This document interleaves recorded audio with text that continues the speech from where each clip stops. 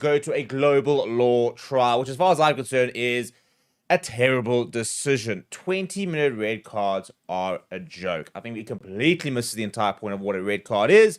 And this whole idea of, red cards ruining the game, I think as well is a complete fantasy, to be honest. And we've got to call out World Rugby on their continued move to try and improve the game, inverted commas, where they basically start to do everything that the fans don't seem to want, under the guise of it's exactly what the fans seem to want. There are very few things that World Rugby have implemented in the last sort of 3-4 years where I've gone, yeah, that's exactly what I think we should be having, and what a lot of people that I speak to and sort of general rugby fans go, yeah, that's what we want. And I think the 20-minute red card is one of those things, and what's incredible about it is that so many unions continue to oppose this, and World Rugby continue to go, no, it's cool, it's fine, we'll keep going with it, and for example, France have been completely steadfast in the fact that they completely reject the red card, and they've had massive talks about it, and saying that they don't like it. I don't think we want it either, to be perfectly honest, and I think that, we're more worried about things like the depowering of the scrum and stuff like that. But I just think the 20-minute red card, at a time where rugby is quite precarious with regards to its sort of safety and player safety taking sort of front stage, for me, it continues to be a give and take. We give more license towards, HIAs, for example, and, we try and make it a lot safer by having the concussion protocols and even having, smart gum guards, which I know some players don't like, but I think it's a good thing, to be honest, because that's the whole point about concussion, is that it's a silent, condition where you might not feel it, you might not even register, but then you sort of start to show symptoms, and then it can be too late for potential permanent damage. Then you take away from player safety, as far as for me, the 20-minute red card, because I just think it removes the punishment. It removes the, the significance of the act that you are committing. And I think that what we should be doing more is working towards finding out exactly what quantifies a red card, what doesn't quantify a red card, and getting that part right, rather than introducing a 20-minute red card, which basically gives license, well, if the referee makes a mistake, then at least it's only 20 minutes. No, let's get the red cards right. Let's get our laws right. Let's get the application of our laws right. And then we can just go on our way.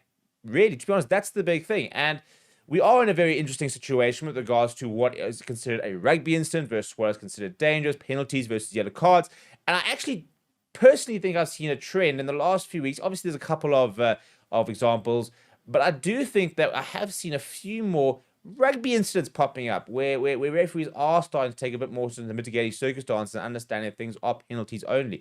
Maybe it's just me that's noticed this trend, because I think a lot of people get very hung up as soon as they see a yellow card or a red card. It's like, oh, it's an absolute disaster. But I also think when we start to get a bit more objective about things and a bit more calm about things, I do think that we are starting to sort of find a better, a balance between what is a rugby incident, what's not a rugby incident, what's the yellow card, what isn't a yellow card, and what's a red card and what isn't a red card. And the whole point for me as well is you've got the TMO bunker. So you've got to be able to, you've now got the situation where you can go and look at the red card incident and decide how significant is it. Given the fact that you've got the bunker, I think that immediately for me means we don't need 20-minute red cards, because you now got a referee saying, listen, I don't like that. I'm going to give you the yellow card. We're going to have a check. And now they're going to scrutinize it for the next 5-6 minutes and decide what it is. And if it's a red card, then it should be a red card off the field, At the end of the day, this whole thing of, oh no, but the player suffers because, it's they don't get to play for the rest of the game. No, but the whole point is that rugby is a team game. And you go and get a red card in the 5th minute, you let your team down. I mean, you asked Quagga Smith, for example, that red card in the Super Rugby final, I think 2018, I want to say, or 2017. That was hugely significant. That was a game-changing red card. And I'm sure he still carries that kind of thing. Look, the nice thing's gone to win 2 World Cups. But, in a situation like that, as a Lions fan, of course I'm going to sit there saying, oh, well, if only there was a 20-minute red card. But I'm not going to sit here and say that makes me want to have a red card, because I think at the end of the day, when you get things wrong and it is a red card, the team should suffer, because it is a team game. You miss a tackle, your team concedes. You do something brilliant, your team can score. It's a team game. And this whole thing of, no, don't punish the team for an individual mistake, that's what team sport is. If you're a cricketer and you make a duck, well, now the team suffers because you made a duck. That's the whole point, isn't it? It's a team sport. And I think this whole rhetoric that the individual should be punished, not the team, is nonsense, because you can't try and start to individualize team sport. But let's have a look at exactly what they say, shall we? Because this is what they've gone with, and they've approved the global trial of the 20-minute red card in elite competition.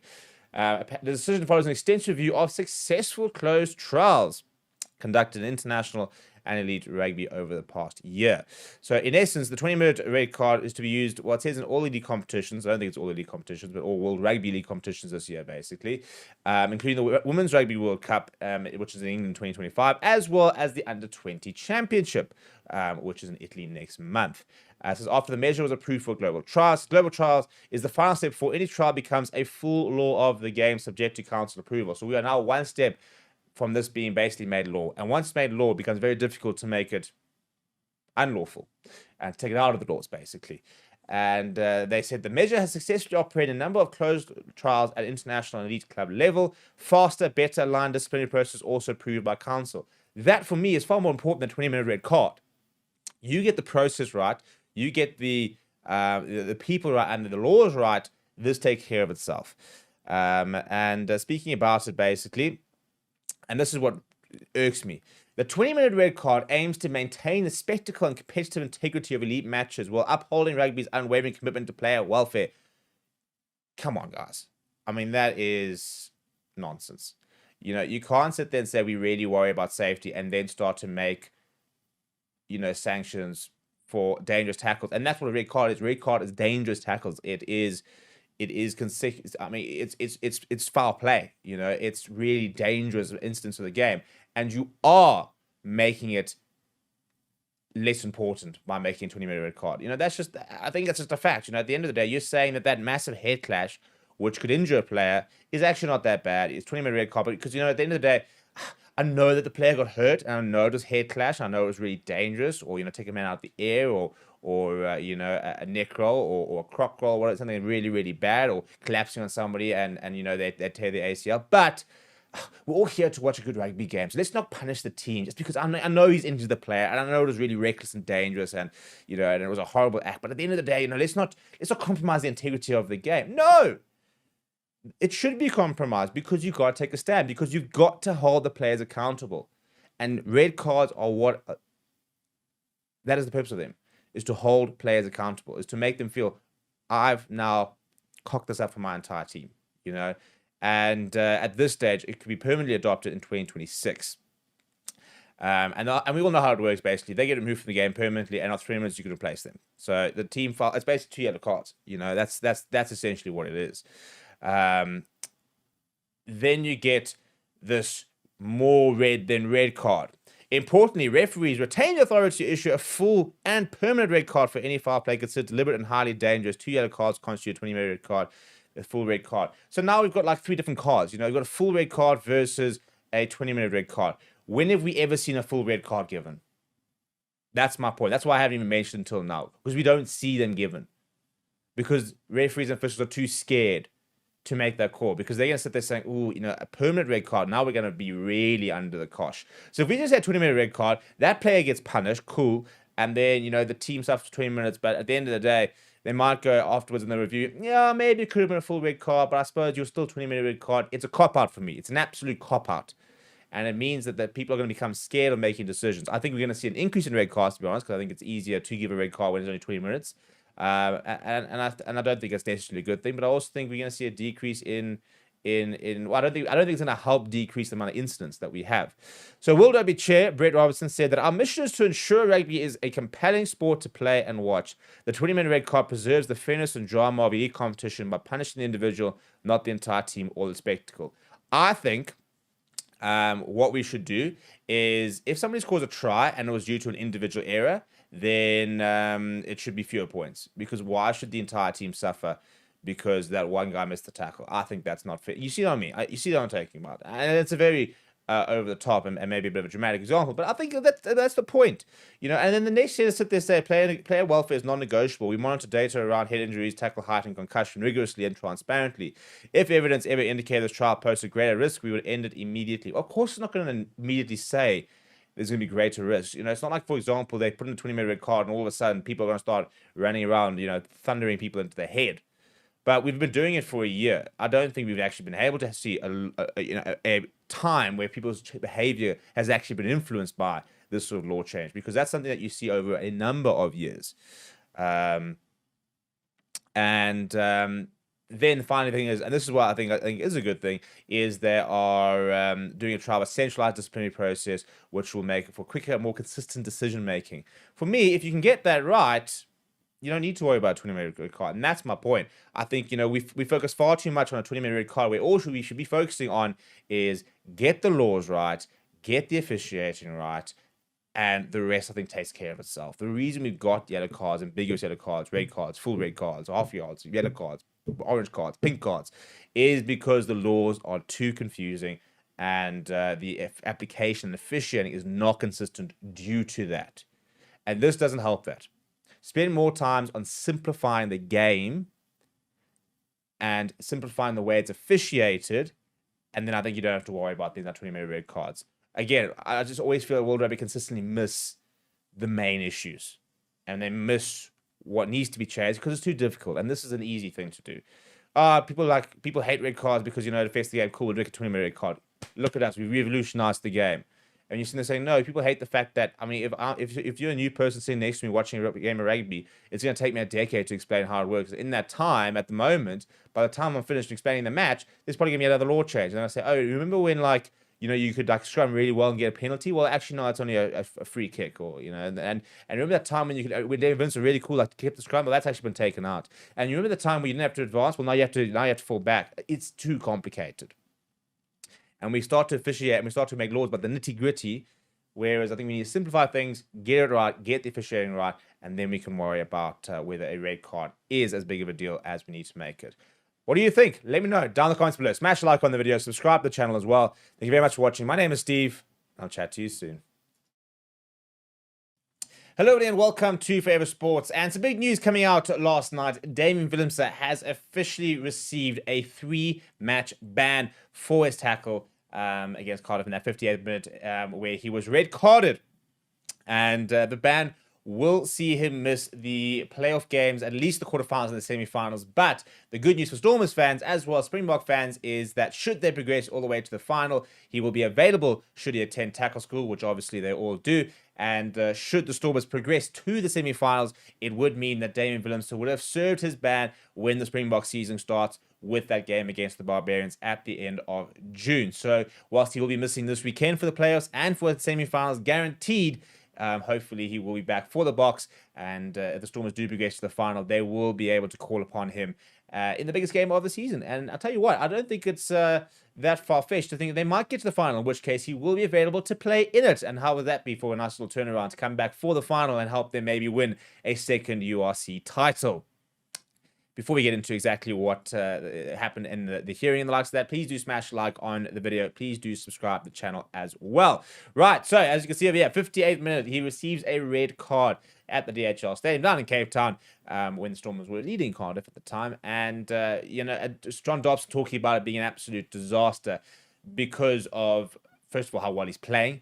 He's starting to look like the Damian Willemse so old, and he's a big game player. He's a player when you get to semi-finals, finals, he stands up, and he's had lots of clutch moments in his career already. And the main thing is you want to be able to have your best players, and I think that Damian Willemse on his day is probably the best player in the Stormers squad.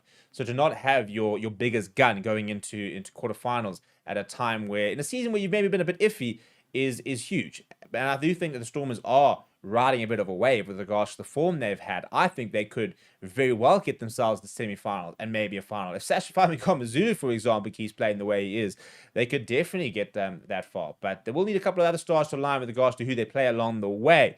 In terms of a couple of lucky breaks. For example, we've seen like Leinster's going out in quarterfinals, semi-finals, all of a sudden Bulls having a home final, Stormers having a home final. So they might need a bit of favours from the other teams. They might need some stars to align, but I definitely think they can get to the final. In terms of Damian Willemse, that was the big freeze frame, really, which shows why that red card was awarded. And the main thing is, was it intentional? No, and we'll talk a little bit about the entire process and where he sort of ticked the box and didn't tick the boxes. But it was a case of being a bit reckless, I think. I think going into a tackle where he was too upright, I think that he put himself in a situation where the referee makes a decision. This is why I talk about quite a lot.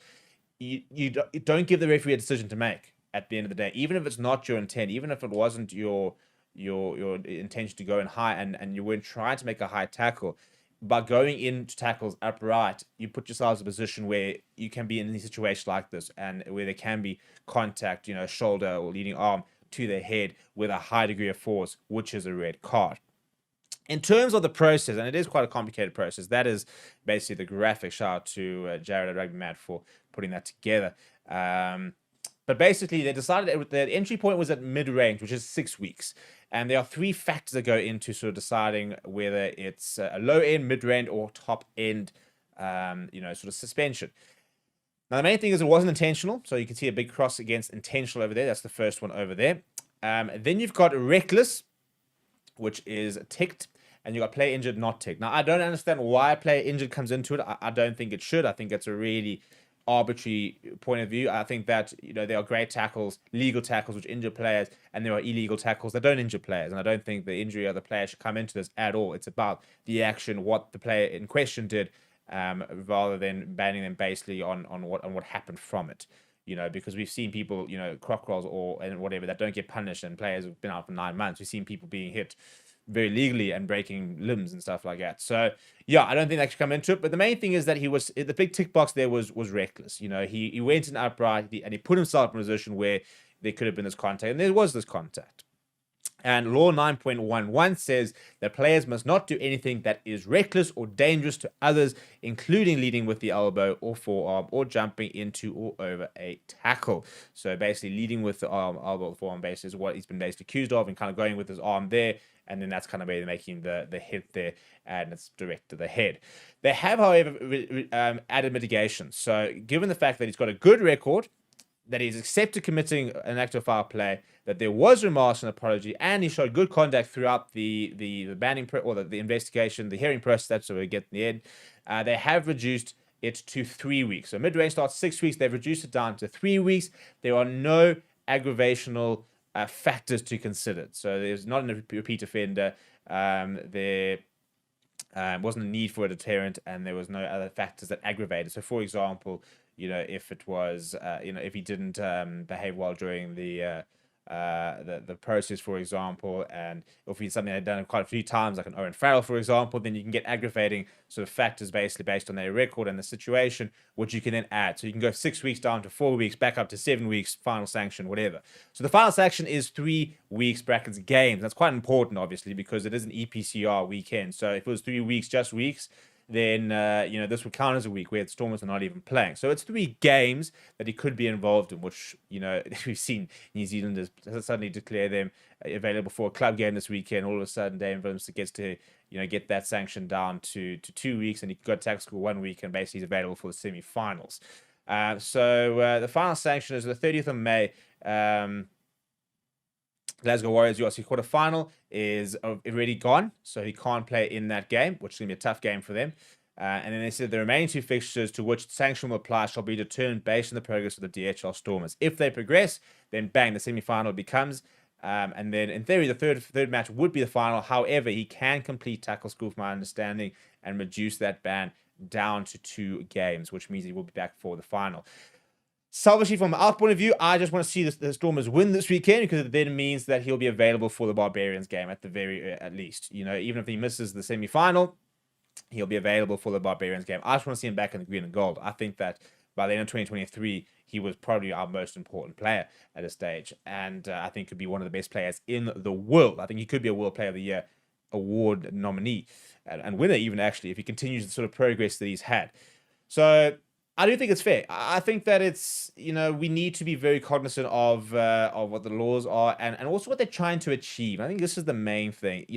No one's calling him a dirty player. No, and again, the whole process does say that, it was reckless, it wasn't intentional. But we're basically just trying to get people out of being in those situations. We're trying to basically make the game safer by saying, you can't go into tackles when you're upright, because there is this risk. You've got to go lower. And the big sort of advocate as well in terms of going lower is that in theory, it makes offloading easier. And it's supposedly going to potentially add more excitement in terms of more offloads, more ball in play, more fewer rucks, and a higher sort of speed of play, and hopefully more tries. There's also a certain amount of rhetoric about that as well. But the main thing is safety. It's all about safety. You've got to try and get these tackles lower so we're not having direct head contact and we're reducing the chances of concussion. So I think it's unlucky for him. I do think that it was a red card. I do think that at the end of the day, there was the contact that there was, regardless of whether it was intentional. Could he have avoided it? Yes, he could. Therefore, this is the punishment and he won't do it again. And that's the main thing. What do you think? Let me know down in the comments below. Smash like on the video, subscribe to the channel as well. Thank you very much for watching. My name is Steve.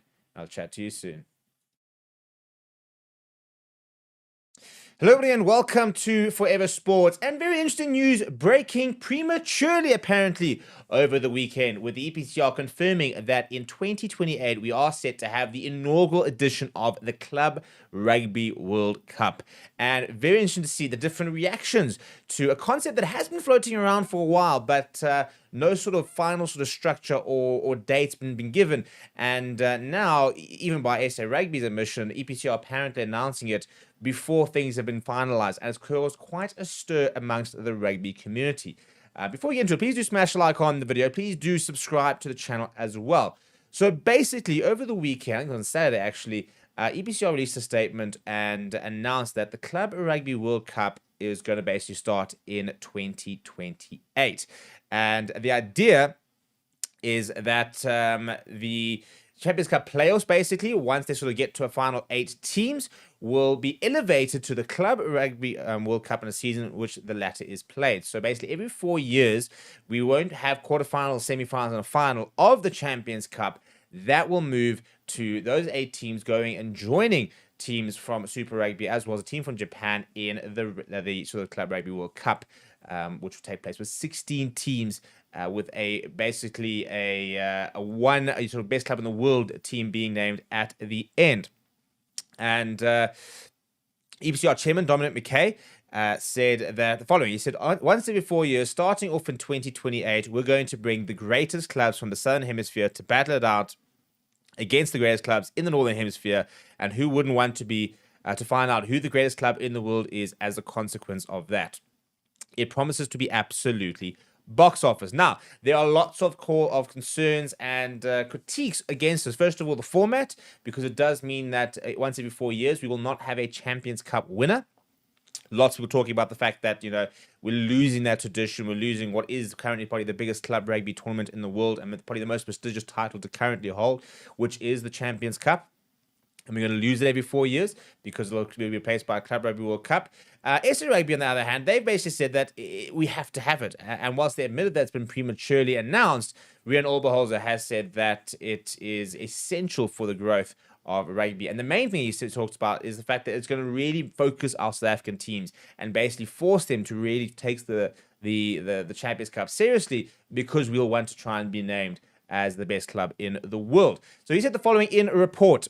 And he said that the World Cup was something that was been lacking in world rugby competition between the cream of the Northern and Southern Hemispheres. He says it will force the SA teams to take the Champions Cup seriously. Given the fact that we have seen South African sides at times sometimes prioritize URC versus the Champions Cup, which I think a lot of that's more about the fact that, financially, for example, we stand to gain more from just being in the Champions Cup than actually winning it.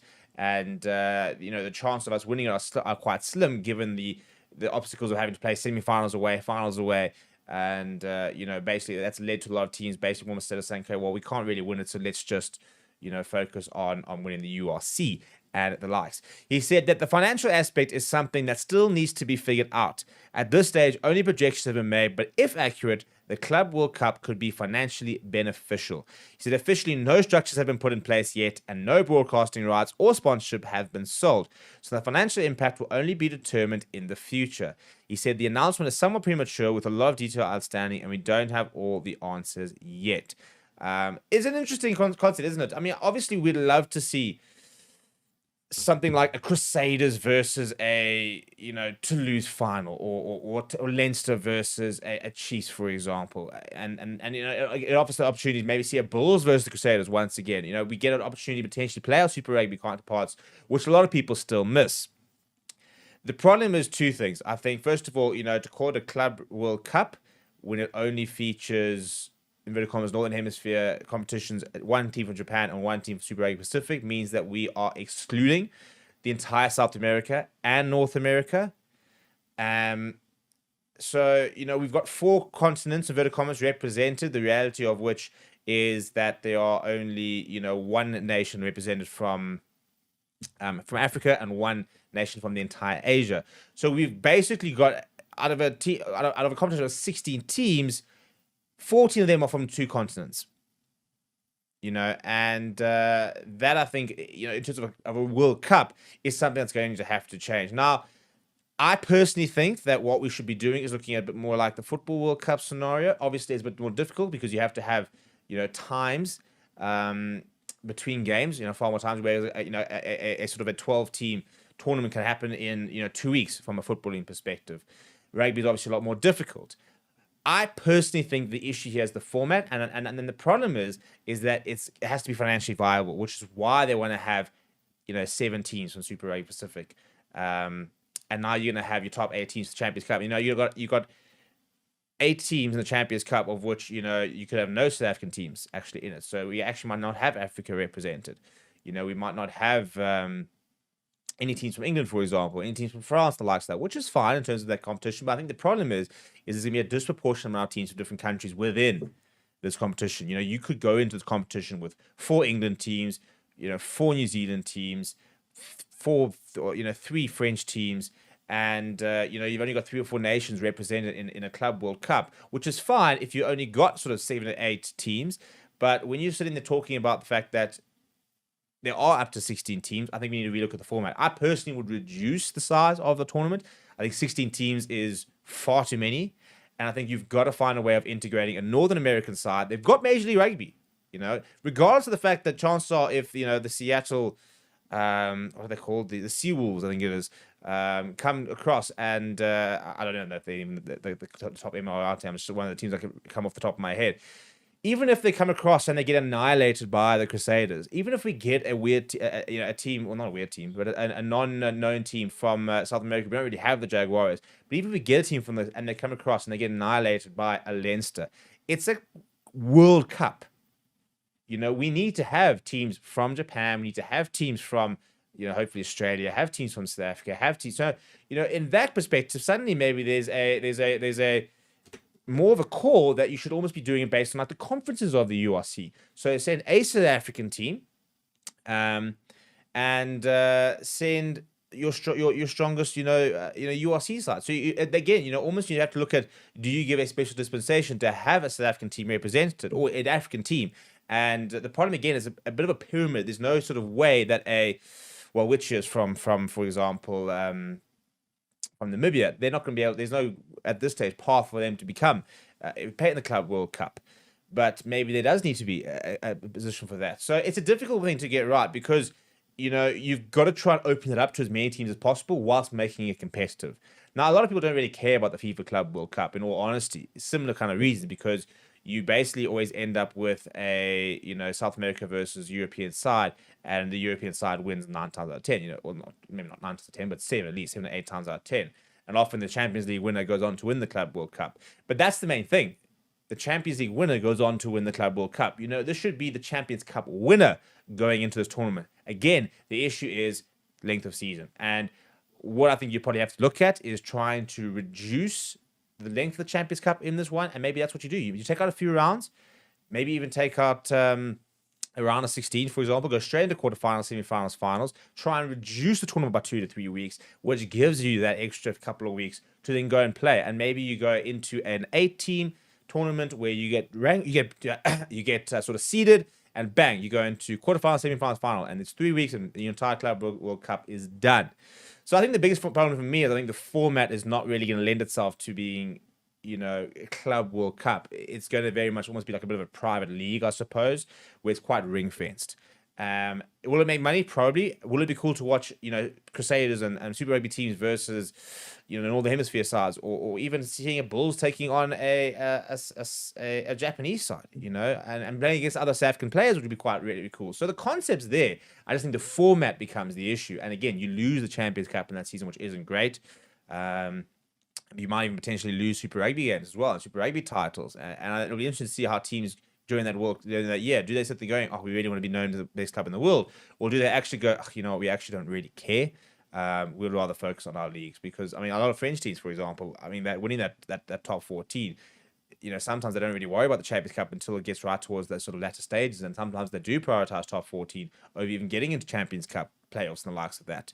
What do you think? Let me know down below.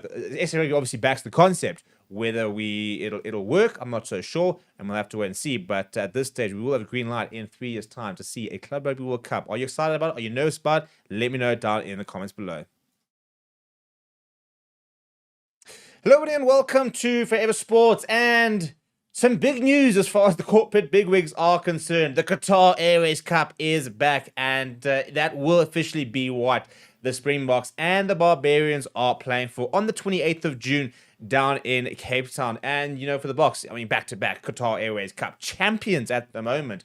We're the only team in the world to have ever held such a prestigious cup, and hopefully we'll make a 3 from 3 down in Cape Town. But in all seriousness, it's a pretty good move, to be honest, and it shows that we've obviously got a very good relationship with Qatar Airways, who are very much getting involved in rugby, and we're seeing them sponsor a lot of different things at the moment as sort of the Middle East starts to take a bit more interest in rugby. And the main thing is that there's two aspects to this Springboks and Barbarians game. First of all, it's an extra Springbok game, so it's really beneficial in terms of being able to use more players. For example, we had this almost exact type of clash last year versus Wales at Twickenham. That meant obviously traveling over there, and obviously that sort of adds to a bit of player fatigue. So I think we've actually got ourselves the best possible scenario here, really, where we've got a Barbarians game, which will feature some stars, apparently, from URC, French Top 14, English Premiership, as well as Super Rugby and the Japanese League. I don't know if that means they've sorted the squad out and all those sort of competitions are officially represented, or that's basically kind of the pool they're looking at for this Barbarians game. But look, they come out with a bit of heat. You know, Peter O'Mahony, Conor Murray, as well as Sam Cane already confirmed for the Barbarians. So, I mean, if that's kind of the caliber of playing, then it should be a really competitive Barbarians side. So that's the big thing. It's obviously an additional opportunity for the Boks to play, an additional opportunity for Rassie Erasmus to try combos, work on game plan, build depth, and the likes of that. And the second one is the financial impact, and that's a very important one, because we're talking about the fact that SA Rugby is financially not like going bankrupt or anything, but they've spoken about the fact that they need more income, and that's why we had the equity deal. So they've spoken about the fact that, you know, they've got to bring in more income to be able to subsidize you know, our lower teams and to pay for different rugby programs. And a big one is going to be the professionalization of women's rugby, and Springboks are the moneymaker, and we basically have to leverage the Springboks' success to be able to fund the entire sort of rugby ecosystem. And that's not just the women's game, it's the junior game, it's the sevens game, it's, you know, it's rugby in grassroots level. You know, it's not just about using money from the Springboks to go and pay for one specific part of SA Rugby. It's how does SA Rugby as a whole make enough money to be able to fund all its different programs, and the Springboks is your sort of big money maker. So the Qatar Airways Cup coming on board means there will be a big financial kickback for SA Rugby, as well as the fact that they're working with Pitch International, which is they're the ones responsible for bringing the Barbarians down. So in terms of what everybody's had to say about it, the Qatar Airways Chief Commercial Officer, Terry Antonelli, said, "We are thrilled to introduce the Qatar Airways Cup to Cape Town for the first time, a city we have proudly served for 2 decades. Rugby has a rich heritage in South Africa, uniting communities across continents, and this match between two of the sport's most storied teams is a fitting celebration of that spirit. Alongside our global partnerships with URC, EPCR, and Qatar Airways Lions Tour to Australia, this landmark fixture deepens our commitment to growing rugby's global reach while connecting fans through seamless travel experiences." It's somebody we really want to be partnering with, don't we? You know, they're with the URC, they're in the EPCR, so it makes sense for them to be aligned with SA Rugby. And I'd actually love to see us announce a partnership, you know, with Qatar Airways in the near future. We've currently got FlySafe, who are currently, you know, the official airline for the Boks. But, you know, if we can get some big money out of Qatar Airways, why not? Then it says the Qatar Airways Cup celebrates a series of milestones for the airline. It commemorates 20 years of operations in South Africa, and where there are apparently 28 weekly flights to 3 key gateways, Johannesburg, Cape Town, and Durban, in case you wanted to know. Speaking about it, Rian Oberholzer from SA Rugby said, "We are delighted to collaborate with Pitch International to bring this landmark fixture to South Africa and to Qatar Airways for their support." He said, "Pitch International's global expertise in event delivery and promotion makes them the perfect partner to help showcase the Springboks and Barbarians to a worldwide audience. This partnership marks an exciting new chapter in our efforts to grow the game and connect with fans across the globe." The Qatar Airways Cup will constitute the 9th meeting between Springboks and the Barbarians. Their first encounter was... since their first encounter, an exciting 30-31 draw at Wembley Stadium in London on the 5th of November 2016. And it'll be the first one in South Africa. So the main thing is that obviously it's going to be a lot of commercial aspects to this, and we've got to really sort of get used to the fact that every time there's a BOK tour, a BOK game, whatever, that there's going to be a huge commercial aspect to it. You know, if you've been watching Rusty Erasmus's podcast, he's spoken about, for example, the different aspects to being successful. And one of them, for example, he spoke about the role of the media and the narratives and driving that narrative to fans. But one of the realities of modern rugby is paying bills. And the Springboks don't do anything on the cheap. You know, they basically got to try and create a high-performance environment, which means, first, well, business class flights. It means proper hotels. It means proper training facilities. It means time, you know, literally time in terms of if you go 2 to 3 days before, you maybe were supposed to go over to a nation. It gives you more time to recover from your flight, for example, keeps the players a bit fresher. And, you know, the biggest thing when it comes to rugby at the highest level is that it's a game of inches. We're talking about 3 consecutive 1-point victories in the World Cup. Now, those are inches. Now, basically, the reason I'm talking about this is the fact that the Boks plan a lot of things to try and find those extra inches. And that includes things like flying their families in for matches and the likes of that, traveling with families. You know, as I said, having the best facilities, having the best sort of, plans in terms of travel time between a hotel and a field, you know, trying to make sure you're not in a small bus for as little as possible. It all sounds silly, but that's the whole thing about sports science. It's about finding the different things that make, you know, high performance possible. And you got to fund those projects. So it's really good to see that we are going down the sort of the commercial success and really capitalizing on what we've got, which is the biggest brand in rugby at the moment. So, you know, we can all roll our eyes and chuckle about the significance of the Qatar Airways Cup, but it is really important to have these kind of brands involved in our rugby. And, you know, hopefully more of this we'll see to start to filter down to SA Under-21 Cup, SA Under-19 Cup, the Shields, for example, the Varsity Cup, the SA Women's, you know, provincial competition. We need to see it in SA Under-19 and SA Under-21 women competition. You know, we want to see this with our SA Under-20 side. We want to see a club rugby grow. And the idea is that all these commercial deals will hopefully eventually sort of filter down. And as long as it does, all for it. The main thing is that as long as it does. And the big thing we got to make sure as, you know, media and as fans is we're going to keep pressure and keep them accountable to make sure that all the money and stuff like that they're making off us as well. You know, we're paying tickets to go watch games. We're buying BOK jerseys. You know, we're going to events and the likes of that. We're paying subscriptions to DSTV who give money to the Boks. That's all going into the right place, and that's where we sort of need to make sure that whilst we can buy into all these various commercial deals, as long as they're going to the right place, we're all very happy. As soon as they're not going to the right place and start going into people's pockets, then we've got to make sure that we are exposing that, holding them accountable, and make sure everything's being done for the good of rugby, as they are the custodians of rugby in this country. What do you think of the Qatar Airways Cup, and what are your predictions of some of the Barbarians players we might see? I'm really excited to see Kern Bosch being flighted as a potential player in the squad. What do you think of that? Let me know down in the comments below. Smash like on the video, subscribe to the channel as well. Thank you very much for watching. My name is Steve, and I'll chat to you soon.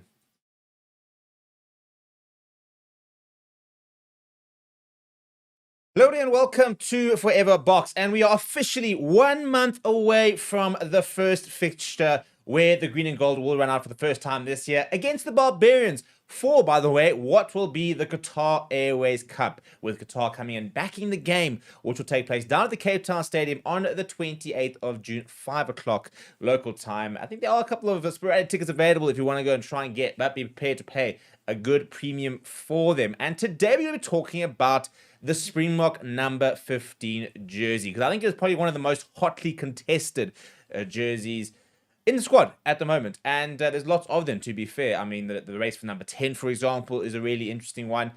For me, I think the race for, our starting scrum half is a very interesting one. The 8th man is always a big call. But I think number 15 in particular is going to be a very interesting decision this year, because we're going to see potentially the phasing out of Willie Leroux. Apele Fassi had the jersey last year, but Damian Willemse is back and fit and will want to get back that jersey, which he made his own during the 2023 Rugby World Cup. And then an outside shout as well of a player who has been around and had another very impressive URC season.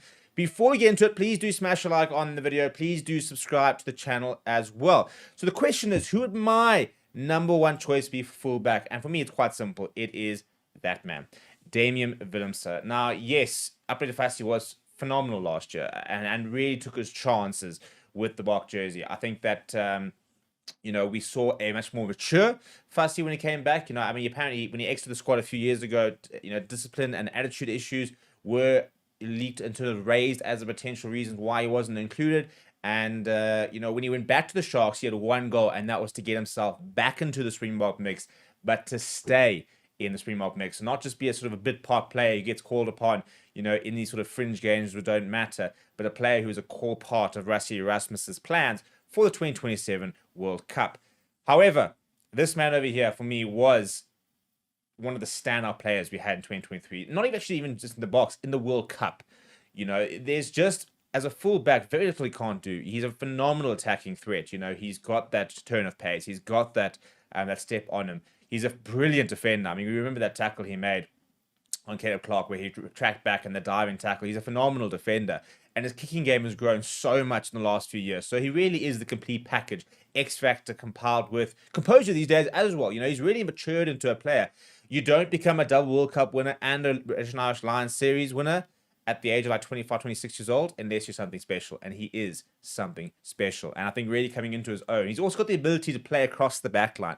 Can play 15, can play at 12, can also play at 10 if needed, and has started at 10 for the box. So very versatile as well. Now, that's an interesting point, the whole idea of versatility, because this man, Apele Fassi, has played a bit of rugby at 10 recently for the Sharks. And that is a big thing, I think, for a lot of these players, the ability to be able to cover different positions. And, Fassi also, goal kicking was an interesting one when he sort of kicked a few off the tee for the Sharks. Not particularly difficult ones, but it was interesting to see that he's obviously trying to add that to his game. Similarly, Damian Willemse has been doing a lot of goal kicking recently as well, also trying to add that to his game, because I think the Boks are very aware of the fact that we need to move away from just, one person does goal kicking, that's the fly half, because, you've got players like Amani Liebach who can change the Boks game with the way he plays, but maybe doesn't bring you that 80% goal kicking options. And if we have more options, for example, then you can sort of chop and change. And this is a really interesting thing, kind of that 4D thinking where you've probably found there's a mandate actually from the Boks to say, listen, we need different options. We need to have options. Even if Andre Parrot's having an off game, do we have another option, for example, to kick for goal? And the more players you can add that sort of, feather to the cap, the more you become valuable to the Boks. And we're going to look at a couple of stats and sort of look at this URC season a bit. But the third choice, obviously, currently, is Willie Leroux.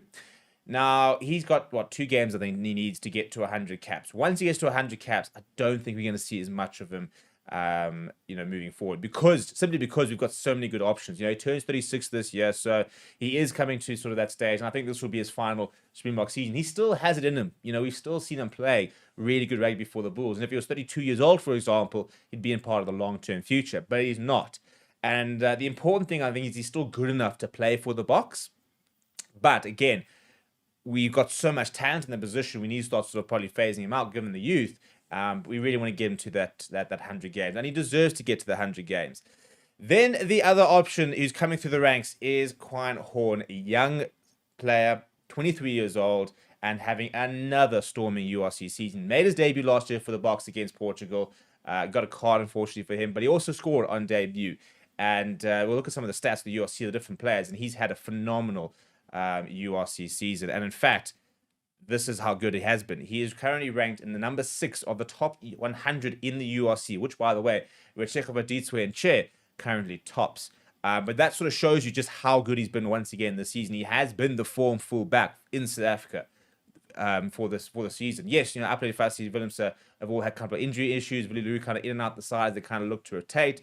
But Quine Horn has been absolute centerpiece in that line side and one of the few things worthy of celebrating. So if you look at some of the stats, for example, of these players, Damien Williams has played 11 games throughout the season, and I think he's currently 25th in that sort of their top 100 ranking. The main thing is that he's back, and again, goal kicking, which is quite interesting. He scored just the 2 tries, but 39 points so far this season. He's been playing a lot of rugby at inside centre, which is probably why, for example, defenders beaten. He's currently got he's 19th in defenders beaten, 13th in offloads. He's 48th when it comes to meters gained and 47th meters carried. Defensively, just so solid. There's a 72% success rate, making 68 tackles over the season. And in terms of penalties, he's got a penalty. He's had 2 drop goals, and he's had 10 conversions throughout the season. But what's quite interesting is the fact that obviously disciplinary-wise, it's been quite weird from David Williams. He's not really somebody who often gets carded, but now he's all of a sudden got a red card and a yellow card. But he's looked very good, especially short the last few weeks. Started to see the David Williams fall. I think it was a little bit slow getting back to it, but it's really caught up. Apple Fassi has not played as many games we'd like to have seen. Just the 9 games so far this season. He has managed to score 3 tries in those games, and he does rank quite high in meters gained, despite not having played a lot of the rugby. Defensively, still a bit of a question mark, below that 60% threshold. Whereas Daniel Williams is over 70%, for example. Quine Horn's close to 70%, I think 68%. Similar to Villaroo's also on 69%. Villaroo, has played quite a bit. I mean, he's played 13 games, but not been maybe as... The problem is, I think, we don't see try assists because he has been a big part of that. But, he can turn it on, but I still don't think we're looking at the Villaroo in his prime. But the reason I'm sort of still on Quine Horn is because he now has to be part of a genuine conversation. He will be pushing Fassi every step of the way because this is how a season reads. He has got 2 tries to his name, but if you look at his attacking stats, for example, he ranks 25th in clean breaks with 14th, but 5th in meters gained with 836. He's also 3rd in defenders beaten with 59 defenders beaten. He's also had 17 offloads, and he's 13th in the number of carries he does make. Defensively, as I said, 68% task success rate, but this for me is a huge part of his game, and he's got ranked 5th in kick meters, which is 3,810. That left boot of his, I think, would be a huge asset for the Boks, because it is a really, first of all, gives you a left boot option. We look at how Ireland use James Lowe so often, but Quine Horn's kicking game is a different level. So I think he's probably got the best kicking game of the 3, if we're being brutally honest, and very good with ball in hand. So the nice thing, I think, is that if we look between, even if we take Villaroo, if we look at Damien Williams, Apple Fassi, and Quine Horn, quite different players. You've got Apple Fassi, I think, is, he's X Factor. He's got genuine pace, raw pace. He can kick and chase. He's got that sort of just that raw pace, and can create something out of nothing. Damien Williams is similarly. He's a bit more sort of measured in terms of what he uses, but he's got that step. For example, he's very clever in the way that he sees the space and then attacks it. And he's also got the physicality to get through defenders and also to stop defenders, which is why he works inside centre. Quine Horn is a ball in 2 hands type of player. He's very deceptive, I think. And I think that's quite an interesting thing, is that he's been on the block for a while, but people still, I don't think, realize how quick he is. And he's a very smart player, very intelligent in terms of the way he looks at space, the type of gaps he takes. But again, ball in 2 hands. He always looks to potentially kick him behind, play in, and I think that there's a maturity there, which is what the Springbok coaches really see in him. So at the moment, it's for me, it's a dogfight. It's Damien Williams versus Apple Fassi, and I think Williams for me gets the nod. But as soon as he has a couple of games, Fassi will know that he's right there, and as soon as he gets the chance, Fassi's going to put a lot of pressure on Damien Williams. But I do think that we need to find opportunities to get this man playing, because there's a proper player there, 23 years old. He'll be 25 at the World Cup. Fassi, 29 at the World Cup, Damien Williams will be 29 at the World Cup. I mean, that's such good depth to have. And Quine Horn can also play in the wing, which is quite nice as well, but is for me an out-and-out fullback. And Fassi as well can also play on the wing, can also play at fly half now, so that's definitely getting into it.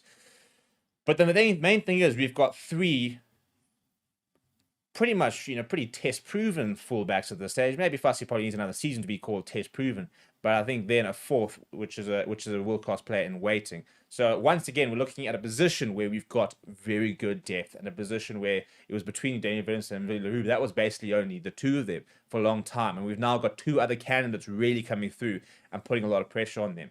Which would you go for? Who would you start against the Barbarians? I'd love to see Quiet Horn, to be honest. But I think Daniel Willemse needs some game time in a Bok jersey. So what do you think? Let me know down in the comments below. Smash like on the video. Subscribe to the channel as well. Thank you very much for watching. My name is Steve.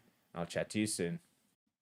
Hello and welcome to Forever Sports, and it is URC playoff times, and 3 South African teams in the quarterfinals means that if we were to have the perfect weekend, we would basically be guaranteed a South African team in the final. And if all 3 South African teams were to progress, that would be a serious statement of intent.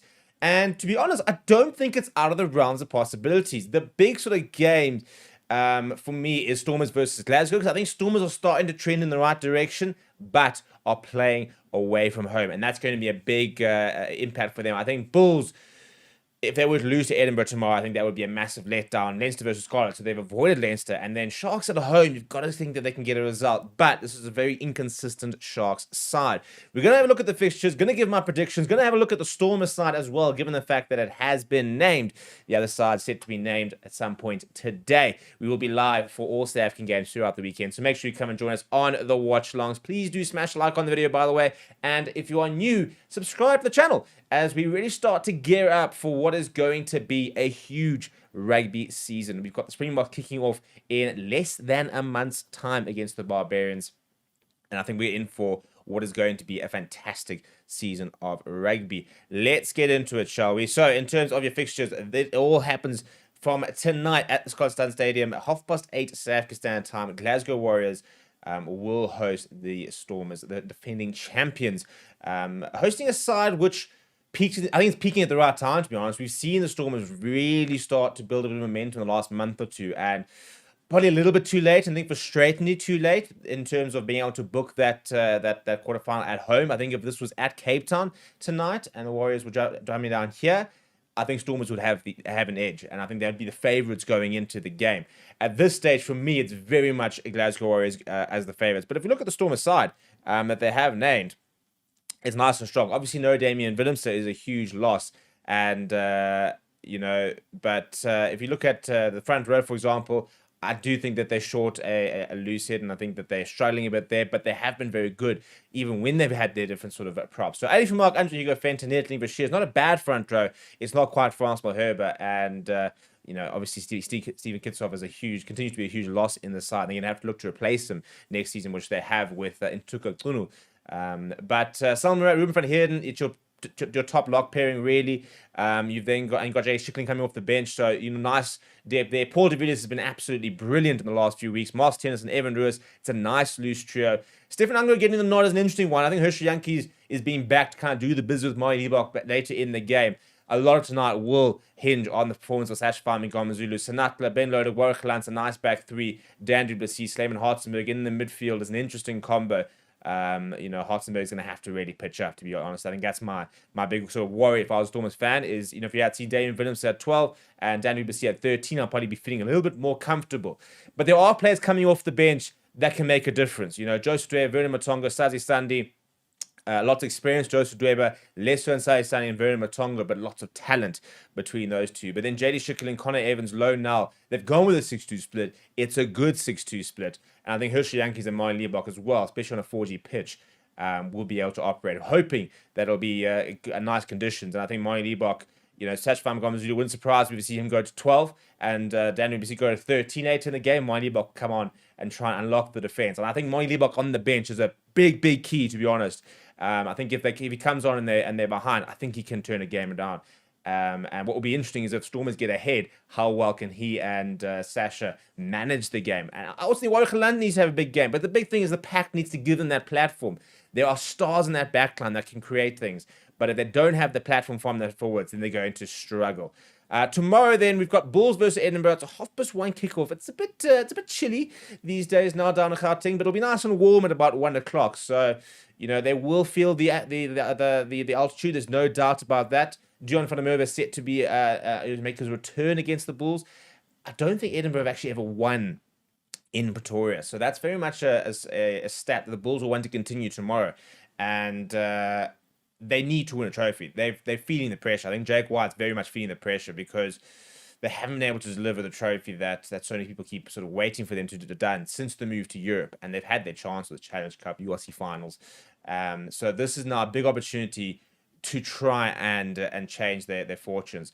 So I think that the Bulls also, I think from a player personnel point of view, I think big thing will be sort of fly half and where they can manage the game.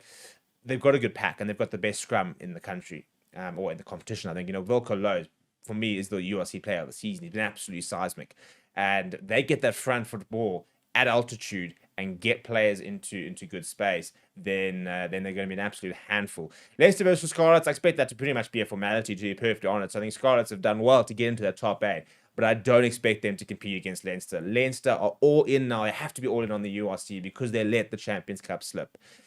Weirdly enough for them, they probably could have, if they hadn't let it slip, they could have played their best side against Bordeaux over the weekend, and then probably could have actually rotated against the Scarlets and still gotten a result in the quarterfinals, and then bring back the big guns semi-finals, finals. So the double should have been on for Leinster, but they keep dropping the ball, don't they? And this is now the opportunity to try and finally get that URC trophy. Sharks versus Munster, 3rd versus 6th. Sharks at home should give them an edge, but we know that this is a Shark side that are so inconsistent, that really have struggled to produce performances worthy of the roster that they come into almost every single game with. Eben Etzebeth being back is a huge boost. Expected to go up against Jean Klein this weekend. We need to have our Springboks stand up.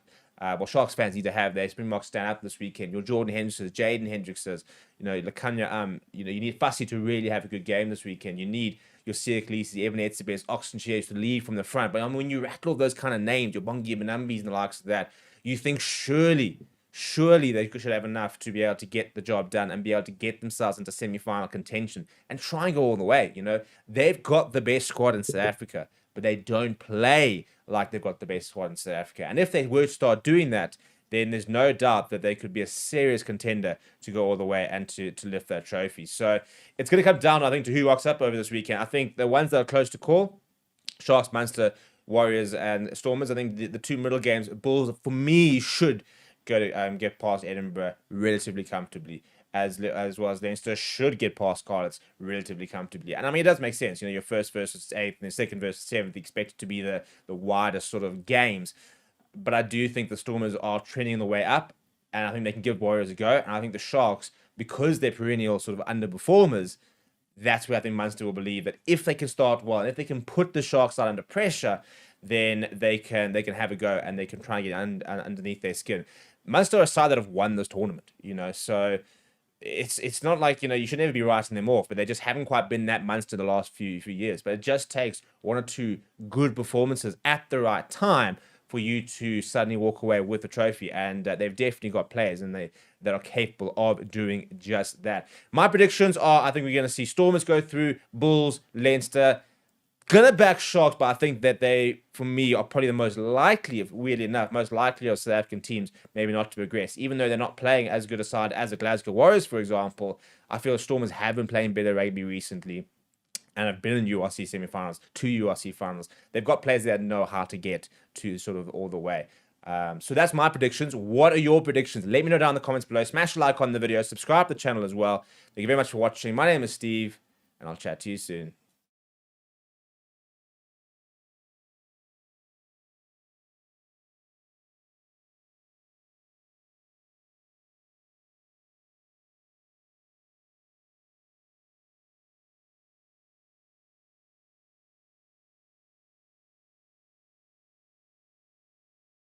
Hello and welcome to Forever Sports. And some breaking news. The World Rugby Council has made a move for the 20-minute red card to go to a global law trial, which as far as I'm concerned is a terrible decision. 20-minute red cards are a joke. I think it completely misses the entire point of what a red card is. And this whole idea of, red cards ruining the game, I think as well is a complete fantasy, to be honest. And we've got to call out World Rugby on their continued move to try and improve the game, inverted commas, where they basically start to do everything that the fans don't seem to want under the guise of is exactly what the fans seem to want. There are very few things that World Rugby have implemented in the last sort of 3-4 years where I've gone, yeah, that's exactly what I think we should be having, and what a lot of people that I speak to and sort of general rugby fans go, yeah, that's what we want.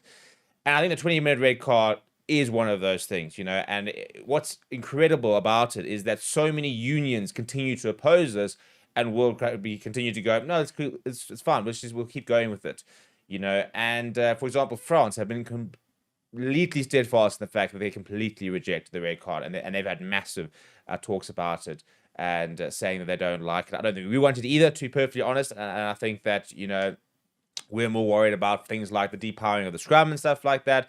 But I just think the 20-minute red card, at a time where rugby is quite precarious with regards to its sort of safety and player safety taking sort of front stage, for me, it continues to be a give and take. We give more license towards, HIAs, for example, and, we try and make it a lot safer by having the concussion protocols and even having, smart gum guards, which I know some players don't like, but I think it's a good thing, to be honest, because that's the whole point about concussion, is that it's a silent, condition where you might not feel it, you might not even register, but then you sort of start to show symptoms, and then it can be too late for potential permanent damage. Then you take away from player safety, as far as for me, the 20-minute red card, because I just think it removes the punishment. It removes the, the significance of the act that you're committing. And I think that what we should be doing more is working towards finding out exactly what quantifies a red card, what doesn't quantify a red card, and getting that part right, rather than introducing a 20-minute red card, which basically gives license, well, if a referee makes a mistake, then at least it's only 20 minutes. No, let's get the red cards right. Let's get our laws right. Let's get the application of our laws right. And then we can just go on our way. Really, to be honest, that's the big thing. And we are in a very interesting situation with regards to what is considered a rugby incident versus what is considered dangerous, penalties versus yellow cards. And I actually personally think I've seen a trend in the last few weeks. Obviously, there's a couple of examples, but I do think that I have seen a few more rugby incidents popping up where referees are starting to take a bit more to the mitigating circumstances and understanding that things are penalties only. Maybe it's just me that's noticed this trend, because I think a lot of people get very hung up as soon as they see a yellow card or a red card. It's like, oh, it's an absolute disaster. But I also think when we start to get a bit more objective about things and a bit more calm about things, I do think that we are starting to sort of find a better, a balance between what is a rugby incident, what's not a rugby incident, what's a yellow card, what isn't a yellow card, and what's a red card and what isn't a red card. And the whole point for me as well is you've got the TMO bunker. So you've got to be able to, you've now got the situation where you can go and look at the red card incident and decide how significant is it. Given the fact that you've got the bunker, I think that immediately for me means we don't need 20-minute red cards, because you now got a referee saying, listen, I don't like that. I'm going to give you the yellow card. We're going to have a check. And now they're going to scrutinize it for the next 5-6 minutes and decide what it is. And if it's a red card, then it should be a red card off the field, At the end of the day, this whole thing of, oh no, but the player suffers because, it's they don't get to play for the rest of the game. No, but the whole point is that rugby is a team game. And you go and get a red card in the 5th minute, you let your team down. I mean, you ask Quagga Smith, for example, that red card in the Super Rugby final, I think 2018, I want to say, or 2017. That was hugely significant. That was a game-changing red card. And I'm sure he still carries that kind of thing. Look, the nice thing he's going to win 2 World Cups. But, in a situation like that, as a Lions fan, of course I'm going to sit there saying, oh, well, if only there was a 20-minute red card. But I'm not going to sit here and say that makes me want to have a red card, because I think at the end of the day, when you get things wrong and it is a red card, the team should suffer, because it is a team game. You miss a tackle, your team concedes. You do something brilliant, your team can score. It's a team game. And this whole thing of, no, don't punish the team for an individual mistake. That's what team sport is. If you're a cricketer and you make a duck, well, now the team suffers because you made a duck. That's the whole point, isn't it? It's a team sport. And I think this whole rhetoric that the individual should be punished, not the team, is nonsense, because you can't try and start to individualize team sport. But let's have a look at exactly what they say, shall we? Because this is what they've gone with. And they've approved the global trial of the 20-minute red card in elite competition. The decision follows an extensive review of successful closed trials conducted in international and elite rugby over the past year. So in essence, the 20-minute red card is to be used, well, it says in all elite competitions. I don't think it's all elite competitions, but all World Rugby League competitions this year, basically, including the Women's Rugby World Cup, which is in England 2025, as well as the Under-20 Championship, which is in Italy next month. It says after the measure was approved for global trials. Global trials is the final step before any trial becomes a full law of the game, subject to council approval. So we are now one step from this being basically made law. And once it's made law, it becomes very difficult to make it unlawful and take it out of the laws, basically. And they said the measure has successfully operated a number of closed trials at international and elite club level. Faster, better aligned disciplinary process also approved by council. That, for me, is far more important than 20-minute red card.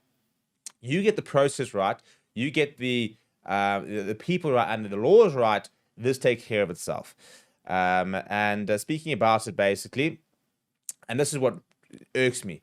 The 20-minute red card aims to maintain the spectacle and competitive integrity of elite matches while upholding rugby's unwavering commitment to player welfare. Come on, guys. I mean, that is nonsense. You can't sit there and say we really worry about safety and then start to make, sanctions for dangerous tackles. And that's what a red card is. Red card is dangerous tackles. It is consecutive. I mean, it's foul play. It's really dangerous instance of the game, and you are making it less important by making a 20-minute red card. I think that's just a fact. At the end of the day, you're saying that massive head clash, which could injure a player, is actually not that bad. It's 20-minute red card because at the end of the day, I know that the player got hurt, and I know it was head clash. I know it was really dangerous, or take a man out of the air, or a neck roll, or a croc roll, or something really, really bad, or collapsing on somebody, and they tear the ACL. But we're all here to watch a good rugby game, so let's not punish the team just because I know he's injured the player, and I know it was really reckless and dangerous, and and it was a horrible act. But at the end of the day, let's not compromise the integrity of the game. No. It should be compromised because you've got to take a stand, because you've got to hold the players accountable. And red cards are that is the purpose of them, is to hold players accountable, is to make them feel, I've now cocked this up for my entire team, And at this stage, it could be permanently adopted in 2026. And we all know how it works, basically. They get removed from the game permanently, and after 3 minutes, you can replace them. So the team file, it's basically 2 yellow cards. That's essentially what it is. Then you get this more red than red card. Importantly, referees retain the authority to issue a full and permanent red card for any foul play considered deliberate and highly dangerous. 2 yellow cards constitute a 20-minute red card, a full red card. So now we've got like 3 different cards. You've got a full red card versus a 20-minute red card. When have we ever seen a full red card given? That's my point. That's why I haven't even mentioned until now, because we don't see them given. Because referees and officials are too scared to make that call, because they're going to sit there saying, ooh, a permanent red card, now we're going to be really under the cosh. So if we just had 20-minute red card, that player gets punished, cool, and then, the team suffers for 20 minutes, but at the end of the day, they might go afterwards in the review, yeah, maybe it could have been a full red card, but I suppose you're still 20-minute red card. It's a cop-out for me. It's an absolute cop-out. And it means that people are going to become scared of making decisions. I think we're going to see an increase in red cards, to be honest, because I think it's easier to give a red card when it's only 20 minutes. And I don't think it's necessarily a good thing, but I also think we're going to see a decrease in well, I don't think it's going to help decrease the amount of incidents that we have. So World Rugby Chair Brett Robertson said that our mission is to ensure rugby is a compelling sport to play and watch. The 20-minute red card preserves the fairness and drama of elite competition by punishing the individual, not the entire team or the spectacle. I think what we should do is, if somebody scores a try and it was due to an individual error, then it should be fewer points. Because why should the entire team suffer because that one guy missed the tackle? I think that's not fair. You see what I mean? You see what I'm talking about? And it's a very over the top and maybe a bit of a dramatic example, but I think that's the point. And then the next year, sit there say player welfare is non-negotiable. We monitor data around head injuries, tackle height, and concussion rigorously and transparently. If evidence ever indicated this trial posed a greater risk, we would end it immediately. Of course, it's not going to immediately say there's going to be greater risk. It's not like, for example, they put in a 20-minute red card and all of a sudden people are going to start running around, thundering people into the head. But we've been doing it for a year. I don't think we've actually been able to see a time where people's behavior has actually been influenced by this sort of law change, because that's something that you see over a number of years. then the final thing is, and this is what I think is a good thing, is they are doing a trial of a centralized disciplinary process, which will make for quicker, more consistent decision making. For me, if you can get that right, you don't need to worry about a 20-minute red card, and that's my point. I think we focus far too much on a 20-minute red card, where all we should be focusing on is get the laws right, get the officiating right, and the rest, I think, takes care of itself. The reason we've got yellow cards, ambiguous yellow cards, red cards, full red cards, half yards, yellow cards, orange cards, pink cards, is because the laws are too confusing and the application and officiating is not consistent due to that. And this doesn't help that. Spend more time on simplifying the game and simplifying the way it's officiated, and then I think you don't have to worry about these 20-minute red cards. Again, I just always feel World Rugby consistently miss the main issues, and they miss what needs to be changed because it's too difficult, and this is an easy thing to do. People hate red cards because it affects the game. Cool, we'll make a 20-minute red card. Look at us, we revolutionized the game.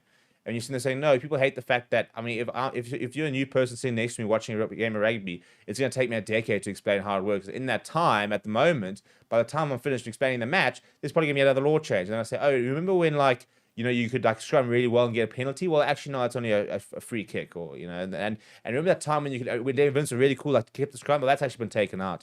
And you remember the time when you didn't have to advance? Well, now you have to fall back. It's too complicated. And we start to officiate and we start to make laws about the nitty gritty. Whereas I think we need to simplify things, get it right, get the officiating right, and then we can worry about whether a red card is as big of a deal as we need to make it. What do you think? Let me know down in the comments below. Smash a like on the video, subscribe to the channel as well. Thank you very much for watching. My name is Steve. I'll chat to you soon.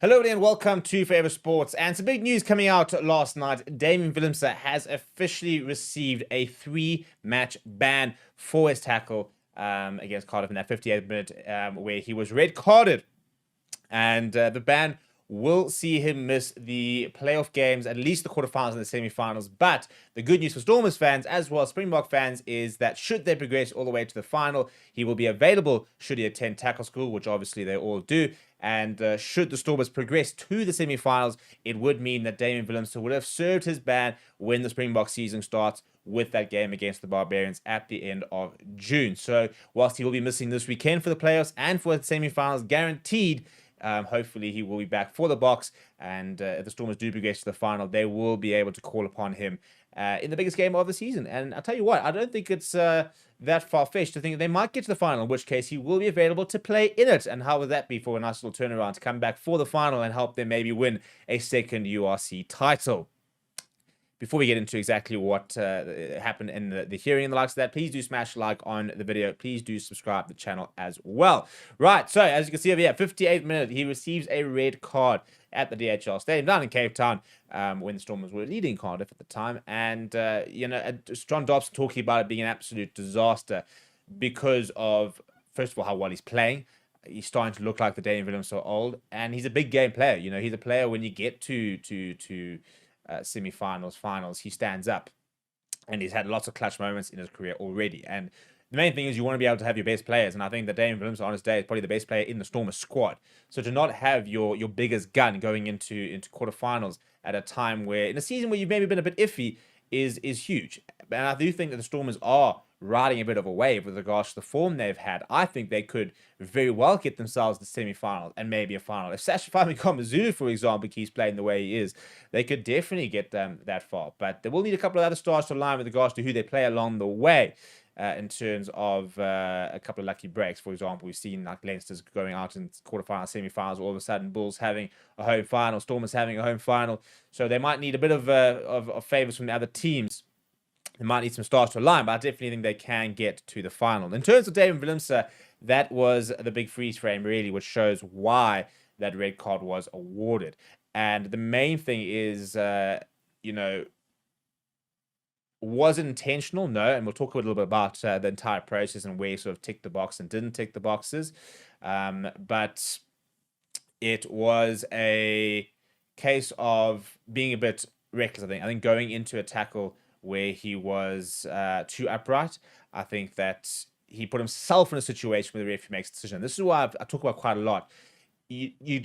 And hello, everybody, and welcome to Forever Sports Sharks versus Munster. Coming up very shortly, who will join Leinster, Bulls, and Glasgow Warriors in the semi-finals? We could be the only nation to have two of our sides in the semi-finals if we can get this result. But the Sharks have to be good, and I think the main thing is they're going to have to be a lot better than what we have seen them performance-wise throughout the end of the season. Results-wise, recently, they've been fine, but we've just not seen the Shark side pitch up and deliver a performance worthy of potentially winning the likes of the URC. And tonight, they've got an opportunity to do exactly that. But they're going to have to be honest. And I tell you what, as usual, it's a stacked side. So they've got everything they need. The question is, can they get the job done against a former champions of the competition, and some very nice little internal battles, I think, to watch out for this evening. Before we look at the sides, please do smash a like on the video. Please do subscribe to the channel as well. We're trying to get up to close to 50 likes before we get the game actually gets going. So please do go and like the video on that note. So you're sitting there on 19 likes, get more close to 50. I want score predictions, people. What are we thinking? At the moment, the polls very much backing the Sharks. 88% of almost 200 votes so far saying that they think the Sharks are going to win. So not a lot of competition, not a lot of what's the word I'm looking for? A lot of people backing the Munster, to be honest, at this stage. So it's an interesting situation because I think obviously on paper it's a good list. I mean, it's a good Munster side. You've got the likes of Peter Marnie, Craig Casey, Jack Crowley, Jean Clay, Ty Byrne. But you just look at the Shark side and think, surely, they just have to get the job done. And this is the Shark side. And in the front row, it is Oxen Chair, Bongi Manambi, and Vincent Koch, all World Cup winning players there. Eben Etzebeth back and captaining the side next to Jason Jenkins, James Fenter, Sia Khaleesi, Vincent Tuka. Sia Khaleesi continuing that sort of transition number 8 jersey where he's been really good for the Sharks. Be interesting to see if he ever might actually don the number 8 for the Box. It is an all Hendricks or halfback pairing. Jaden next to Jordan. Your centers, Andre Estes next to Lekanya Am, playing his 100th game for the Sharks. Marcus Olema Pimpy, Ethan Hooker, April Fassi. I mean, that backline is absolutely stacked. And then off the bench, Fez Mbata, Instuka, Henry Yakers, Emil van Heerden, Pepsi Buthelezi, Bradley Davids, Francois Fenter, and Yao Penkley. So a couple of Springbok Cat players on that bench as well. For Munster in the front row, it is Michael Milne, Nell Scannell, and Stephen Archer packing down that, trying to cope with that terrific Sharks front row. Jean Clay and Ty Byrne backing them up in the second row. Peter O'Mahony, John Hodnett, Gavin Coombs, who is a very lethal ball carrier in the number 8 jersey. Craig Casey, your partner, Jack Crowley, who's I think struggled a little bit in the last 12 months, really, in terms of, losing that number 1 spot as the Irish, number 10, for example, not making a British and Irish Lions squad, but going and trying to win the URC would put him firmly back on the radar there. Your wings are Diamond Kilgan and Calvin Nash, who I think is the leading scorer in the URC at the moment. Thackeray Abrahams at number 15. You've got Tom Farrell, Alex Nankerville in the centres, very talented players as well. Watch out for Tom Farrell. He's scoring tries for fun. Off the bench, you've got Diamond Barron, Josh Wishley, John Ryan, Thomas O'Hearn, Alex Kendall, Henlin, Conor Murray, Rory Scannell, and Mike Haley. The big thing, I think, especially when it comes to these sort of playoff games, is a lot of these players could potentially be playing their last game for the club. So like a Peter O'Mahony, this is potentially his final game for Munster, because if they lose, he's leaving at the end of the day, he's retiring. So if they lose, that's him. That's his final game. So really looking to try and leave it all out there so they can try and just prolong that Munster career. People, I want to get your Sharks predictions over here. Marcus earlier saying it's about to go down. MG saying Sharks up. We've got Tyler saying it's like funding the Stormers to fly an expensive class a week early, only for them to lose badly. My 2 cents. SVG says third in the log, first in the competition, go Sharks. And we got a couple new subscribers. And Baker's back. And with the super chat, thank you so much, Vic. Say, Steve, it's been a while. I missed watching your stream. Sharks for the win. Well, thank you so much, Vic. We did actually put out a bit of a stream goal, and I said I'll get the Bears going if we get that. So second half, I think that'll definitely be. I meant to grab a couple here, but unfortunately they're running out. So we'll get the Bears going in the second half. So massive thanks, Vic. Appreciate that. Nice to have you back. And now we're gonna have to get a different stream goal going because we've smashed that one. So what else can we? Again, if we get 5 super chats, we'll get the brandy going. I think that's the main thing. Get the brandy going. It is warm, so I mean it's cold, so I could use a bit of brandy. So we'll throw that out and see if anybody actually bites. But good to have you back, Vic. Right, people. As I said, please do smash like on the video. Let's get up to 50 likes. The Sharks are on the park. What a game I reckon we're going to see for him today. He thrives when it comes to big games and in games that mean something. So this very much being an opportunity for him to really sort of stand up. But we're getting together. I don't know if we are singing anthems or what the story is. We didn't have it for the Bulls, unless I didn't have it for the Bulls. Unless I think you might be singing for a moment of silence, although they seem to be lining up literally 4 anthems. Bit of a weird one.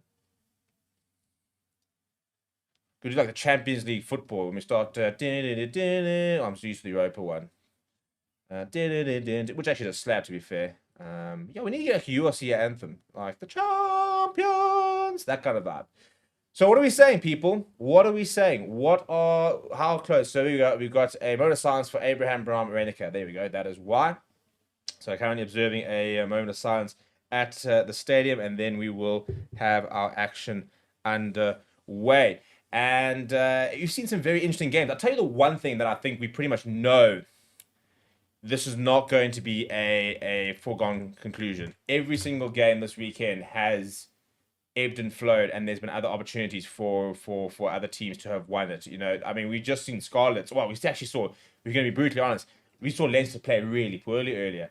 And I think that Glasgow Warriors would have watched that game going, ooh, I fancy this. Now, the winner of this will travel to Loftus next week. So Munster will have to either stay in South Africa, or the Sharks will have to go up to Pretoria, probably tomorrow actually, and take on the Bulls, which, by the way, they've beaten them twice. A Sharks victory this afternoon will mean that we are guaranteed a South African in the final, which will make it 4 finals in a row where South Africa will have a representative in that URC final. So really important for me, actually, that we get a victory just to take that box and to show that in this competition we really are very strong.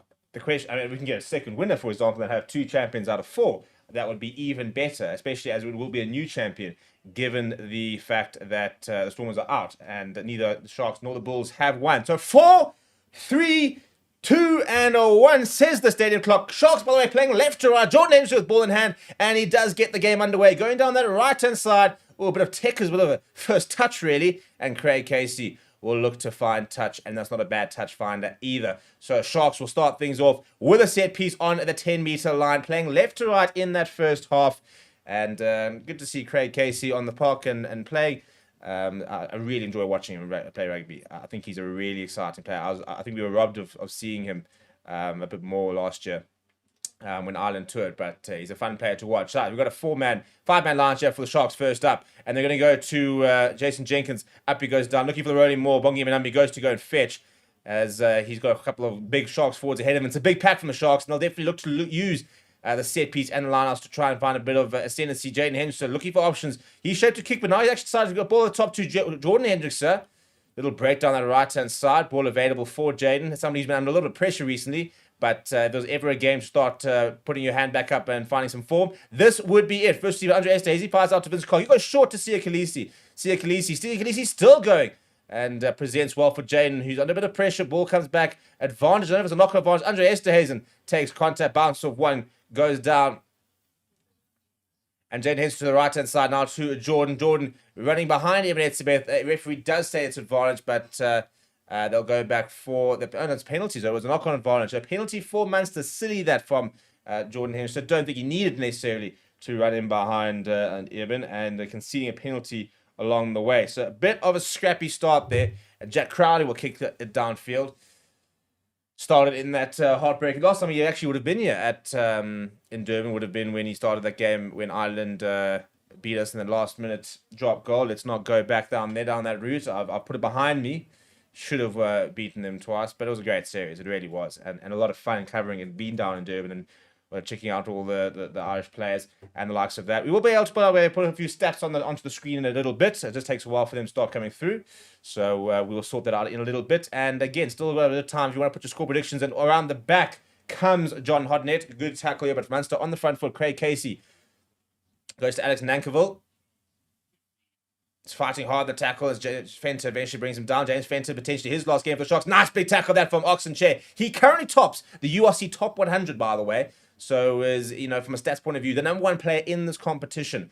And with tackles like that, you can probably see why.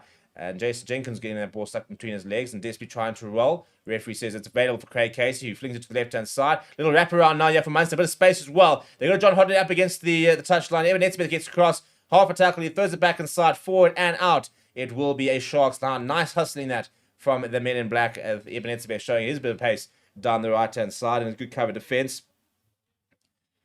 And Sharks now will be able to get their hand on the ball, hopefully be a bit more accurate this time.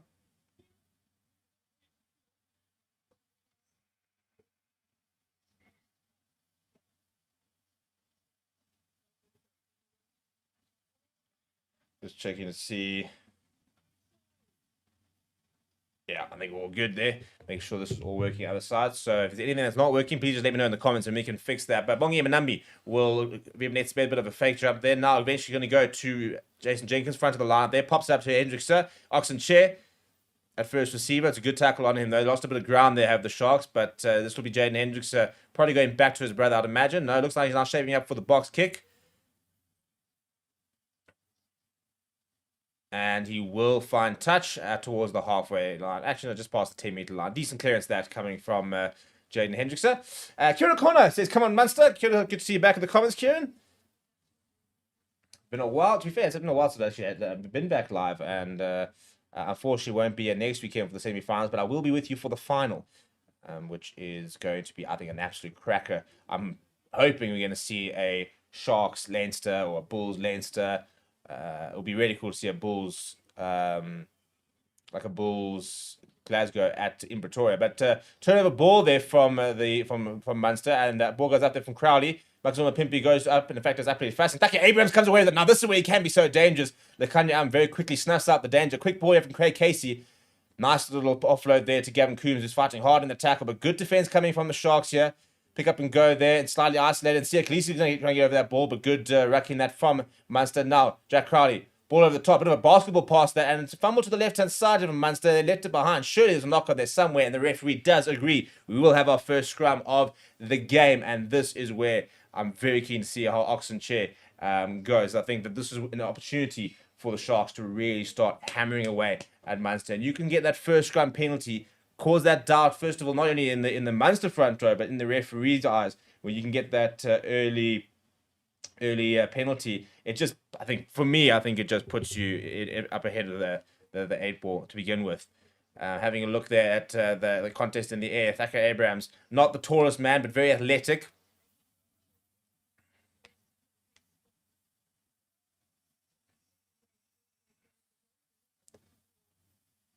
Not sure what we're looking back. It almost looks like we're looking for something which usually only means foul play. Not really seeing much happening at the moment there. And I think we're just looking at a couple of the highlights there. It looks like a decent crowd there in Durban. They don't open up that top stand.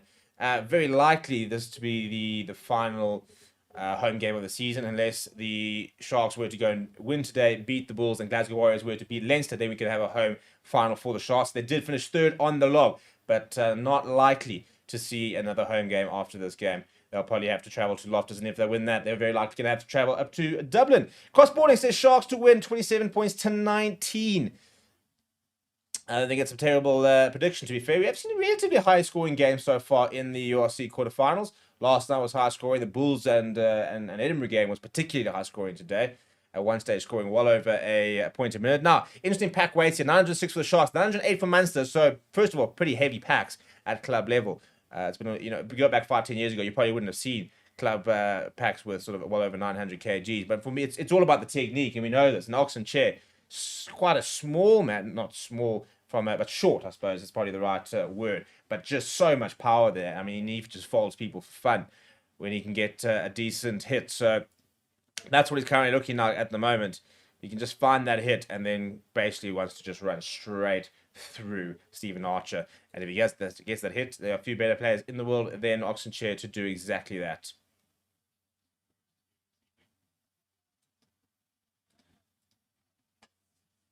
Clayton Back says, we will thrash like last time. Kieran Connor says, yeah, it's a good game anyways. Munster late bloomers, but this won't be their season. Yeah, I think they have been a bit hot and cold. New coaching as well. So they've definitely been a lot better. But there you can see the Sharks' power coming through. It's more actually on Vincent Cox's side. They do win the penalty. And Oxenchair was under a little bit of pressure there. But Vincent Cox will take on that one. And you say that's his penalty. Munster penalised for not driving straight, which could explain why Oxenchair's gone down. But the main thing for the Sharks is that it's scrum one, and that's one penalty already to them. So on a good start there, but Mogi Manami already on the sideline. He's walking down to where he's going to take this. Jordan Henderson going to try and get every last meter, and he'll put them just outside the 22, not just inside the 22, in fact. So an early opportunity. And I think the main thing for the Sharks, they've got to start well and then keep on the pressure. They're not a team who have really put teams away so far this year.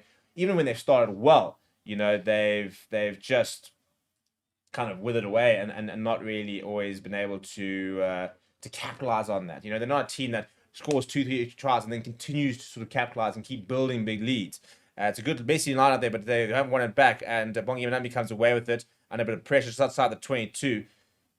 And a big counter coming in, the ball's bobbing around there. It's eventually available for Jaden Henderson. He goes to Jason Jenkins, who's lost the ball forward in contact. John Hodnett coming away with it, looking for options. Pops it up. Coombs throws it wide, and a bit of space out wide. A lot of people little sort of this basketball pass that we're seeing. Calvin Nash looking for a bit of space, and he's brought down. Knock on advantage. Probably should be over now.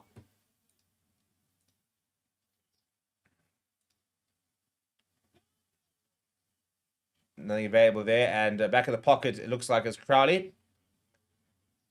And it's funny how you watch a game at Loftus and you're checking how they're getting so much distance, and they're over there, for example, Jack Crowley playing quite safe. Liam said, what are your thoughts on the Sharks start picking your ends? And look, at the end of the day, I think, obviously you're always going to start Lekanya and Andre Estes, and we're talking about playoff games. The big question would be having the likes of Francois Fent on the bench versus Render Julius. But when it comes to playoffs, I think it's just experience, isn't it? It's experience. You want players who have been in these sort of situations, been in high pressure games, and he's such a young player that they've generally done that. To be fair, they've gone with more experience. Pesci Buthelezi, for example, on the bench. Little ball over the top for Jaden Henderson. For me, it was a little bit of an arbitrary decision. Sharks just gifting possession back to Munster. Abrahams now stepping away from Lekanya and eventually brought down. Dangerous player, Thaka Abrahams, if he gets too much space. And the Sharks know all about him, seeing as he went to Munster from the Sharks. But good offloads now from Munster. A bit of pressure, a bit of space out wide. And he's gotten around him as well. Here we go. 2-on-1, you're back inside. Very nice carry. It's a really good run around the gun from Kilgallen. Craig Casey back inside. Warren Townsend, the Sharks, got the best pass to the Crowley. Not too many options. Decides to go to that little chip in behind. Playing a bit of a territory game. I'll tell you what, actually, that might work yet. Oh my goodness, that's going to work. It's bounced straight into the hands of Calvin Nash. And Makazole Mapimpi has basically just hurled him into the corner. The bounce of the ball has done him. And Munster over for try number 1 out of nowhere. Well, the bounce of the ball completely... Makazole Mapimpi almost looked like he just wanted to shepherd the ball out. And he basically almost just accepted. It was a good kick in behind. And the ball just straightened on him, really. It's bizarre. It's a messy pass, not much on. Jack Crowley just sees a bit of space and decides, let me put it in behind. And Maximum Pimpi is there, and it just completely bounced away from him into the hands of Calvin Nash. The oval-shaped ball. Literally just rolls in front of Mapimpi, bounces straight up in front of Calvin Nash, who goes, oh, thanks, grabs and puts it down. Try number 1 for Munster. Awful start that now for the Sharks. Kieran O'Connor saying, still pissed off for Sneyman here in Munster. We got a bit of a cheap shot there in the last game. It was full of blood. Crossboarding said, Sharks gave Stormers quarterfinal curse. And Crowley, that's a lovely kick. He's just started left and brought it back there. He'll split the poles there, and 7 points to 0. This is probably their second opportunity with ball in hand inside the Sharks 22. It's such a clever little kick, actually. He's just faded into the left-hand side, put it into space, and basically said, let's see what happens. If the bounce of the ball takes it to the touchline, great. If it straightens the maximum Pimpies under a bit of pressure, great. And it did absolutely everything it needed to do. Stayed in field and then bounced straight to... It was almost like he actually had it on like a bit of a controller. He basically just moved it straight into the hands of his wing.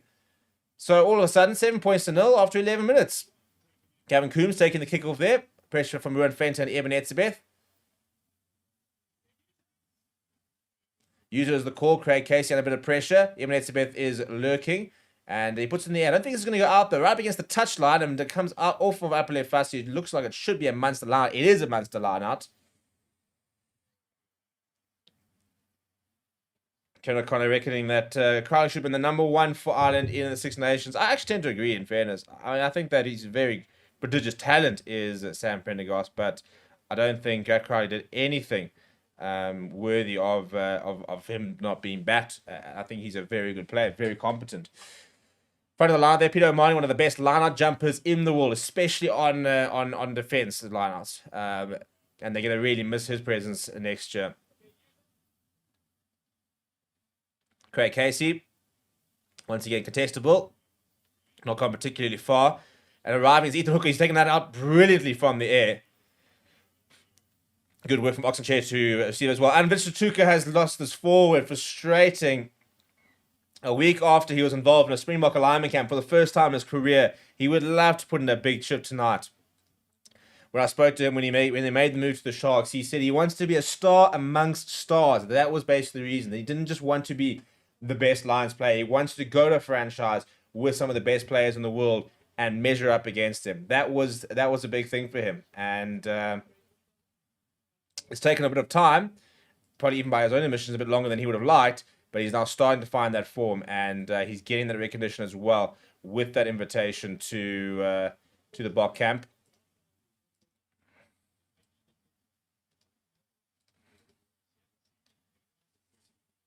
We might see an early substitution. Emil van Heerden's getting ready to go. I don't know if this is going to be a... That's Jason Jenks going off. I don't know if that's a full-on replacement or if it's a blood bin.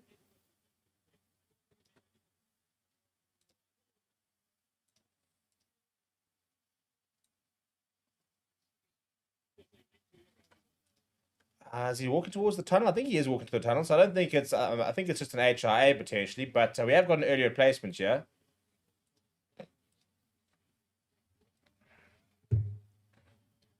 Right, another scrum over here. This time it will be Munster put in, but Sharks will still back themselves to potentially try and find a penalty in this position. Field operator says that the Sharks are going to lose this match. Well, there we go. It's been done. He's said it.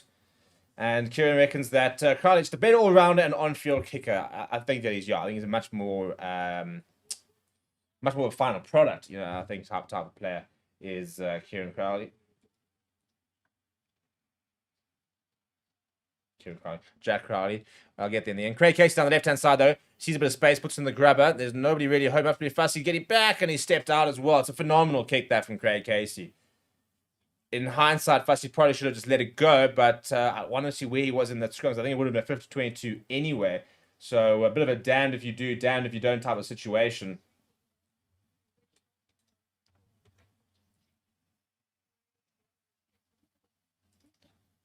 It's so good. He just kicks into the space there, and it's just taken, once again, a little bit of the bounce of the ball, and he just can't keep it in, can really fast. What he did do well there is not do something stupid like throw it back in. So we've got a little bit rolling more, and after that, we're going to put the stats onto the screen there. Pick up and go. He's still going there is Niall Scannell. Now, pop short to Gavin Coombs. Lots of Sharks players up in defence, including Sia Khaleesi. Craig Casey shows and goes, and then he gets it offload. Jean Klein, World Cup winner. Peter O'Mahony, quick ball there to Ty Byrne. Some of the best players in this Munster side, all combining now. Craig Casey goes short, and Michael Milne just basically takes the contact. Pick up and go coming from Gavin Coombs. He'll get through. He'll be one of the top carries. We've got we'll have the carry stat later, and he'll be on the top of that list for Munster, I have no doubt. Going through 5 phases now. Pick up and go coming on Stephen Archer this time. Sharks defence at this stage remaining very firm. Now pops to the side, back to Gavin Coombs. He gets the offload away to Ty Byrne, but so far, very good defence from the Sharks. Need to remain disciplined, though. No penalty advantage or anything. Craig Casey. Back to Milne. And penalty this time for not rolling away, or not releasing, actually, I think is the call there.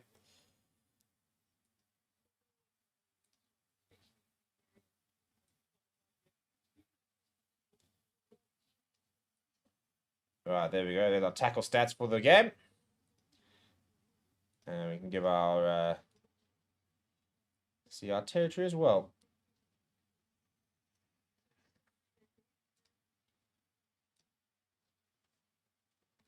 Right, so decision time. Yeah, I mean, I think just take the points. Why would you complicate this? Just pop it over, which is exactly what Jack Crowley is going to do. Make it 10-0, and put the Sharks under a little bit of pressure. Go on to the tie says, love from Thailand. Let's go Sharks. Well, Sharks need to respond at the moment. A little bit sloppy, to be honest, and not getting much opportunity with ball in hand. So you need to try and work on that. Jack Crowley should be pretty straightforward for him, and he's missed it. That's bizarre. I don't know how he's managed to miss from there. That's a huge let off that from the Sharks. To concede a penalty of that, you should deserve to be 10-0 down, but he has missed it, so let off. The question is, can they make that count?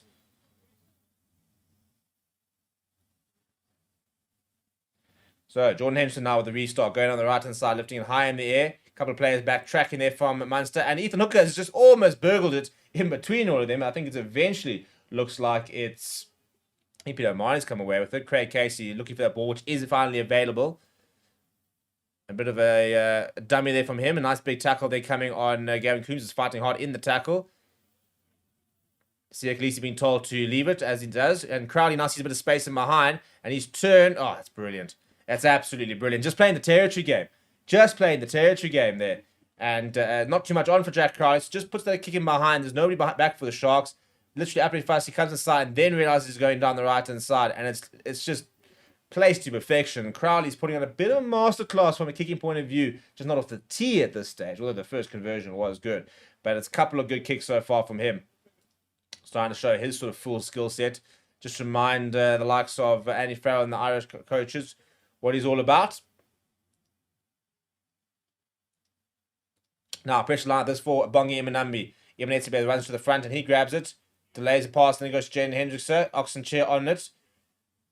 Tackled by Jean Klein. And Scannell.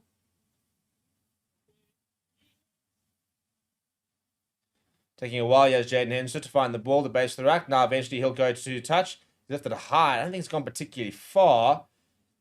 Just outside 22. So, this is very good game management so far from Munster. Just staying in the right areas, trying to give themselves that platform to attack and building that 7-0 lead, which should be a 10-0 lead.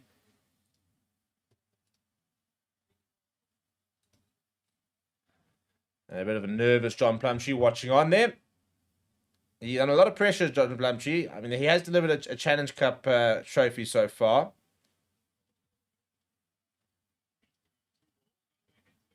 And a bit of a messy out, and the ball pops up, and Vincent Cock goes to Hendrickson. Now Hendrickson sees a bit of space. He puts the hammer down, floating around, and then eventually the referee whistle does go. I think a bit frustrated there is Hendrickson.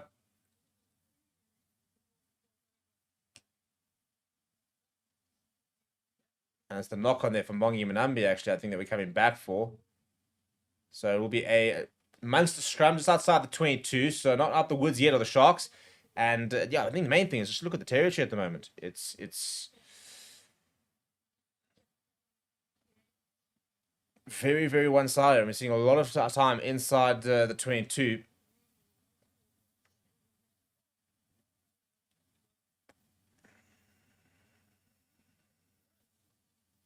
So far, 67% territory for Munster.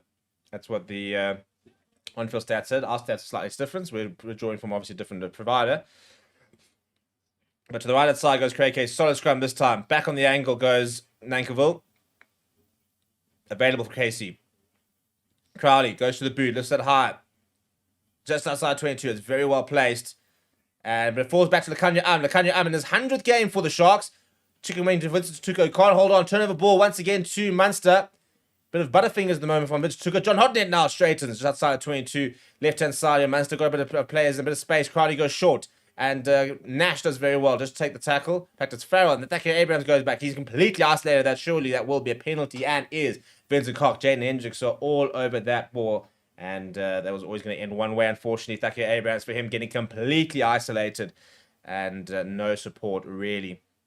Sharks currently being just kept inside their own 22 and in their own half. And need to find a way out of it. Need to find a way to keep ball in hand and start building the game themselves. 7 points to nil at the moment after 20 minutes. So much more low-scoring game than what we've seen so far across the weekend. That, however, can change very, very quickly.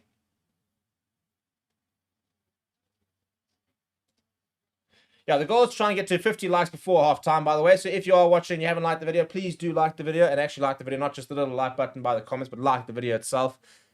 Just below the video tab, if you watch on your desktop with the likes.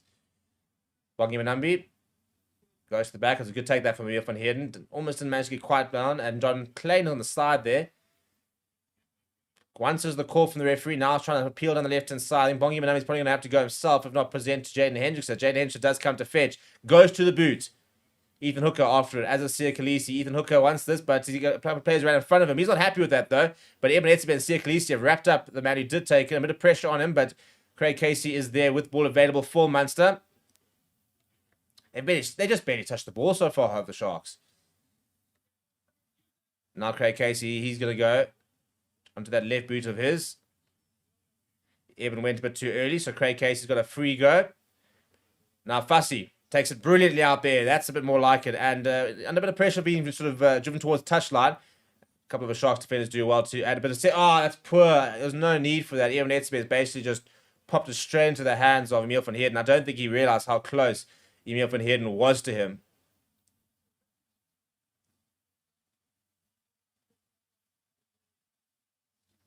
I mean, I don't think the offload was really on there from Eben, to be honest. I mean, he was standing right next to him. Yeah, I don't think... Yeah, I mean, literally just threw it straight into his chest. And Emil van Heerden was going on to go and back up Eben versus take the ball in himself. Aurora Coast says, come on, Sharks. Probably a bit frustrated with what they've seen so far. Looking at Gavin Coombs, number 27 in the URC top 100. Big ball carrier. I think been robbed with quite a few Irish caps, to be honest. I think that he's very much good enough to be wearing that that green jersey. It's a hard back three to break into. I'll give them credit for that, but I do think that they missed a trick with him. He's just so big, but he's got such a presence to it.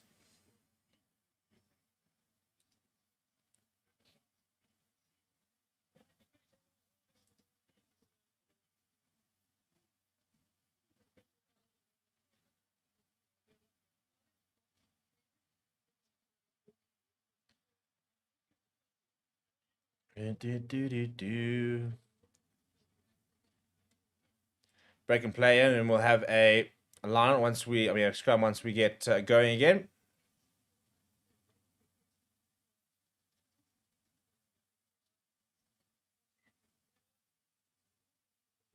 There we go. Time on back for the scrum.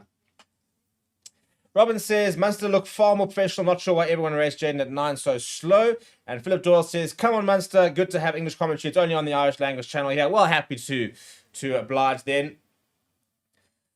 Yeah, I think Jaden's had a tough tournament. I mean, tough season so far. And I think that number 9 jersey for the Box is up for grabs. And Grant Williams has for me, probably the best shot, but he's struggled a lot with injuries. And even now isn't available this afternoon. I think Morne van den Berg for me is somebody I rate very highly, and so did the Box. Now, kick over the top from Jack Crowley. It's a little bit central, but it will have time to bounce to Ethan Hooker. Ethan Hooker very rarely kicks, and he's looking to put down the pace of Ethan Hooker. Throws away one, still goes Ethan Hooker, and away from the third player. He rounds Jack Crowley. Oh, and that's why he doesn't kick. He's trying to put in the grab, and he's basically just dropped it, and it's gone forward from Ethan Hooker. He did absolutely everything right until it came to the grabber. And I said he doesn't like to kick, and that's probably why. That is probably why. He's literally just trying to drop it onto his boot, and it's just missed everything. I mean, he gets away from one, threw away another, got away from Thacker Abrahams. He then rounded Jack Crowley, and then just couldn't put the ball onto the boot. Kieran O'Connor says, Coombs is brilliant. Leinster players are getting a hammering here now. Yeah, I think it's... Well, the Leinster weren't particularly impressive earlier against Scarlets, who, have gotten better, but I mean, they should be hammering the Scarlets, and they didn't. And even the scoreline probably flatters Leinster a bit in terms of what the performance really was.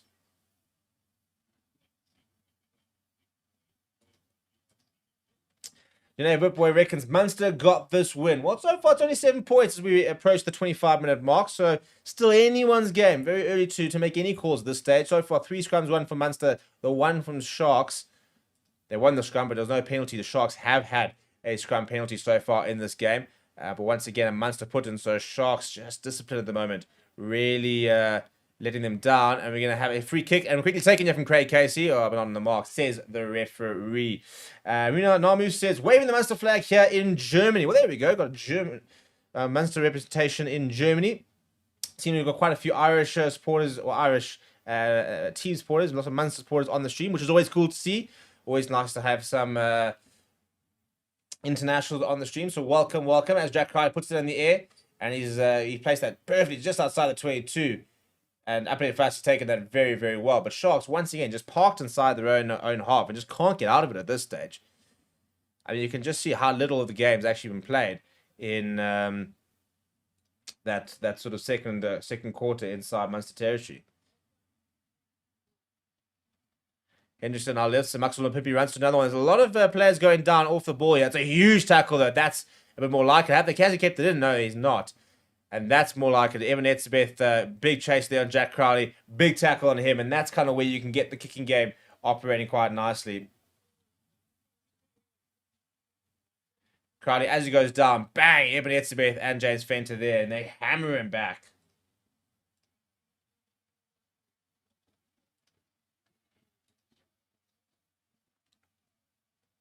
And they go back for the free kick, in fact. Ball back inside. Or was it a penalty that they gave for blocking there? I'm a bit confused to what the decision was there. We actually missed it in the end. But so back inside their own half now, Munster. First time in a while. And the first thing Craig Case, I think, is going to do is try and put the Sharks back to where he believes they belong. That's exactly what he does. Goes to the boot. And underneath his upper fussy. Takes it well. Rounds the tackle as well. Maxwell Pimpy there to help secure that ball. Big counter coming from Munster, but ball is available for Hendrickson. And he goes to Oxenche, who takes the hit from John Hodnett. And I'll just show this up now before Hendrickson will probably go to the boot. But big counter coming from Munster. Sharks having to really work hard to secure that ball, which is now eventually available for Hendrickson to go to the boot. Very much taking the territory game of the Sharks. Now Makazorma Pimpy will give chase. But Thake Abrams gets there, but it falls back towards the Munster line. And a lot of pressure being put under Calvin Nash, but penalty for knock, oh, not penalty, rather. It's a call for knock-on against the Sharks. So another knock-on for the Sharks. I'd like to see them. We don't even know what at the moment they what they look like with ball in hand, because they just haven't kept the ball at all. As we look at the time clock, the Sharks must make a move. They seem stuck on the structure. I just want to see what they can do with the ball, to be honest. The only tactic at the moment they seem to have is just putting it in the air and seeing if they can win that second ball. They haven't really actually gone for anything. They haven't had a go. And you got a Mexican wavering here around the stadium, which is always for me a sign that it's a boring game.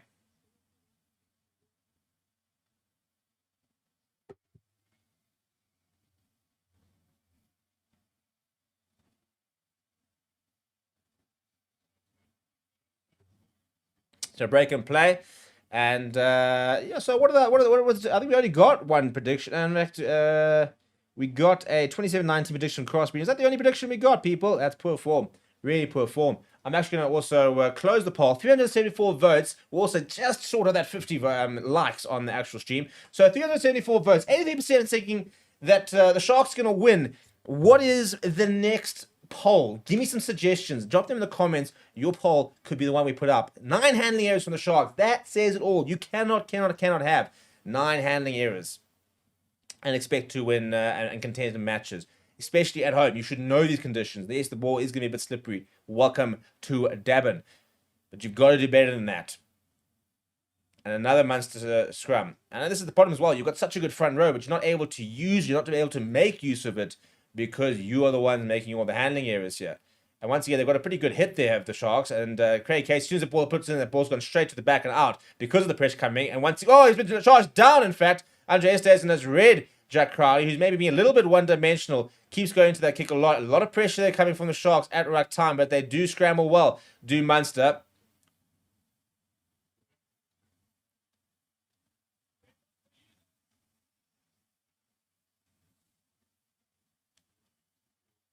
Okay, Casey once again to the boot. And Maxwell Mapimpi scrambling, and it comes off him, and Vince Suka goes after, but he leaves the ball behind, and Munster pick it up. Surely there's been a couple of Yeah, but a couple of different knock-ons in the there. Paul Ritter says points winning margin. That's not a bad one. Let's throw that up, shall we? What will the winning margin be? I'm gonna do 1 to 3 points, 4 to 6 points, 7 to 10 points, 7 to 9 points, or 10 plus points. I think it's going to be training. I mean, given the fact that we're at half an hour, we only got 7 points, and then we can keep it that kind of close. There we go. So you can go vote for what you think the winning margin will be for either side. Whoever's going to win, what will the winning margin be? So shout out to Paul Ryder, who's given out that poll. Daniel reckons Sharks 18-16 to Munster. Paul Ryder reckons Sharks will win at 24 points to 17. Kevin O'Connor says, do SA teams kick ball enough in the game? Well, we saw the Bulls very much not do that earlier. So interesting to see the different tactics from the different teams. The Bulls looked to keep everything in hand, and they were just throwing the ball around like it was a hotcake earlier, trying to sort of keep the pace of play up. And it is going to be a Sharks put into the scrum. This time it's gone down. Penalty advantage as Hendrickson goes to Andre Esterhuizen. Wrap around from Jaden Hendrickson to floats it out to upright Fussy. Fussy now wants to try and round the player. Has rounded the player who scrambles, and then he loses it forward in contact, does Fussy.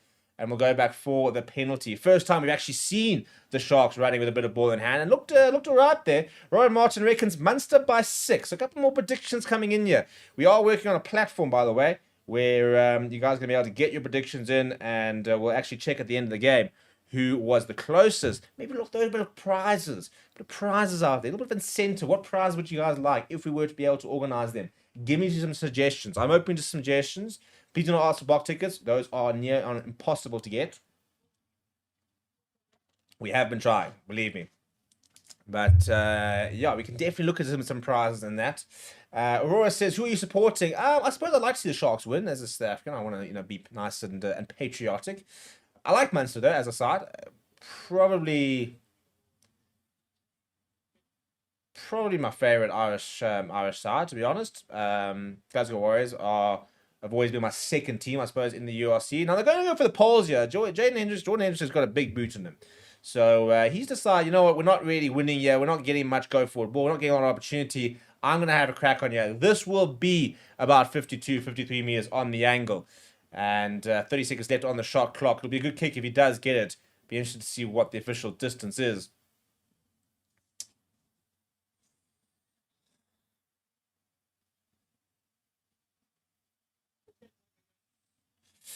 Well, so it's a Bok jersey. Also not as easy to find these days, but, and that is, it's just coming to the left-hand side. It was a good strike at the distance, but just pulled it to the left. So what we are looking at is we're going to potentially do the Bok jersey for our Super Brew later on this year. And what we might actually do is we might start at 2 different types. A inverted commas paid Super Brew, which is only available for members, a member Super Brew, and an open Super Brew. And we'll have different prizes for that as well. Paul Ryder reckons bad call. Surely they'll back to maul it. Well, I think at the moment they just feel that not much is going right. Now Vince Tuka's going on a bit of a run here, and he runs over Tyler Byrne of all people. Actually, good carry that from Vince Tuka. Sharks back on the front foot. Bongi Manami with a bit of purpose. Now Jordan Hendrickson up in the fast looking for options. He goes out wide to Lekanya it's a nice tackle on him.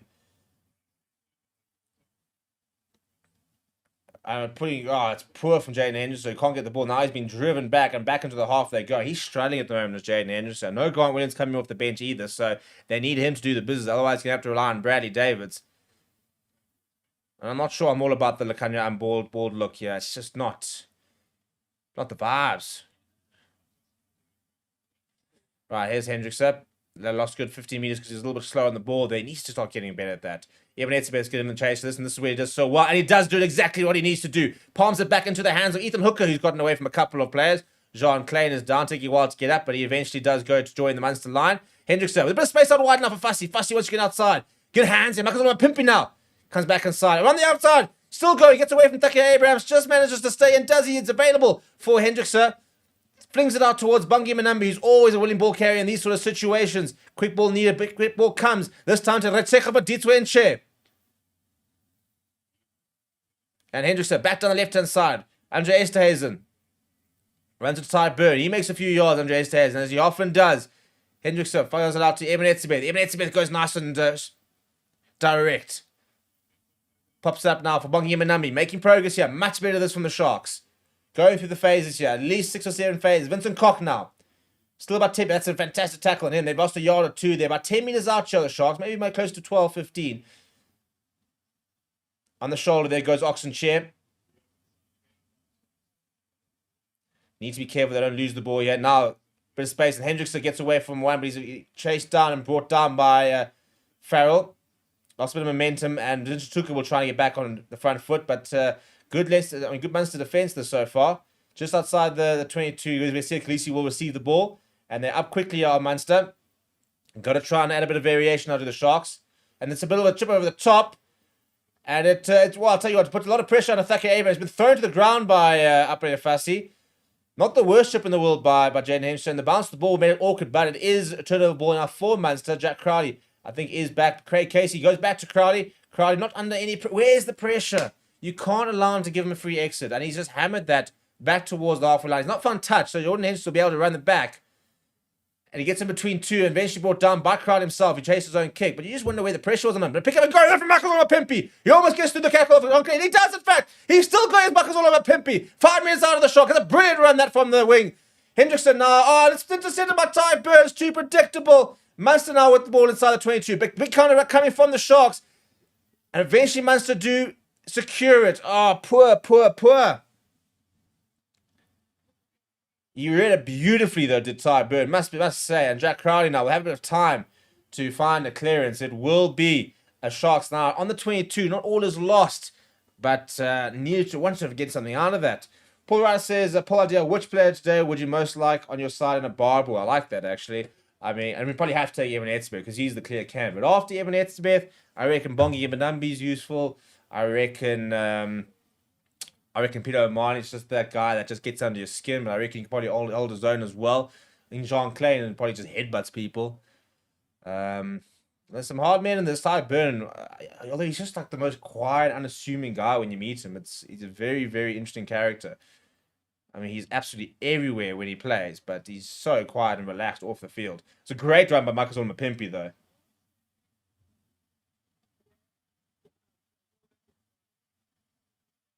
That's about me, man.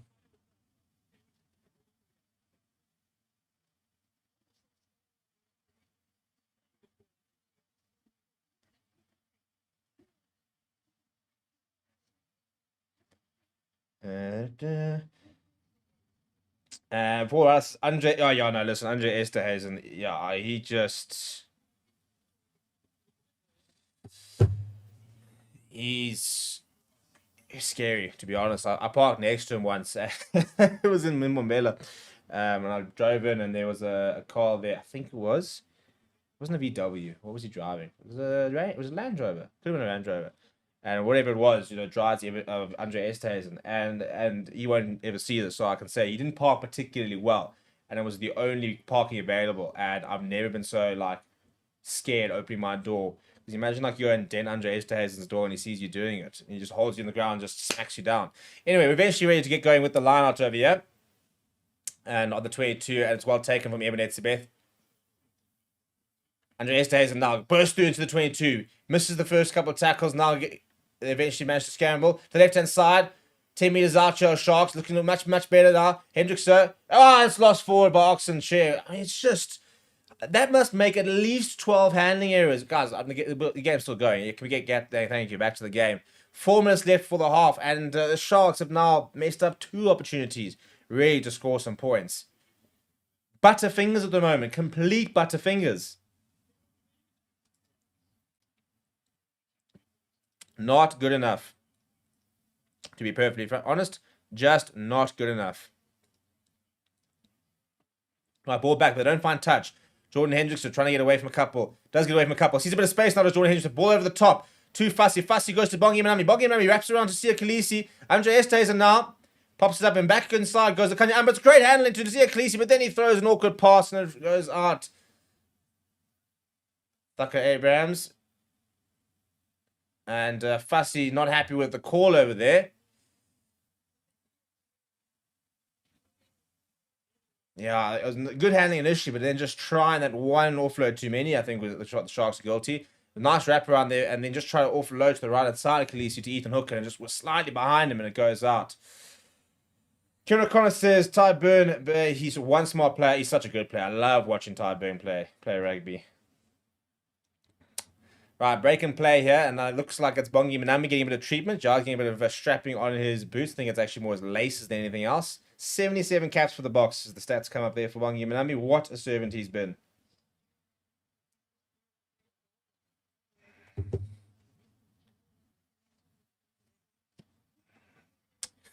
And Sigo Rasmus is back saying, come Sharkies, join the Bulls. Yeah, we just want to see an all-second semi-final. I mean, it sucks that we're on the same side of the draw, but at least that guarantees us a team in the final. Now, 39% of people reckons that this is going to be, well, to be fair, 70% of the poll reckons this is going to be between 4 and 9 points. Everybody predicting a close game, which I think is a good shot. We are only 7 points in it so far. Well, 7 points in total after 37 minutes. I mean, if this was the Bulls game, I think we were already at about 21 points to 18. So a much closer game this down in Durban. Conditions also, I think, a bit like that. And Eben Etzebeth going through a couple of hands in the face of Jean Klein. And he's gone straight through, and they've actually bundled him out. That's brilliant work from the Sharks. Eben Etzebeth, Vincent Suka have gone straight through the middle and bundled out Niall Scannell. I'm sure Jean Klein and Eben Etzebeth will be discussing a couple of hands in the face there after the game. I think the closest thing we have to an Eben Etzebeth is Jean Klein. I think it's our best number 4 after Eben in the box point of view. Maybe Arceus Neyman as well, obviously, depending on where you want to play him. Right, 2 minutes left. The Sharks have got to find points for half time. And actually, to be honest, after the last 5-10 minutes, if they were to score now, they'd probably go in going, yeah, I think we've got a bit of momentum here. Because they've managed to get themselves into the Munster. Oh, jeepers. And as I said, it goes. He reckons he's been impeded since Vincent Tuka. Nothing says the referee. Jack Crowley now, but it's space now. Alex Nankivell closes the dummy, goes inside. The slipping tackles here too easily. Now the attack comes on Farrell from Lekanya Need to get Lekanya more into the game. Bit of counter coming from him as well. Ball available for Craig Case. Slow ball. 90 seconds left on the clock in the first half. Stephen Archer will just know. In fact, that's actually... I think it is Stephen Archer has taken into contact. Michael Mullen around there as well. Craig Casey digging for the ball. Craig Casey shaping to go, but it goes back towards Jack Crowley. Now Crowley lifts it in the air towards the left-hand side. Ethan Hooker's coming to get it, but he doesn't get there in time. It's a great take as well out from Kilgallen. Left-hand side goes Casey. And pops up to Ty Birdie. Basically just slaps it down. Scram for the Sharks. Right, with a minute left and the Sharks not looking particularly good, I think what you need here is a penalty. Go to the corner, go to the maul. Although we are close to the centre of the field. So to be fair, I think if you got a penalty here, I'd probably just take the 3 points, try and go into half-time with something. Sharks not accurate enough at the moment. And maybe just not patient enough either. Now, it is quite further to the right-hand side. So I probably wouldn't go for poles here. Ideally, you want a penalty here, kick to the corner, and try and find a maul try. Just going with something. Going with a bit of momentum at the moment. There's no point having much better territory and possession, the likes of that, if you can't really make... And you can see how the territory is shifted. But at the moment, no points to speak of. And that's the main thing at the end of the day. You've got to have points on the board.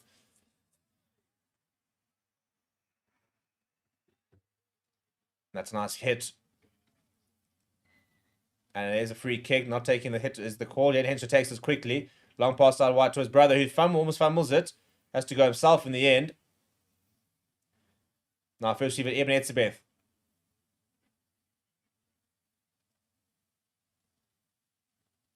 Andre Esthazen runs into Jean Klein. He brings him down. Ty Burn over that ball. But they're told to leave him. Good work that from the Sharks. Now, into the red here. So anything besides a penalty. And we'll probably be finishing the half here. Sharks can't really afford to mess it up as Oxen Chair goes into contact.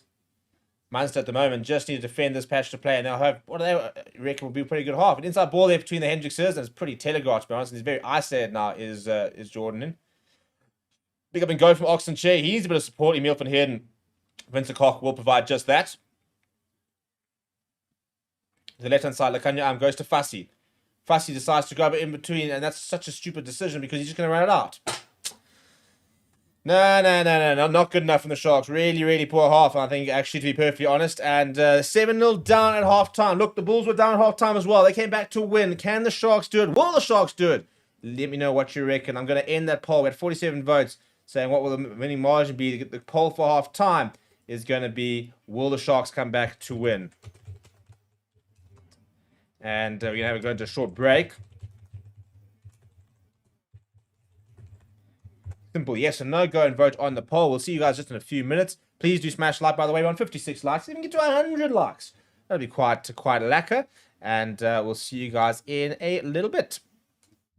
Hello everybody and welcome to Forever Sports, and very interesting news breaking prematurely apparently over the weekend, with the EPCR confirming that in 2028 we are set to have the inaugural edition of the Club Rugby World Cup. And very interesting to see the different reactions to a concept that has been floating around for a while, but no sort of final sort of structure or dates been given. And now, even by SA Rugby's admission, EPCR apparently announcing it before things have been finalized, has caused quite a stir amongst the rugby community.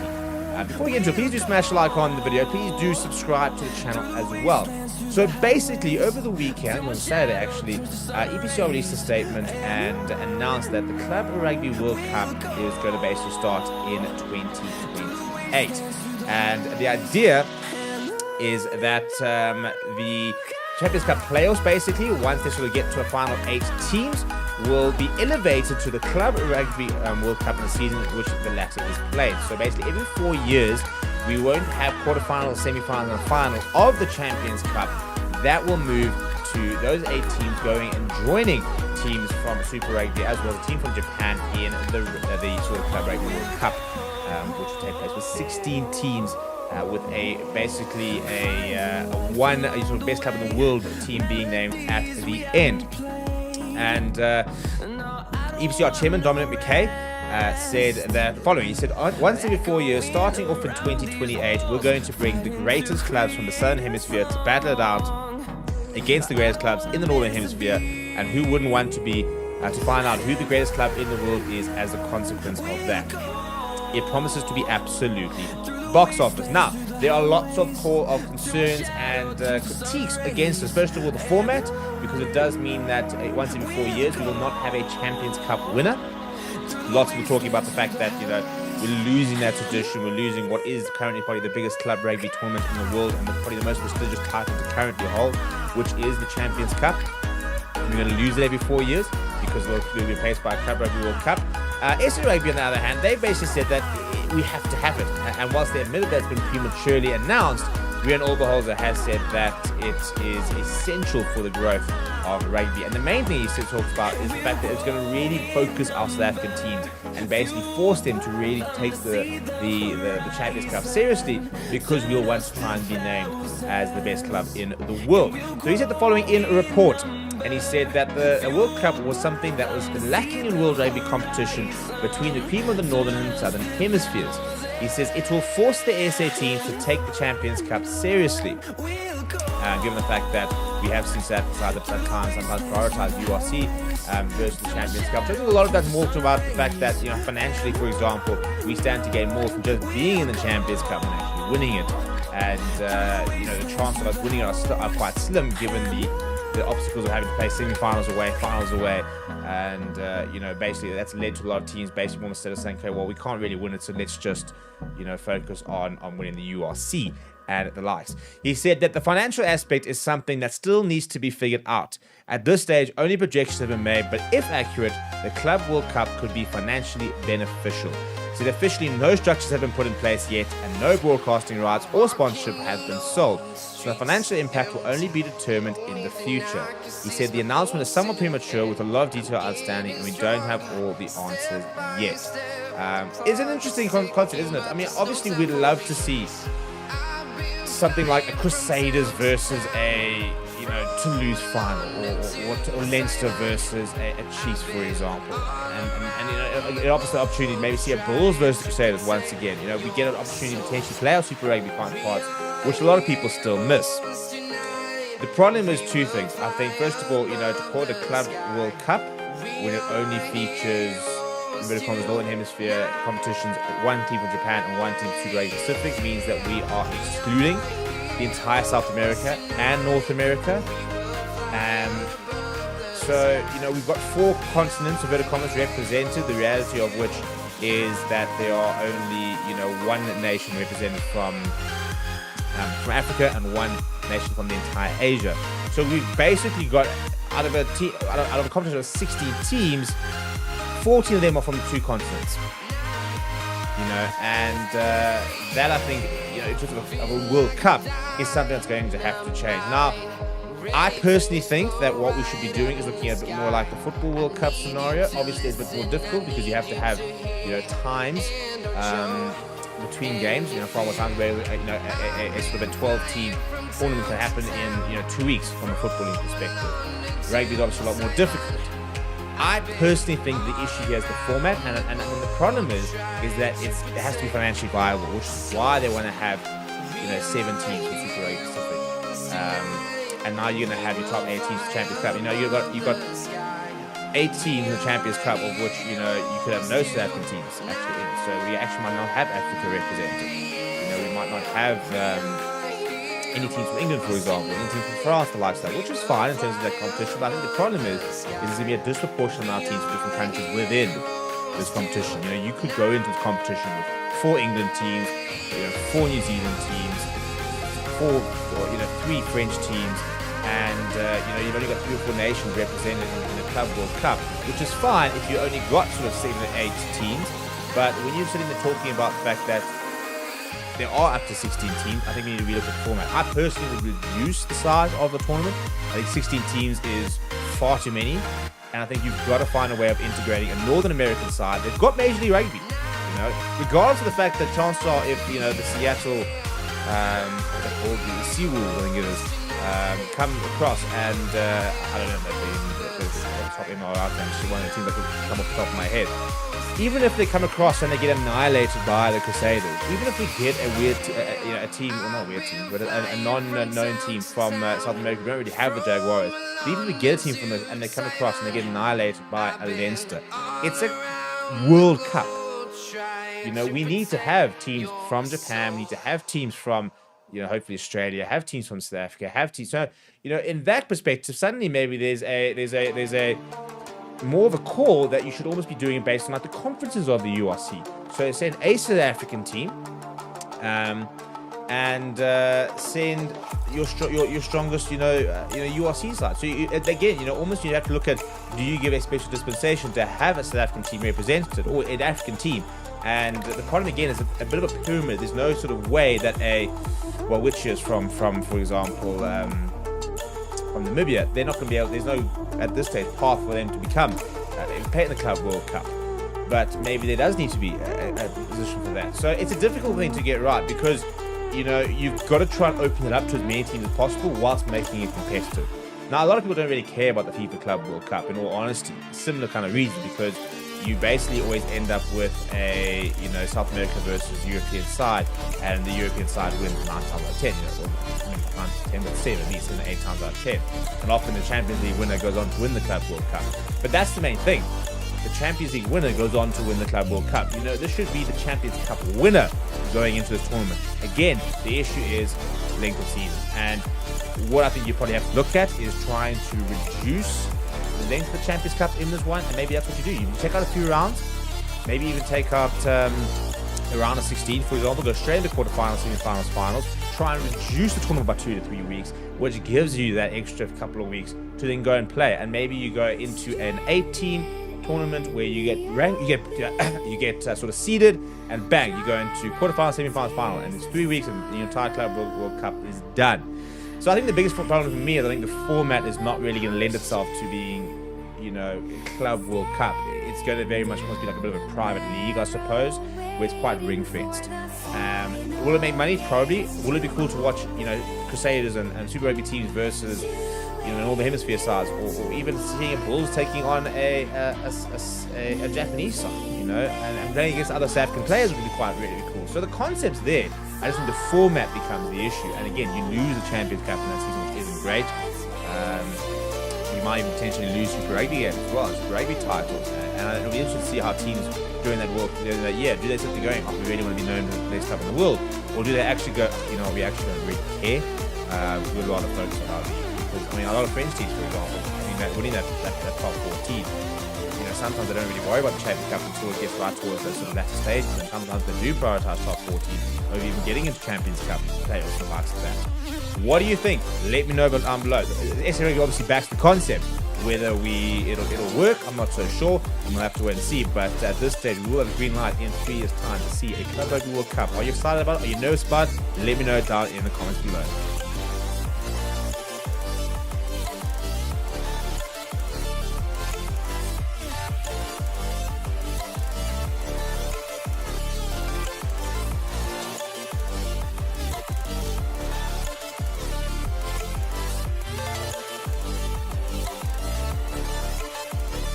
Hello everybody and welcome to Forever Sports, and very interesting news breaking prematurely apparently over the weekend, with the EPCR confirming that in 2028 we are set to have the inaugural edition of the Club Rugby World Cup. And very interesting to see the different reactions to a concept that has been floating around for a while, but no sort of final sort of structure or dates been given. And now, even by SA Rugby's admission, EPCR apparently announcing it before things have been finalized, and it's caused quite a stir amongst the rugby community.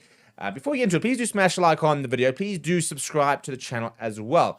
So basically, over the weekend, I think on Saturday actually, EPCR released a statement and announced that the Club Rugby World Cup is going to basically start in 20. Right, and we are back for the second half, and not much separating the two sides. 7 points to 0. The Sharks yet to touch the scoreboard, and that is a big reason to be concerned, to be perfectly honest, if you're going to be, because at the end of the day, you don't score points, you're not going to win games. It's probably as kind of as simple as that, isn't it? And I do think that they need to try and keep a bit more ball in hand. I think that at stage, I think they look pretty good, to be perfectly honest, and I think it was a bit frustrating that they didn't do that a bit more. But playing right to left now, and at the end of the day, they just weren't good enough, and yet they're still not out of the game. I think that's a very big positive for the Sharks, is that they're still in the game, they're not far behind. One converted try puts them level, and there's lots of room for improvement. For Munster, you almost need to basically get them to force the issue, because you also don't have to do much, to be honest. At the moment, you're winning. And you want to stay winning. And winning a penalty, surely has to release, I was about to say, a penalty to the Sharks rather than Munster. But you've got to now just try and frustrate the Sharks, because the Sharks have to do something. They have to make the play. Now, not that you are, wildly in front, but when Sharks try to overplay, or when your opposition tries to overplay and tries to create something, opportunities will arise for you. And if you can just take those opportunities, you can be patient, wait for the opportunities to come, and then take them.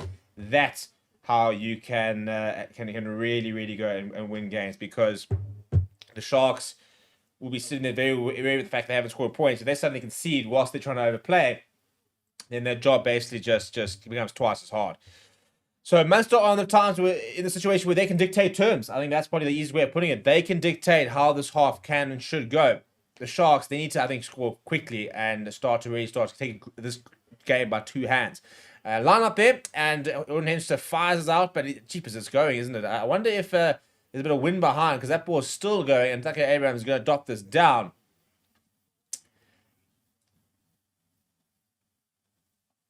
As Tucker Abrahams throws it back in. So, yeah. Jack Crowley there, just waiting for the goal line dropout here. And in terms of the time start, so yeah, my time at the moment is in sync with the on-field clock, out by a second. So yeah, that's 41:32. That's exactly pretty much where the TV clock is. Right, deep restart, and up fast underneath. He goes to Vince Tuka lines up a couple of defenders and takes the ball in, ball available. And I like to see the Sharks play a lot more rugby in this sort of area of the pitch. Jordan Henderson sees a half gap though. He's got himself quite a few times. I only start to see a bit more of Andre Estes, to be honest. Fussy now. Puts that kick in behind. Marcus on Pippy to give chase, and it's just going to run out. If that had straightened a little bit, it could have been game on. But I think I'd like to see...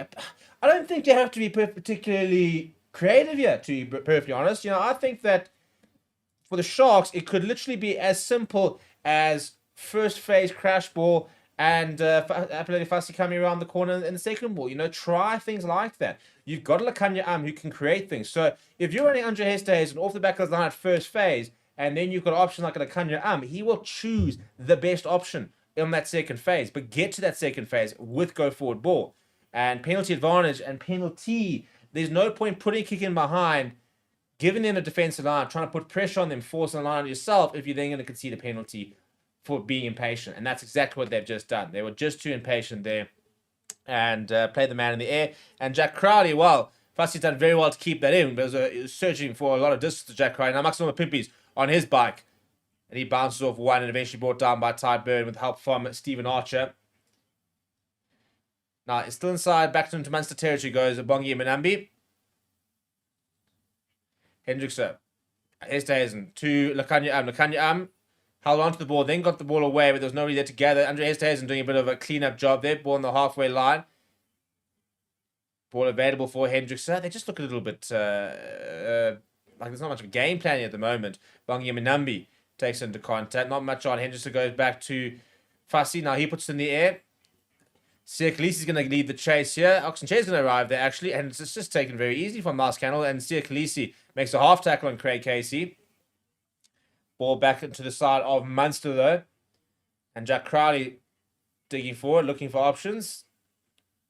He goes short. Now going through the hands, though.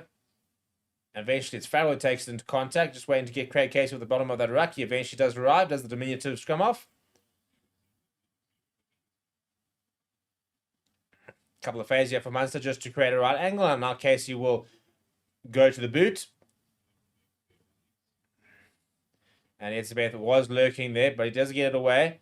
And Hendrickson almost looked like a bit pushed there. Fassi gets it away from Mapimpi. Brought down by Peter O'Mahony. If he loses this game, Peter O'Mahony will be his final game for Munster. Absolute Munster legend. Hendrickson goes to Emil van Heerden, but for that to happen, Sharks will need to start pitching up a little bit, yeah? Back in the pocket is Hendrickson. Once again, bang, into the boot. To the right-hand side. Abraham's underneath it. Uncontested, quite deep there. Now Abraham looking for a bit of space. Runs into Ruan Fenter and Sia Khaleesi. Completes the tackle. Ball available enough for Craig Casey. He goes back to Greg Crowley's in the pocket. Crowley will match the vibes. He'll go to the boots.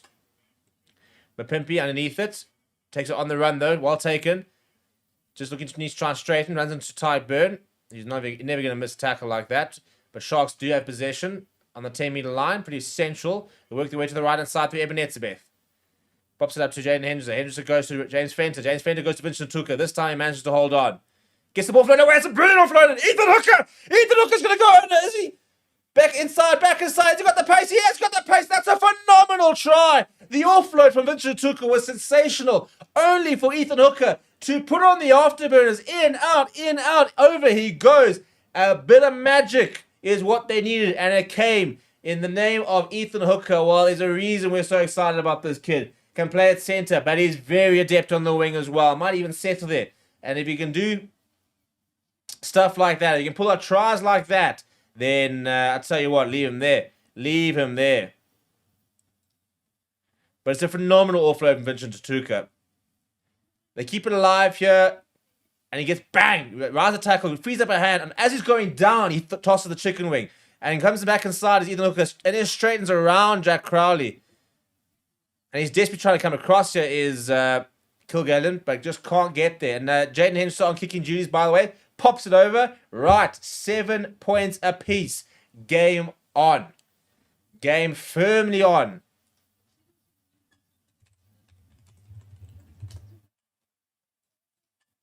It was such a good round. Yeah, Jack Crowley there just caught completely flat-footed as he's coming around. I mean, tough on Jack Crowley because he's having to drift back inside because he's broken the line.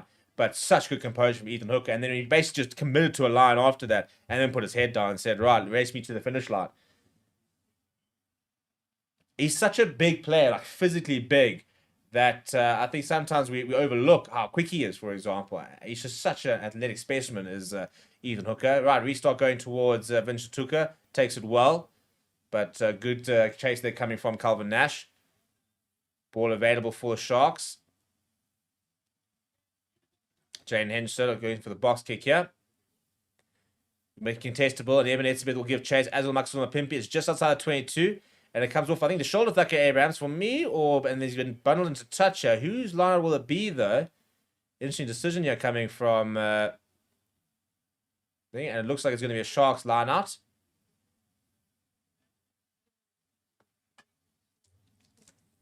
As Heather used to say, is game on. Game very firmly on.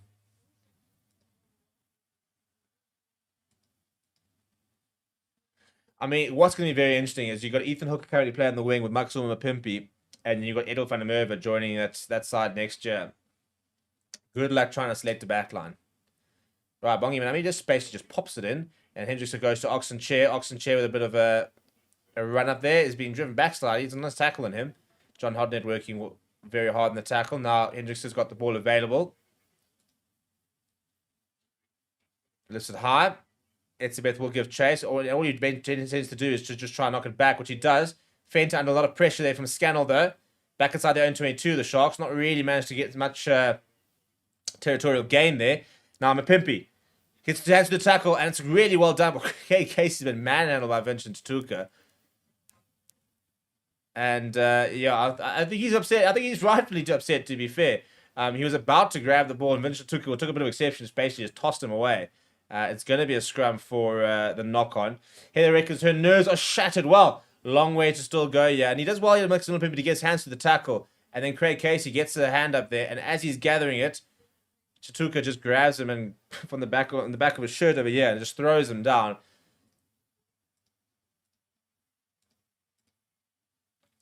The result is a Sharks scrum. Now we're looking for a penalty here. That'll be the number one result.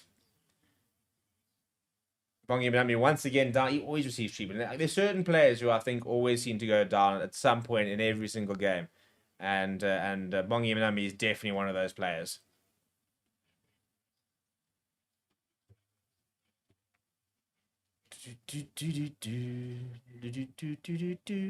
Right, here we go. Scrum down. Bongi Manami's ready. So the only substitution so far in the game is Emil van Heerden came on relatively early for Jason Jenkins. I'm not sure what the injury was there, but Jason Jenkins will not be coming back on. Sharks have got an orthodox 5-3 split. Bradley Davis, Francis Fenta, Yao Peng play the three backline players. Pace Boot, lazy, nice player to be able to come on later, as isn't Tuka Tunu. Turns out some nice impact. Munster, well, look out for like Conor Murray and the experience he brings. As Kennedy's a nice player. It's a really good looking scrum though from the Sharks. And here is the penalty. They're exactly what they're looking for. Just the dominance. They're walking, keeping it in, doing very well as keeping it in the CXL. Something he probably would have had to learn this season, and they eventually get the penalty. Substance reckons Sharks win. Heather says, "Come on, boys, make me proud. Living in Ireland and being a Safa is awful. I miss home." Well, I can tell you right now, the weather is a bit more relatable to Ireland. It's a bit cold, a bit chilly this evening, but very dry in fairness up here in Gauteng. No winter rains. We do have such good weather up here. I mean, it's May, 31st of May. Tomorrow's the 1st of June, and I put on a jersey at about 5 o'clock for the first time today because it was relatively warm. The best weather in the world as far as I'm concerned. On the 10-meter line here, Sharks, Bongi Manambi, 5-man line out. On the left-hand side, goes to the front. Etzebeth pops it down to Hendrickson, and this is where we obviously see chair. This time we can see Andre Esterhazen bashing out with work being done by James Fenta just to get a few more meters back towards that 10-meter line.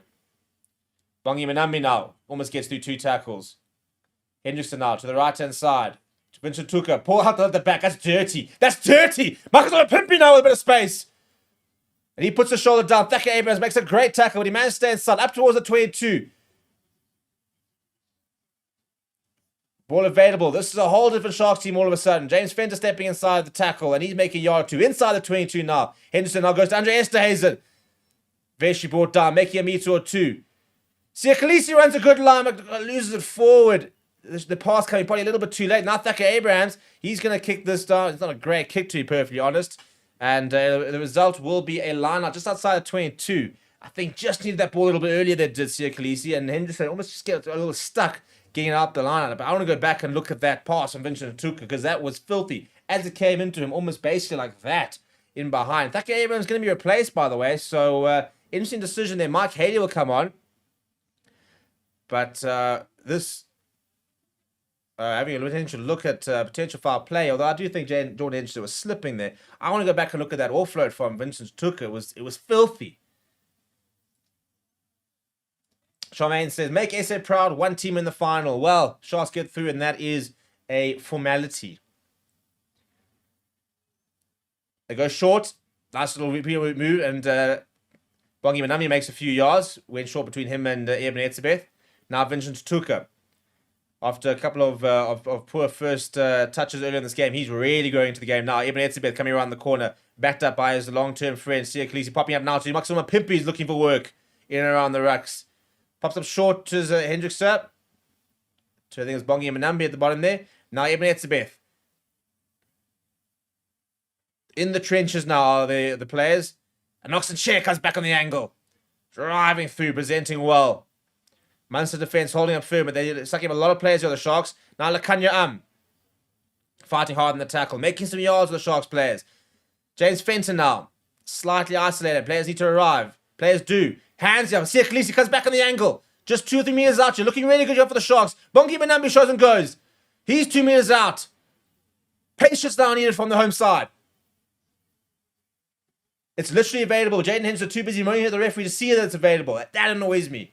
I think you've missed all of that momentum you've just sacrificed. But working hard, just short. Another ball squeezed out the side. And again, they've lost momentum. They've got a penalty advantage, but they've lost momentum. Here comes the penalty. Penalty is for offside. I just don't understand, Jaden Henderson. You've got the momentum. You've got to get that ball out. You've got to remain on top of it. Stop worrying about the referee. Get the job done. Oh. Right, decision time here. I would potentially look at a scrum, to be honest. I would look at a scrum here. 5 meters out.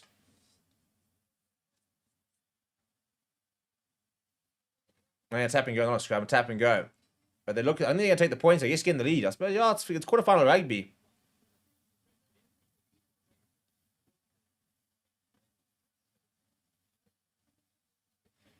You could take the scrum. But I'm just saying, a lot of teams these days have got all their little moves for a tap and go. Scrums, they did get a penalty in the last one. I'm not sure they're feeling as confident about the scrums as that they would like to. So instead, Jaden Henderson, interesting that he's the one taking the kicking today. It's pretty 2 simple chances. And he adds the extras. Right, the Sharks go into the lead for the first time this game. Michelle Lowe saying, yes, boys. James Mallon saying, both Hendricks have been poor this season. Yeah, well, you know, Jordan, you want to leave the Lions. What can I say? Right, sign out there saying, if you want to swim with the big fish, watch out for sharks. And James Mann saying, take the points, which is exactly what they've done. 10 points to 7. 25 minutes left on the clock. Is that Sia Khaleesi going off, or it is? It is. Sia Khaleesi has been replaced. That's a big call. That's a huge call to take on somebody with, first of all, a leadership perspective there. But Pepsi Buthelezi is a fantastic player to be able to bring on. Interesting, though, because you could easily have brought on Pepsi Buthelezi and moved James Fenton. Well, moved Sia Khaleesi to 6, brought off James Fenton. They've left him on. I think, to be fair, I think that also might be one I look at next week. But to not have something like Sia Khaleesi's leadership on the field. But Eben Etzebeth, well, he's there and he's leading the charge. Great take that out there for Mike Haley. Eben Etzebeth there to wrap him up.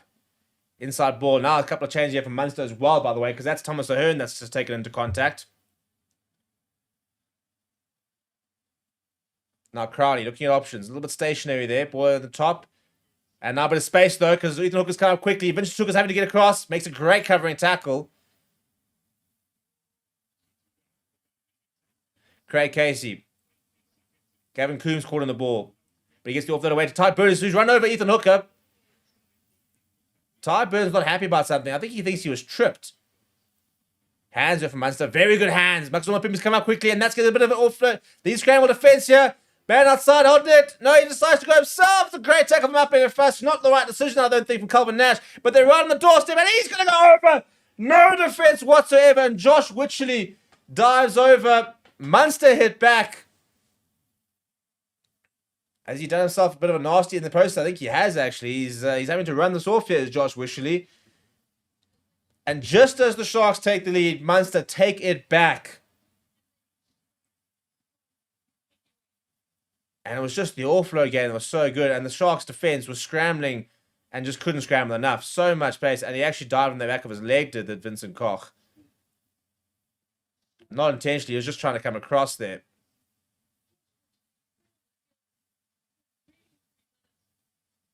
He's still unhappy, though, Josh Wishley. Right, big kick this year from Jack Crowley, because this successful conversion will take this away from a penalty from the Sharks' perspective.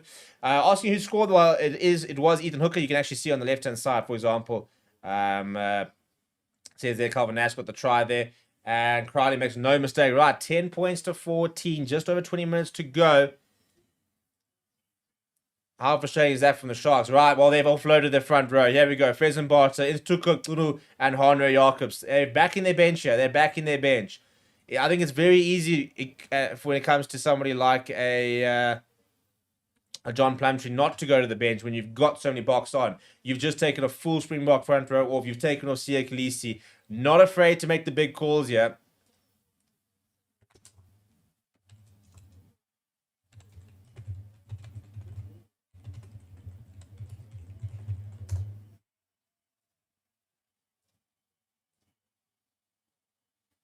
Well, there we go. 20 minutes. I mean, I think that shot earlier on. What did we say? What were people saying? That we reckon between 7 to 9 points. The next one was 4 to 6 points. 1 to 3 points was only at 12%. We're currently sitting in that 4 to 6 points margin from a winning point of view.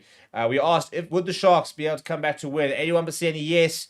In that poll, there were 23 minutes left to go. I'll put up another one in a little bit. But Jordan Hensler at the restart. It's a good chase as well. And very well chased, but well taken as well. Available for Craig Casey. Oh, I'll tell you what, Evan Etzebeth is right down on his ankles there with those clearances. This time he does find touch this Craig Casey. It'll be a Sharks line just past the 10-meter line. They need to respond here. Pepsi Buthelezi, special player. And he's got a job to do. Yeah, he's got a job to do. When you come on to replace a double World Cup winning captain, you've got nowhere to hide.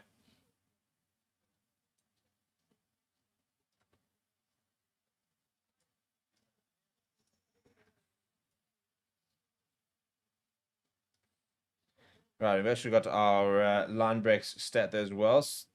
I mean, what is going on here?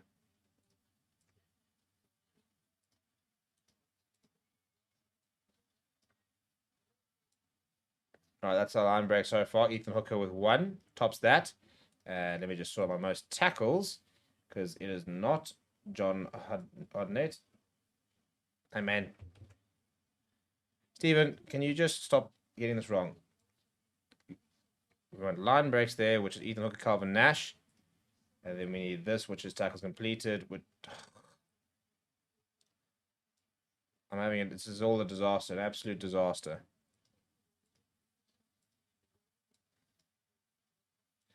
Yeah, that is tackles completed. Right, there we go. Now my stats are correct, as well as the territory, which is updating. It is a new system. We are working on it, trying to find the best thing for when we get to a box season. So we're testing a few different things, which you might see now. Charmaine says, keep the ball in possession. Substance says, is finish Sharks or no? No, still a lot of time. Over 20 minutes to go. Kerry Vermeulen says, Sharks is not one to win this game. Well, they might not be playing like they want to win it, but I can tell you right now that there's a lot of pressure on them to win it. So they'll be desperate to win this game. Right, Fezenbart, his first line-out of the day. Goes short to Evan Etzebeth. Vincent took a long pass out to Hendricks at first receiver. He goes to Andre Estes. Andre Estes, a good tackle on him, but finds a bit of momentum. Hendrickson now. Ethan Hooker finding himself in the midfield. And he looks nice, strong carry, but he loses the ball in contact. Gets ripped out in the contact. That's really good work there from Calvin Nash. So turnover ball here for Munster.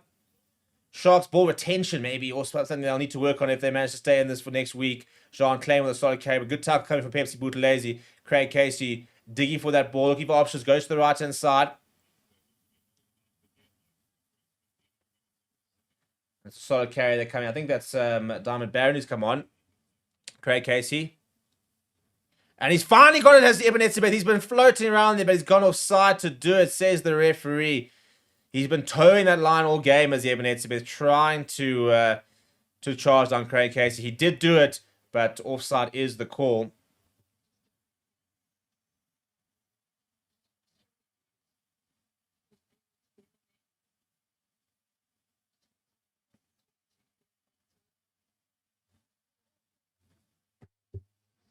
Oh, I just tell you, it's marginal, hey?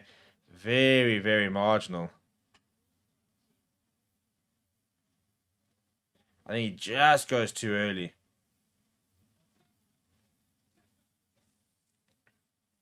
Right, so Munster line now inside Sharks territory. Sharks trailing by 4 points. They don't need to convert a try. They just need a try to retake that lead. John Hodnett goes to the left-hand side. Casey, long pass out to Ankerville. Wrap around there from Crowley. Haley puts in the kick in behind.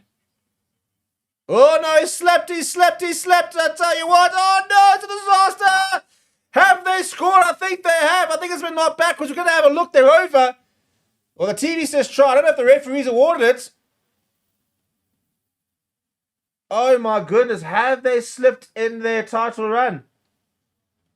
Are we having a look? Or was the try standing?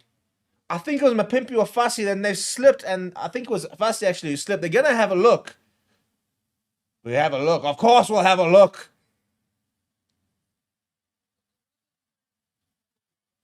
I don't think there's anything wrong with the grounding. He does very well. The grounding's fine. It all comes down to where does the ball come off of? Who does the ball come off on? Potentially looking at a knock-on? No, they're happy with it. What an absolute disaster. Coming across the cover defender was Apoli Fasa. He slips as the ball, and the ball goes straight past Makazuma Pimpi. Can't keep up. And Crowley's hold his nerve, and it's 21 points to 10. 11 points now. Now that's a whole different story. Kicking behind, and as he comes across, it's Mapimpi who slips actually, and then Nakanya and then it comes off the knee, I think, of the player. Nakanya trying to dive on it. Oh, it's just a comedy of errors. But a penalty off the kickoff, though, that's big for the Sharks. Put it in the corner, score again, make it a 4-point game again. That's what they've got to do now. Well, he had to test the character from the Sharks. At 4 points down, you're still backing them. At 11 points down, with 18 minutes to go, you now need your big boy stand up. And it doesn't get much bigger than Ibn Etzebeth, who right now will be telling everybody right to just stay calm. And he says, our chance will come. We've just got to take them. And he's right. The chances will come. And they've had their chance, but they've sometimes been a bit too impatient. And they've got to back the processes here. That's the big thing. The best players can just trust in the game plan, can trust in the system, can trust what they're doing to get the job done when the going gets tough. That's the good-looking more here. A couple of Munster players, though, come around the corner. And I don't know if we'll be able to get this ball out. Penalty advantage here. They'll have another go. They'll have another go. And they want to keep going as well. Yellow card, for example. That can make a big difference in this game.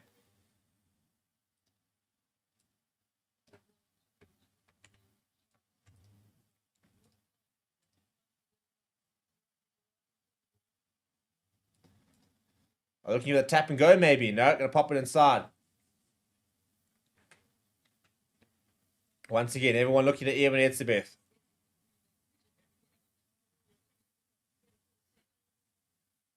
Well, there we go. He actually wanted the scrum to Ibn Etzebeth, and he said, no, referee, I want the scrum. And the ref said, no, you kicked it out because Jaden Hemster popped it out. And Ibn Etzebeth tried to say, well, he didn't say he wanted the scrum. And the referee says, unfortunately, you kicked it out. He's right as the ref. So they're going to have to go with the line out. I think he was asking his front row, do you guys back yourselves? They're going to have to take the line up out. Now they need to focus on the line. They go to Vincent Tuka. Looking for the more here as well. Looks pretty well set this time. One stop is the call. Now a couple of extra players, including Ethan Hooker comes in. Pheasant Barter is controlling at the end. Being very cautious. Ball available for Hendrickson. He pops to the right-hand side. Ethan Hooker has peeled off the maul to be the first receiver. Ball available. Now to Tuka. That's a nice carry from him. 5 meters out here.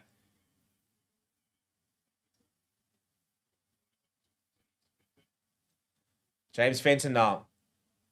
Slow ball this time for the Sharks. Ibn Etzebeth's waiting for it to present itself. Pops up to Honor Jacobs.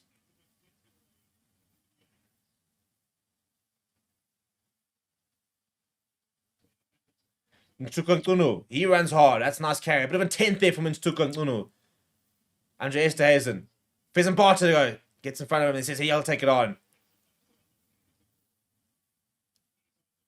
Emil van Heerden around the corner. Phase on, and he's just short. Phase play from the Sharks. Keeping it tight. Once again, having another go. I tell you what, if they want to go to the right-hand side, I reckon it's on. Penalty, not try, penalty for the Sharks. This time, Shirley Evans says, let's have the scrum. He wanted to have it last time. He's right by the poles. This is exactly where you'd want to have a scrum.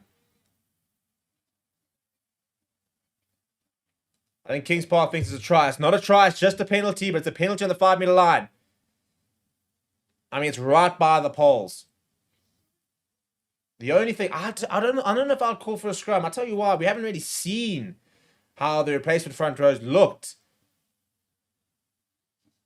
You can't go for the penalty. There's no point going for the penalty because that doesn't even bring you within a converted try of the lead. So you've got to find a try here, whether it's a preset move, a tap and go, or you brave the scrum. Kieran O'Connor reckons kicking game needs that. SC team needs better on-field kickers. I don't think you're wrong, in fairness. Well, I think the Sharks at the moment haven't kicked particularly well. Oh, he's got a massive shine as Evan Etzby. I wonder if they're going to cut that.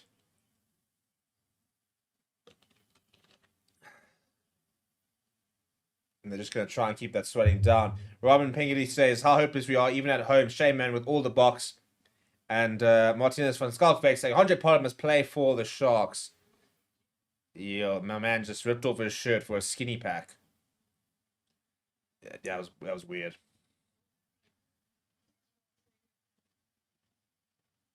Yeah, just try and bring that sweating down for you, but it's got a massive shine just under his eye over here. Just trying to get that under control. Got a score here. Another change here for Munster, and it's Alex Kendall who's on.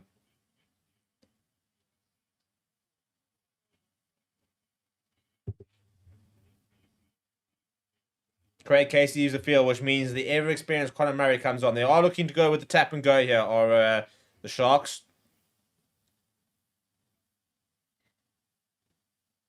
They've called for the scrum. They've called for the scrum. This is a huge call. I mean, if you've got Oxenshire, Vincent Cochard, you've been dominating them, then by all means. But this is big now. You're now backing into Tukukun and Honor Jacobs to basically either try and win your scrum penalty or even try to go all the way over for a penalty try. So Hotnet's off. He had a good game that Hotnet. Was very active with number 7. And Conor Murray, well, how's that for experience to be able to bring on? Over 100 tests. Will probably be staying in South Africa for a while because he's going to be back down for that Barbarians game on the 28th. So, I mean, in fact, it'd be interesting if they go to Loftus, for example, and then they go out next week, then they're going to go all the way back to Ireland to come straight back to South Africa in about 2 weeks' time for that Barbarians game.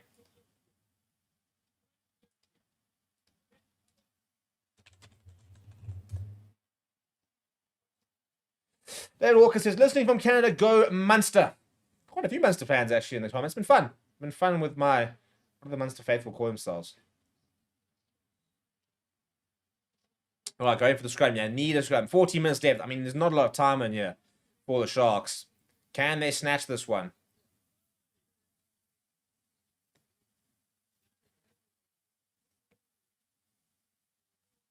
Oh, it's a nice looking scrum from the Sharks. There it is. Honor Jacobs doing lots of good work. Penalty advantage. Do they have another one? Will they have another one? Honor Jacobs, what's he say? What's he even got to say?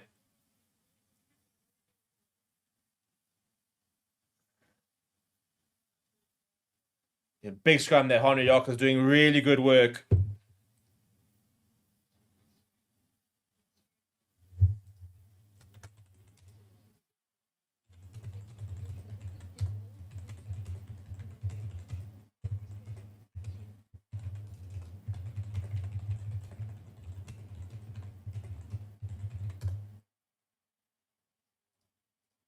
Even I see Ecclesia watching on. Looks a bit nervous there. Nothing he can do, you can see it. Surely they're called for another scrum here. Couple of players down. Andre Este isn't floating around. Are we looking at a potential tap and go? Decisions.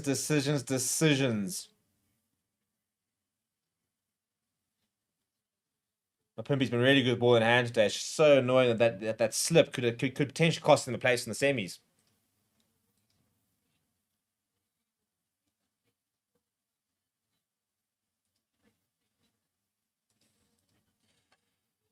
But he's been really good ball in hand. I mean, he's. I tell you what, for everybody that keeps saying, "Oh, he's pretty much past it. He's probably needs to move on." This season, he's looked.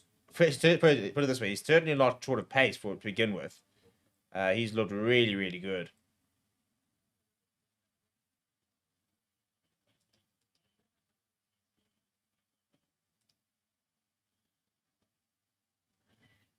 So he is all fair. That ankle of, I'd say, when Vincent Clark dived on the ankle of Josh Wishley, he just was never really happy. So back on the field comes Michael Milne.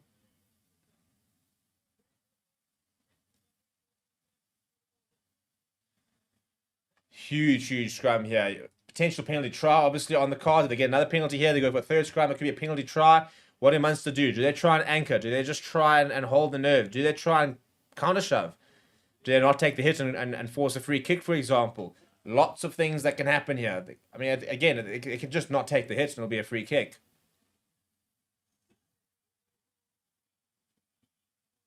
Right, and now comes the shove.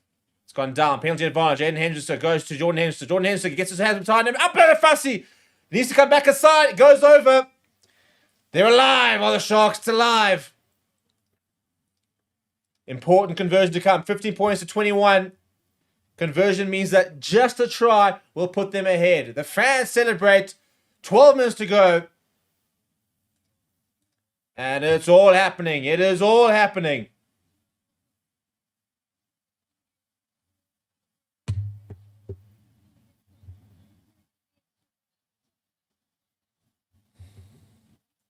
Jaden Henderson. Well, it's interesting that he's kicking.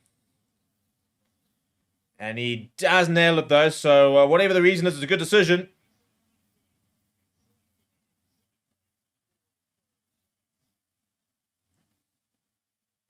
Well, here we go. Game on. Back to 4 points. Back to 4 points with 69 minutes, about 11 minutes to go. And having a scrum like that is a huge weapon. And it just delays the pass. They make a couple of calls. And Apple Fassi just drifting. Gets the ball in a bit of open space. And now someone's taking a knee here for Munster. So I think he's dislocated his finger. What the referee looks like he's pointed at you. Right, there goes Stephen Archer, by the way. So he'll be replaced by John Ryan. So his last contribution was basically being out-scrummed.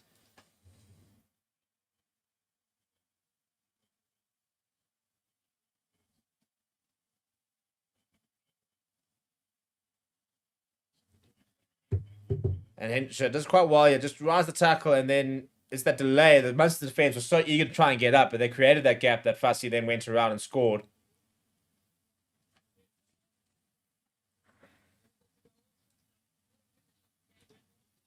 Right, here comes kickoff. Just over 11 minutes. Well, actually 11 minutes pretty much on the dot. And they go deep to Munster. They just want to keep the Sharks back. Vincent Tuka gets to a good position. Runs away from him as well. And it's safe to 22. No, he leaves the safe to the 22. So can't kick the Salk and Jaden Hendrickson.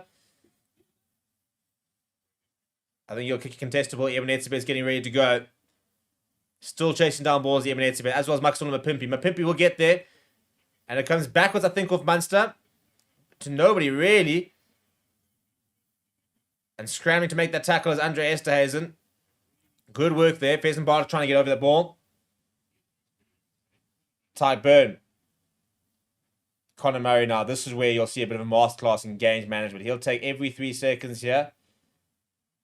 Such a good... I mean, that signature box kick where he just almost barely leaves his hand. It's a brilliant take, though, from Calvin Nash. Marcus Mapimpi can't afford to be out-jumped in these kind of situations. Conor Murray now to Jack Crowley. Can Munster hit back? Maybe a long pass out wide. That looks very forward. Flat, says the referee. Yeah, no, it did say a little. I'd say a little forward, and it was forward. Dan White says, watching from Glasgow, it looks like momentum is back with the Sharks. Great tussle between these two teams. We've seen good games across the park, in fairness. All quarterfinals have been very entertaining. Yeah, I mean, definitely just forward. Silly. No need, really, for that to have drifted forward. And now, huge ramifications, because now you've got a scrum just inside your own half. You probably don't quite have the distance with Jordan Henderson if this is a penalty. But penalty here, kick yourself back into Munster territory and have a go.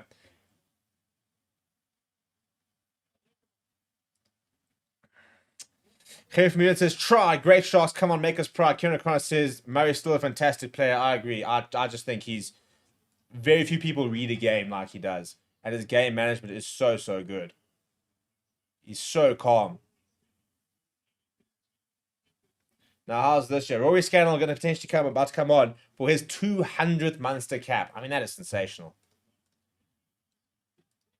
Right, big scrum this year. Win prediction at the moment, 71% with Munster, 27% with Sharks. Sharks looking for that second shove. They don't get it this time. No scrum penalty coming today. Esterhuizen skips past to, I believe Fussy steps inside one quite easily. Still going Fussy up to the 10-meter line. That's a nice carry. Ball's available. Hendrickson was asking for the not rolling. Henry Yarkers makes a yard or two. 10-meter line here for the Sharks. Back down the right-hand side. Hendrickson. Emil van Heerden presents for Hendrickson. Vincent Tuka. He's still going. That's a nice carry from him. He makes a yard or two. Fat probably a few more. Andre Esterhuizen now. Penalty for not rolling away. Right, well, here we go. To the corner they can go. Starting to get a bit of momentum here, the Sharks.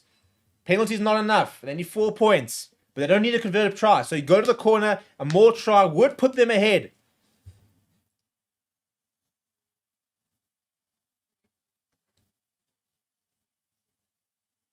Emil van Heerden reckons a scrum. Mate, what are you on about? No, Hendrickson will kick toward the corner. Looks like a pretty good kick as well. I mean, why would you take a scrum? I mean, what do you think? You get a penalty advantage and you can try some set-piece move. No. You've got the momentum. 10 meters out. Get down there and maul this. Find a penalty here and take the scrum. I mean, they haven't looked convincing throughout the season, the Sharks, and this wouldn't be a convincing win, but it would be a huge character win if they were to get over the line here. First things first, you've got to make sure you get over the line. Pittsburgh Lazy goes up, pops it straight down to Fenter. Esterhuizen is running from about 400 meters back, and he bursts over the first defender. And now, Vincent Barter goes over! That is phenomenal! That is intent! That is intent. That is, you will not stop me. And I love Pheasant Barter. I think he's such a passionate player.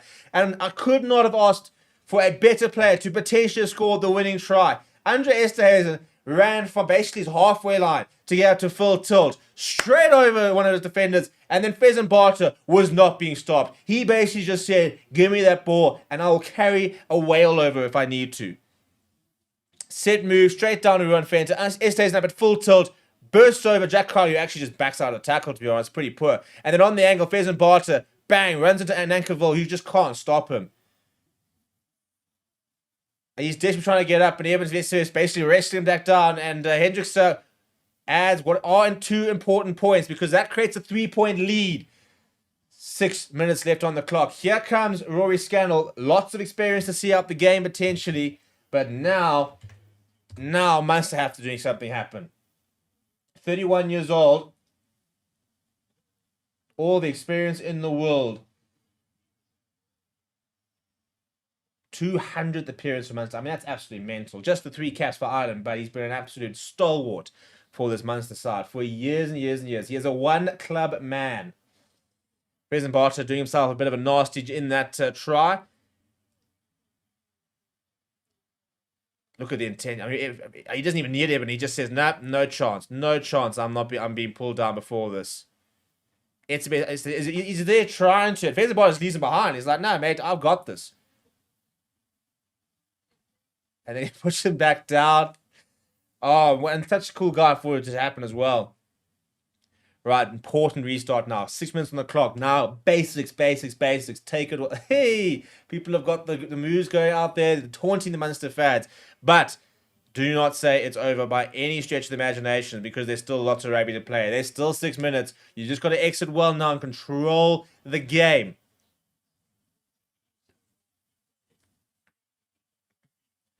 Hendrickson lifts it up. Pimpy will give chase. Comes back with Mapimpi, back towards the Sharks. But in fact, there's actually a Munster player there. So turnover ball here for Munster. It's a disaster for the Sharks. Howard avoided all of them there. A little bit of an overlap here as well. Lekanya makes a very clever move there and prevents the offload, makes the tackle as well. It's very, very good from Lekanya. He's so good at doing that. Goes short there, does Jack Crowley. Hendrickson made the read, come quickly. Good read that from Jaden Henderson. Now a couple of players over the ball, but they've lost their feet. Honor Jacobs also, again, loses balance there over the ball. And now it's knocked down from Lekanya. Is it a penalty? It is a penalty. Lekanya being penalised for deliberate knockdown. So this is now pressure on the Sharks. Munster can now kick this to the corner.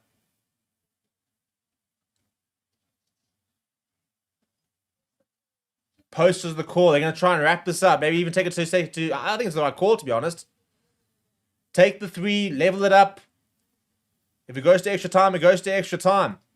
But basically, secure the non-loss. Prevent the loss is what they're doing now. Here comes Francois Fente. Interesting to see who he will replace.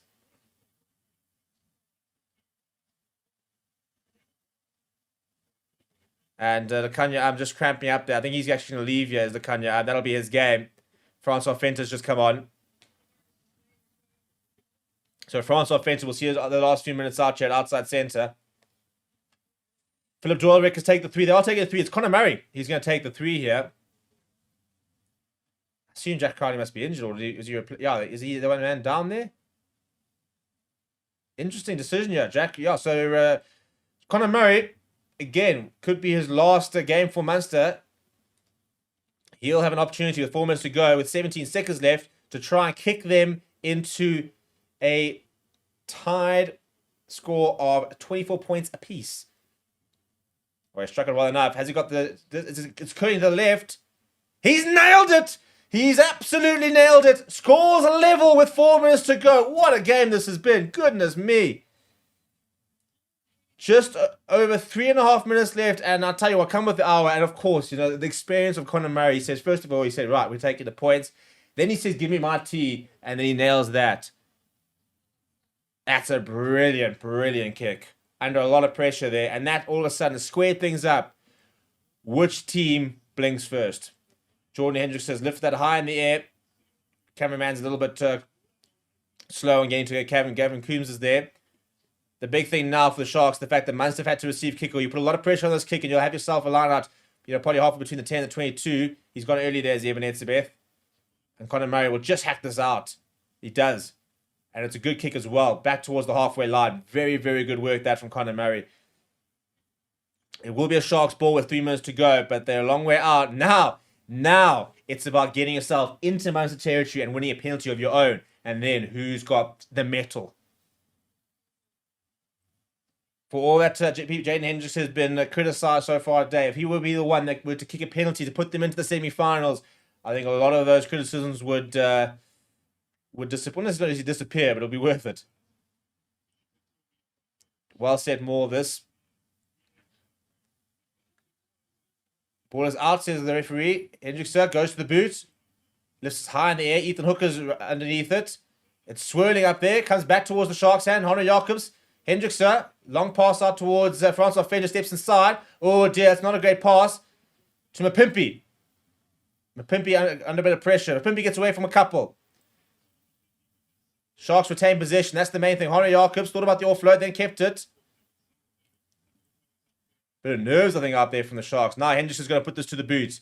Send this downfield. Andre Esterhazen around, as is Ethan Hooker. Falls back to Andre Esterhazen. Sharks with possession inside Munster territory. Still going as Andre Esterhazen.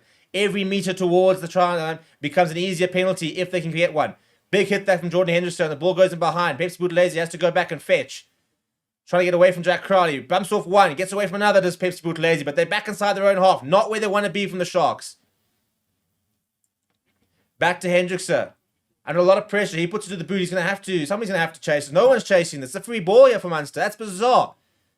Sharks look absolutely dead on their feet. And they can't afford to concede a penalty inside their own half. Now, Crowley playing the territory game. He's looking for 50-22. Into the hands, though, of Fussy. Fussy puts the ball to the boot. And Haley has to go back. Haley with a bit of space. Extras the safety of his 22. He's going to return the favour. But Pimpy now. Chip and chase maybe? Or he's going to go himself? Straight through goes Pimpy. He's still going. He's got Hendrickson as well. Hendrickson looking for support. Hendrickson. And it's to turn over. Knock-on advantage, I think. Munster got the ball, but just outside the 22-yard. Is knock-on advantage. Into the last minute here. Haley goes to crowd and just hacked ahead by Nankinville. And that'll be, is that in, on the full? I think it's on the full. That's on the full. That's a huge mistake. Alex Nankinville has hammered that into touch, but we're going to go back for the knock-on. No advantage over. It'll be a Munster scrum. Basically the last play of the game, and then we could very well be into extra time. There we go. The team that scores the most points in extra time shall be deemed the winner of the match. If the scores are tied after extra time, the team that scored the most tries in that match, including extra time, shall be deemed the winner. If the scores are tied after extra time and the teams that score the same amount of tries in the match, the winner of the match will be determined by a place kick competition conducted in accordance with appendix whatever of the rules. So, extra time, most tries, kickoff. Imagine a kickoff. Imagine a kickoff.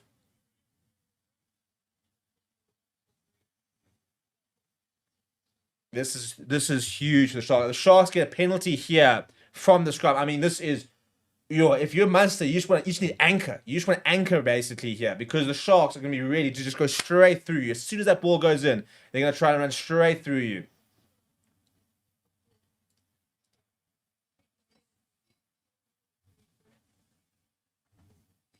Munster scrum on the 22. Time is up. The clock's red. The clock's red, people. This is it.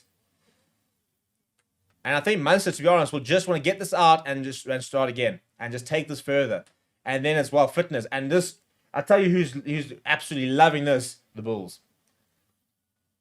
Extra time, the Bulls will sit there and say, thank you very much. They're going to be tired anyway next week and at altitude. This plays right into the hands. Jake White is sitting there, probably with a glass of red wine right now, absolutely loving what he's seeing. Paul Ryder says, as a Sharks fan, I'm not sure I want my stress to continue for another week this season. It's too much to take. Yeah, I think as Tiger is saying, Munster should just get the ball out and kick it out. Sharks going to be ready to try and run through them. They get a penalty right in front of the poles. Jaden Henderson could break Munster hearts. Now we're going to have to have a reset. We're going to have to have a reset. What would be interesting is like Munster don't take the hit, it becomes a free kick for the Sharks. Then all of a sudden becomes interesting. Sharks are so prime here to just try and run through this Munster scrum. Munster will just basically anchor, get the ball out, kick it out and say, right, let's go into extra time. Time up, 24 apiece. Scrum on the 22. Munster feed. The Sharks crowd is up.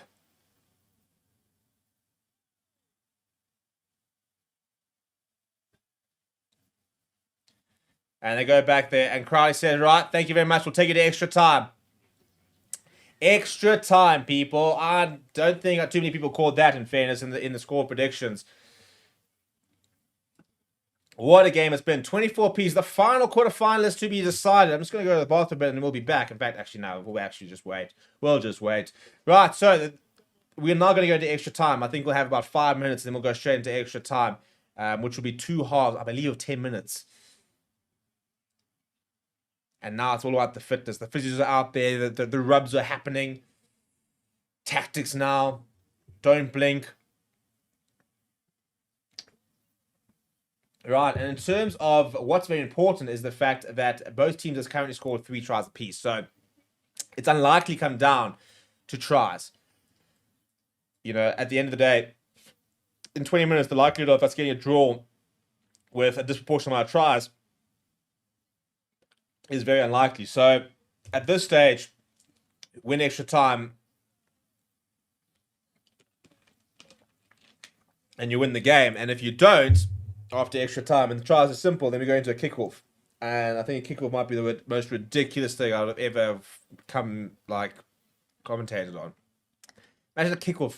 Your entire season, 18 rounds of URC rugby. 19 matches. And it comes down to a kickoff. It'd be fun. It'd be original, nothing else. I mean, imagine a kickoff. It'll be wild, absolutely mental. I'm interested to see what my clock's gonna say when this goes. I mean, at the moment it says second 80. Does it go then third and 20? Is it gonna go red and go into extra time? Who bloody knows? But and interestingly enough, Sharks still have a couple of players on the bench. So Munster unloaded their bench. So Rory Scandal's played the fewest minutes at 73. Sharks can still put on Bradley Davids and Yal Penclair, but I don't think they will, to be perfectly honest. Maybe they'll look at putting on Yal Penclair for Maxwell Mapimpi. Maybe. I don't know. I'd be surprised if they do that. He's playing well at the moment. It'll be depending on how he feels. Fresh legs in an extra time surely is needed.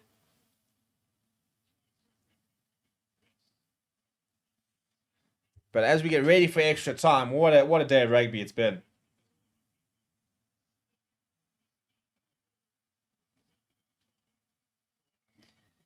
Da da da da da da da da da.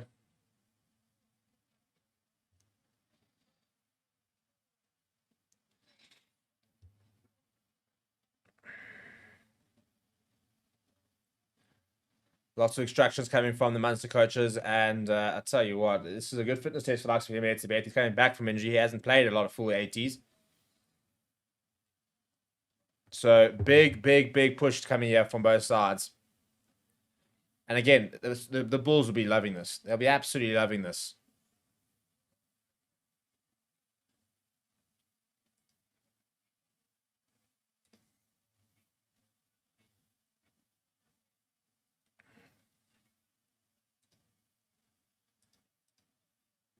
Yeah, Peter O'Mahony now taking over, and he's barking instructions. And he's off. All he can do right now is just tell them, how to stay calm and what the plan is. He actually can't contribute anymore. And this is the thing, if they go up, that's his Munster career done.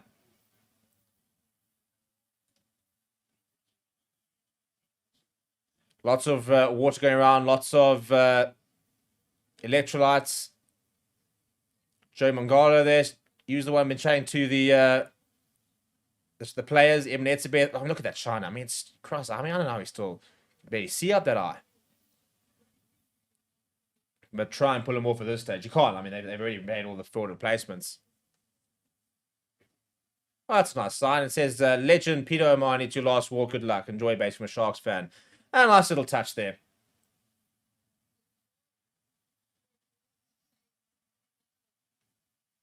Now Ty Burn.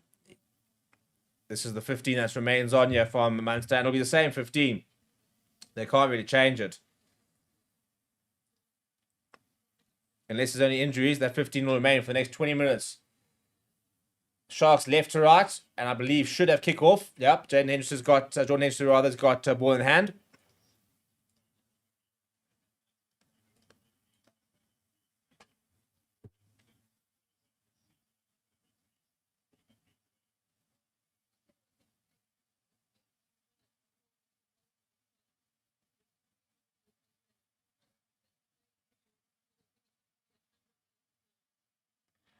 $100 of rugby. That's what we're going to have to try and get through to decide this game. I mean, that's a huge ask for some of these players. I mean, Eben Etzebeth, I think, has only played. I'll actually go check. I want to say he's only played 80 minutes once so far this season. Now he's going to have to play 100 and then get up and get ready to go next week if they get through.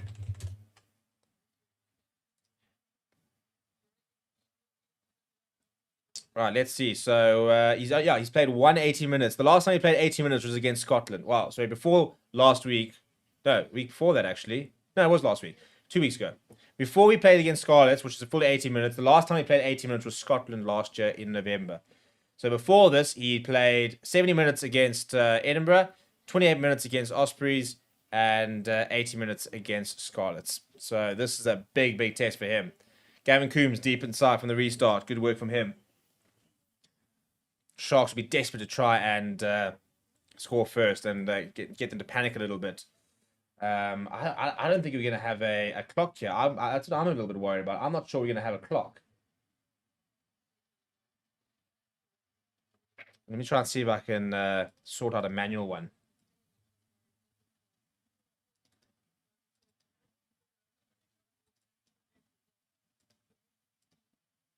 Yeah, I think we'll have... Yeah, I've got a tracker working, but the clock is not. The score will still work here, but I think we need to try and work out a clock here. I'll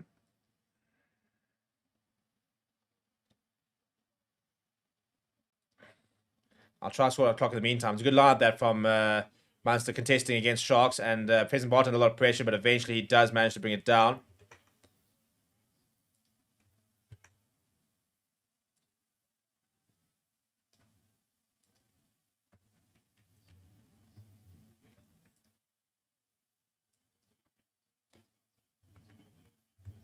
And they go to the boot there, and well taken and marked.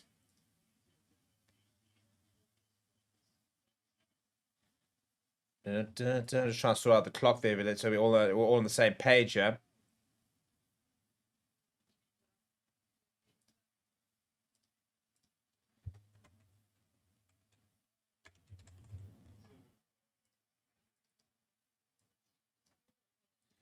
Right, so it's a line out for the Sharks.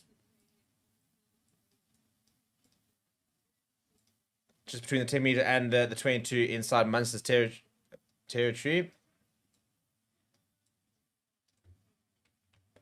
Yeah, look, I mean, I think I can be excused for not being prepared for an extra time.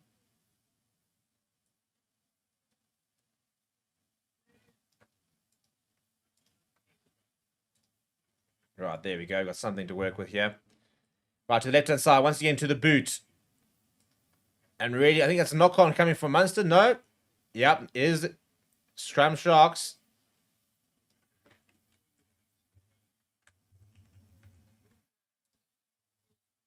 Hey, man, this is not counting down. That doesn't help me at all.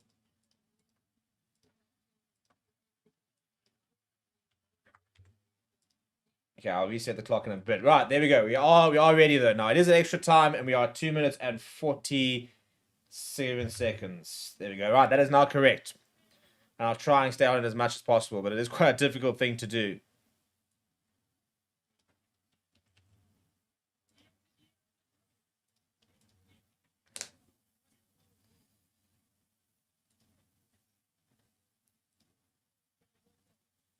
Right, scrum here for the Sharks. Big opportunity. You win a penalty, go to the... In fact, yeah, go to the corner. It wouldn't be an easy kick here for Jaden Hendrickson. I can't believe we're in an extra time. This is mental. 20 minutes each way. I mean, sorry, 10 minutes each way. 20 minutes in total extra time. Which is next to nothing, by the way. That's a big scrum, though. Big scrum, big scrum. Reset, says the referee. I mean... For example, after the scrum, we're going to be basically halfway through the first half of extra time. That's how little time there is in extra time. And again, at this stage, if they're scoreless after this, we're going to go to a kickoff.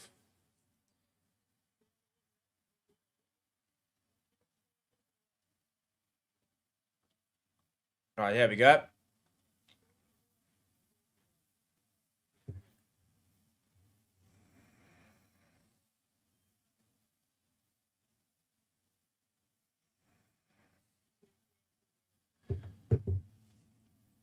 Sharks looked pretty promising, but didn't get the call from the referee. They'd love a penalty here, and just keep up the pressure, and just stay inside Munster's half. I think that's the main thing as well.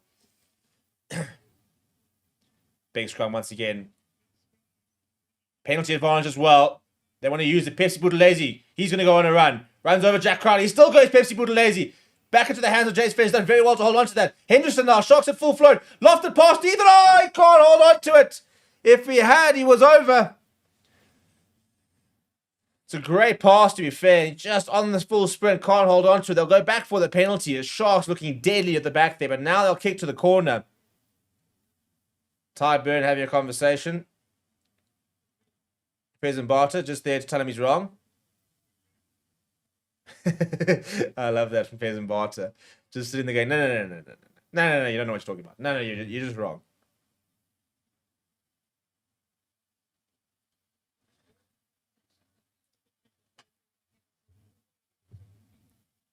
Right, and he's asked for a go here. Eben's asked Jordan if he's willing to have a go. And he said no, hey? He said no. I don't like that. Must admit, not a fan. Look, they had a conversation. I think Eben basically said, Jordan, do you want it? And he said, no, go to the corner. Which shows a player that's not confident, because I think a normal Jordan Henderson says, yep, give that to me. Give that to me right now. I'll want 3 points, I'll put 3 points on you. And the other sad thing is, Andre Pollard wouldn't have hesitated. Oh, it's a big hit on him. It's a good pass. I mean, it's towards the feet of Ethan Hooker, but I tell you, he holds on to that. They're probably over, and off we go. Right, inside the 22. Vincent Tuka takes it, pops it down to James Fenter. Andre Esterhazen up to a full sprint. Could this be carbon copy? Once again, it's Fez and Barter. A little bit further out this time. Hendrickson now going into Tuka. Just short. 2 meters out to the Sharks on the front foot. Patience now needed. Vincent Tuka. Desperate defense now for Munster. 3.5 minutes left of this first half of the extra time. James Fenter, pick up and go. Doesn't make many yards there. Pick up and go from Ibn Etzebeth. Penalty Munster. Penalty Munster. This is what I said. You got to have somebody who's willing to have a go.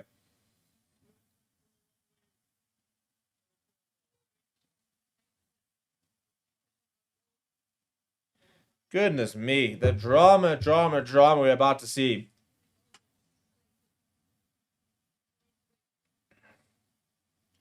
And Munster kicked themselves out of a bit of danger. Here comes April Fassi. Where was he? Was he? Oh, I think he's just looking at him. No, he doesn't look happy, actually, does Fassi. He looks like he might be cramping up a little bit, which you can't really blame him, having played 87 odd minutes of rugby.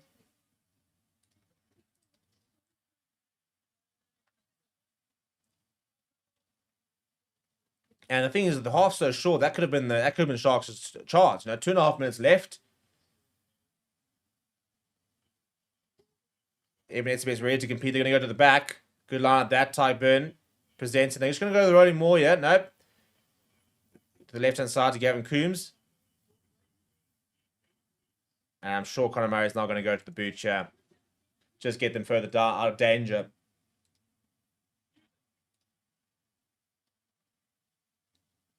Right, ball up the top there. Ethan Hooker underneath it. Goes up. Takes it very, very well, does Ethan Hooker. A little bit isolated. Trying to get his legs to the ground.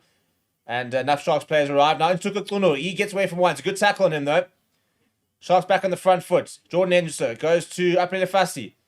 Fassi chips over to the top. Pimpy's there. Inside ball. Outside Fenter just short. Into the 22. Forward is the call, and it is forward from James Fenter. That's so poor. Very, very poor. No need for that to have been forward. Etzebeth was there. Just needed to basically create a ruck. The right option, I think, there from Fassi. Great little chip over the top. And Pimpy goes inside to Francois Fenter. It's a good tackle in the end. I think it's Conor Murray who makes it, or Farrell, I think. And then clearly forward that from James Fenter. This scrum now likely to be the last action of the game. It is currently time off, though.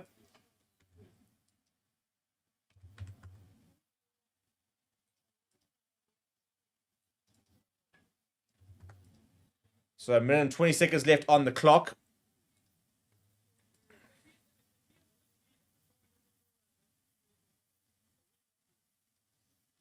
Something about the TMO coming in here. Could be a bit of foul play, maybe. It'll be a nice little relief.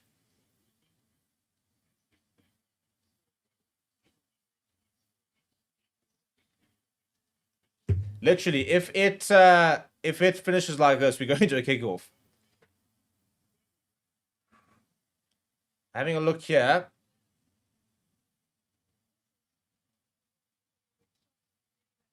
I don't know if we're looking at the forward pass or... He's having a look at something here, I think.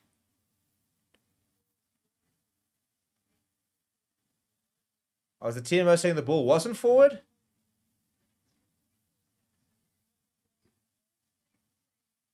No. There we go. Off we go back with the back it is. And it'll be a Munster scrum after all that.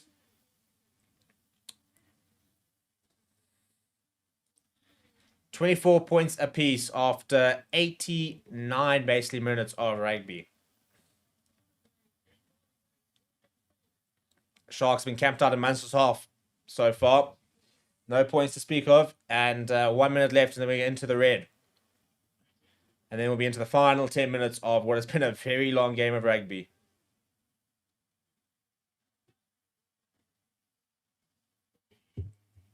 It's a huge scrum, though, for the Sharks. They've actually turned the ball over. Percy Boutelai's come away with it. Fighting hard. Well, big opportunity this for the Sharks. 30 seconds left on the clock. Ibn Etzebeth. They just need a penalty here. Going to half-time of extra time. with a lead. Esterhuizen back on the angle. Munster, discipline now. Discipline. That's the only thing they need to focus on. Emil van Heerden. Good carry that from him. Hendrickse goes to Jordan. Goes short to Francois Venter. Francois Venter on the right-hand side. Just short of the 22 here of the Sharks. Probing. Chituka goes short. Chituka he's almost through. He's going. He's still going. He's eventually thrown down. Ball available here for the Sharks. Pheasant Barter, who scored that try. They thought he had won it with him before Conor Murray cancelled out with his penalty. But now Sharks on the front foot. James Venter. Time is red. Ball's available there for Hendrickse. Goes to Hanro Jacobs. Any penalty here from Munster. Sharks take the 3 and they go into the second half with a 3-point advantage. No golden point or anything like that. Like, football used to have golden goal. There's none of that. We will play the full 20. Back in the pocket. Jordan Hendrickse has been charged down. Fussy now. Will he have a go? Will he just chip it out? No, he's going to have a go. He's going to chip it over the top. And to the cross to Maxwell Pimpy that can't keep it out. We'll go into half time. Tell you what, who charged that down? Because that's a massive moment in the game.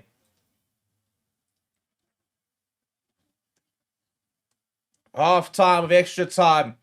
Who charged him down? That's a big gameplay, that. Right behind the post. The right option. It was the right option. Straight back in the pocket. It should have been pretty straightforward for Jordan Hendrickse as well. I just don't think as far back as probably needed to be. A reminder, the winner of these will go into the semi-final up at Loftus. Leinster versus Glasgow Warriors is the other one. And both those games will be, I think, next week Saturday, from my understanding. But this game, Sharks Munster, will be up against the Bulls.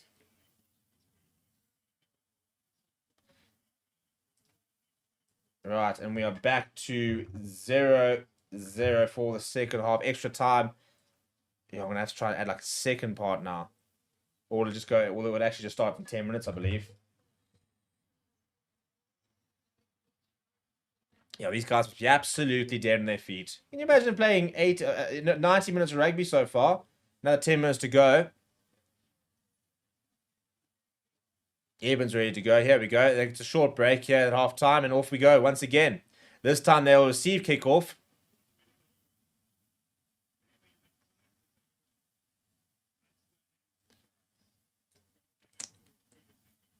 Glasgow Warriors, Leinster, and Bulls already all in the semi-finals. Who will join them? 10 minutes time. We will hopefully know. Not necessarily, though. We might have a kickoff in 10 minutes time. It could be here until like 10, 11 o'clock at night.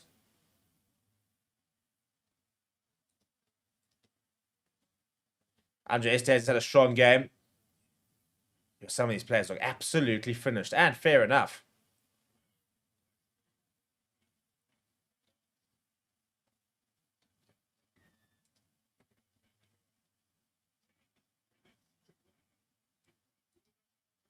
To the right-hand side. Oh, no, he's pulled it forward there. Spencer took a complete miscommunication. And it'll be a scrum for Munster. You can see the frustration. I mean, the problem is they had the person in front, kept shuffling back, and then basically left it for him. But, you watched it all the way in, though. You can't make mistakes like that, Vincent. You can't.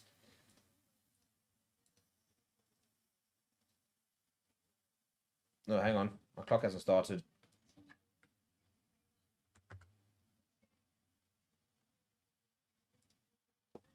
Right, big scrum this from Munster. A penalty, for example, they get themselves in the lead. Sharks need to try and turn this ball over.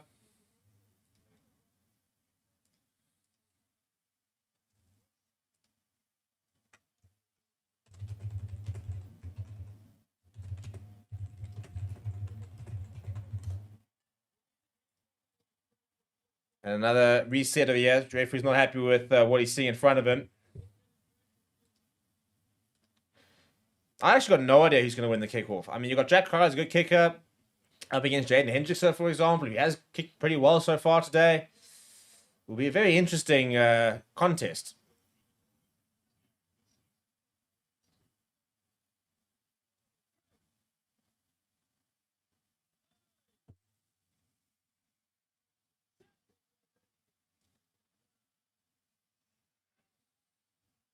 Huge come from the Sharks. They get it up quickly to Munster.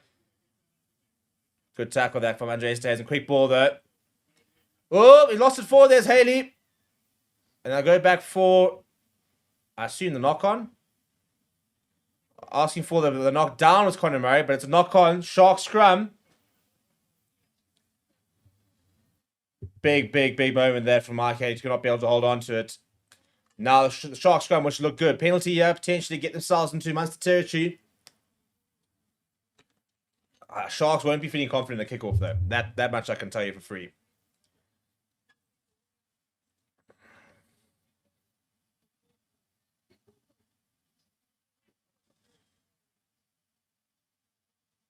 All right, just outside 22, far right-hand side of the field.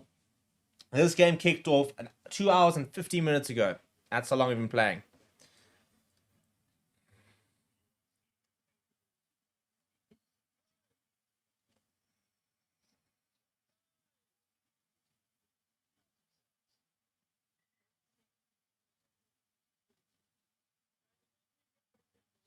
Still not happy with what he's seeing as the referee. Wants another reset, chap.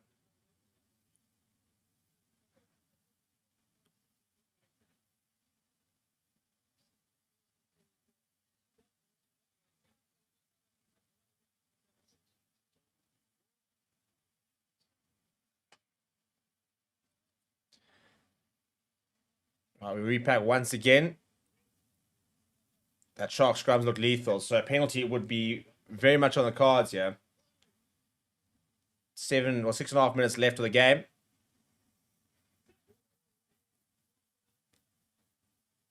That's a much better scrum for Munster, but now here comes the Sharks' pressure. There's the penalty advantage there as well. Jaden Henson used it quickly then. Francois Fenter. Fires out to because of Pimpy who's left it behind. That's poor from a Pimpy. That's really poor. Now, yes, they had a penalty advantage, but come on. No excuse to be sloppy. Go back for the penalty. I mean, it's a good pass. Straight into his hands. Now, Jordan Henderson can kick this further upfield. Get themselves into Munster territory. It's more about getting away from danger at this stage. And then just trying to wait for that one moment.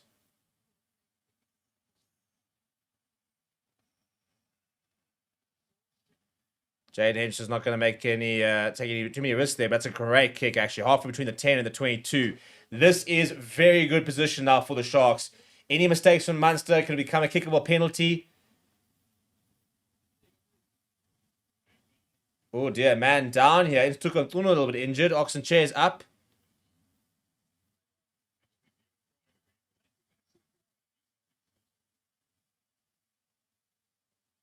I mean, Oxen Chair's been sat. I mean, he's been sat down for. When did he go off? We've actually got time off potentially, I think. No, he's still okay to go. I mean, Oxen Chair went off in the 57th minute, which is well over an hour ago now. Probably about an hour, almost. So, I mean, how's that for lactic acid? If he has to come back on now after sitting down for almost an hour. Okay, his time has stopped. Referee telling the Sharks to hurry up.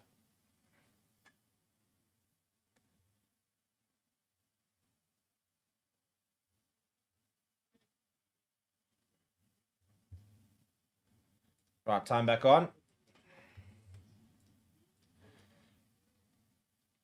First things first, secure that line out, and Vincent Tuka does just that. It's gone straight down. Ball's available though for Vincent Tuka. Jaden Henderson goes to Andre Esterhuizen. Now it's about just keeping this ball and hoping that Munster make a mistake. Honor Jacobs. Get into the 22. Another drop goal could be on the call. Still fighting hard as Honor Jacobs. Now he needs to get down. He does do very well. They're into the 22 here, actually, but not rolling. Oh, no, it's called maul. It's called maul. Silly. Good defense, that, but a bit of experience maybe on your Jacobs, but you need to get that ball down. You've got to go through phases and try and hope that they make a mistake.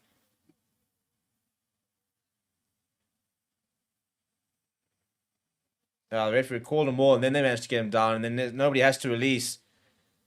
So another scrum here. Look, as I said, they've got the run on the scrum, and at this stage, I mean, it'll just be inside the 22. They'll probably look for touch.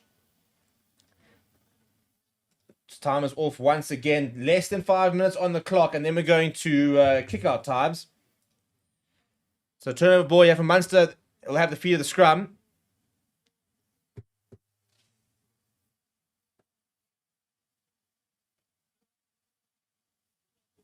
And he's back on, actually, here is Scannell. Well, the interesting thing is that we've played almost, unless these stats are very wrong, which they do seem to be updating, but we've played almost 100 minutes of rugby and still have only got 3 players got 1 line break. I mean, there's 19 tackles. John Hodnett, Niall Scannell all made 9 tackles. Jean Claims made 18 tackles, as you can see there, but line breaks, just the 1. Carries though, Apple First made 13, Vince Tuga's made 13, Gavin Coons made 13. Territory is shifted a lot, in fairness. The Sharks have very much been camped out in Munster territory towards the latter stages of the game. Right, 4 minutes left on the clock. Let me get my clock working. They started that quite early, didn't they? Another reset here. Conor Murray using all that experience. He's not going to put that ball in until he's confident that his scrum is good enough to take the hit. So lots of time being wasted here. A penalty now for the Sharks would be so kickable. It'll be huge. Could be the game. Could be the game. Control, says the referee. That's what he wants. He wants control. Oh, we got cramp. That'll be the time off. Who is that? Is that Ty Bird? Oh no. As soon as he went down, is I don't know. I mean, how can he continue there, for example? The minute he went down, set up as a lock, his leg just went. You could just see almost like it's like the snipers out there. Yeah, you see he's gone again. These guys can't keep playing here. I mean, it's another 3 minutes, but jeepers me, you can just see how this is taking every last inch out of them.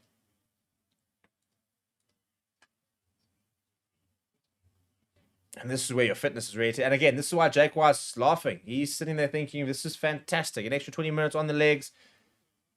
Less recovery time. I mean, yeah, like hours, but still, less recovery time. They're going to have to travel up to altitude, get settled in.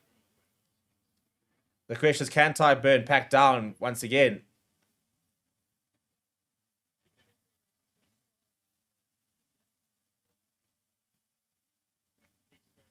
Right, now we're getting ready to go again. Let's see if we can get let's see if we can get through this one. There's the Oxford poster saying Sutters don't win scrums. Right, time back on. Here we go.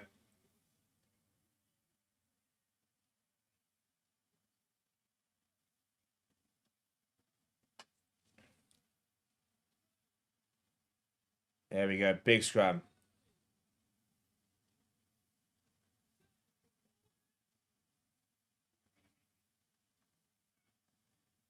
That's a very good scrum from Munster. That's a huge scrum, in fact. And Crowley's just going to pump this downfield.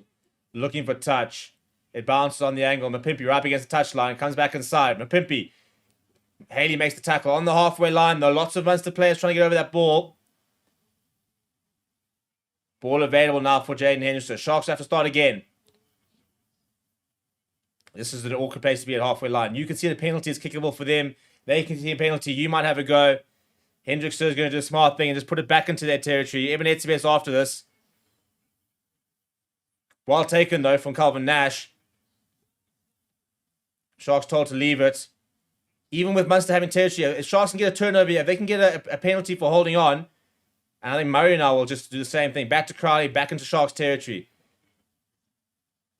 Crowley's in the pocket there. He puts it in behind. Picks up does Ethan Hooker. Goes back inside for Apple Fussy. Fussy's going to kick and chase himself. Pace of this game. Oh, he's a brilliant take that from Fussy. That's a huge moment. And they need to get this ball out, and they do get the ball out. Henry Jacobs now. I mean, this is so sapping for the players. Jaden Henderson now goes. Francois Fenter. You can see he's been on for not as much time. He's got plenty of legs as Francois Fenter. Good defense this so far from Munster. Jordan Henderson's a half gap. Gets the ball away. Bishop gets away to... Oh, Fenter loses it forward. Turnover ball here. And they're kicking behind. Advantage over, says the referee. Fenter goes back to Fussy. Fussy just puts in the torpedo downfield. Needs to be careful with this. Needs to hit a posture. Time now. Less than a minute. Crowley goes to the torpedo. That's a phenomenal kick. It is an absolute phenomenal kick. I think we're going to a kickoff here, people. I reckon we're going to a kickoff. There's less than a minute on the clock.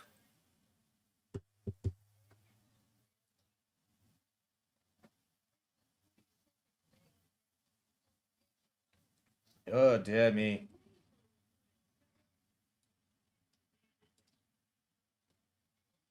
Bradley Davids is on.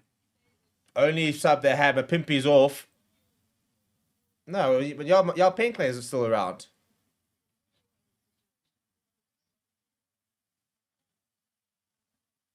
Right, 20 seconds left on the clock. 20 seconds.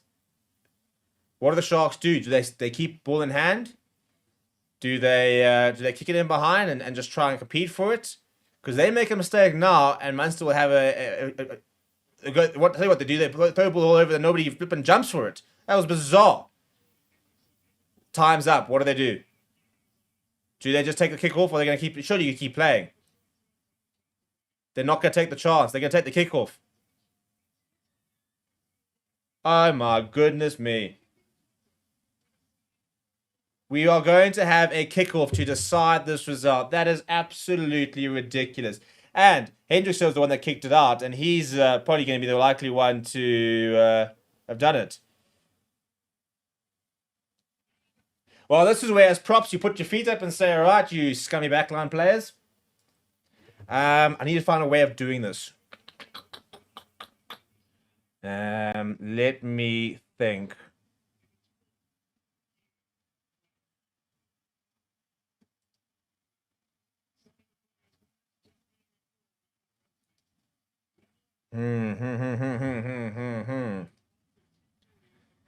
Okay, I've got an idea.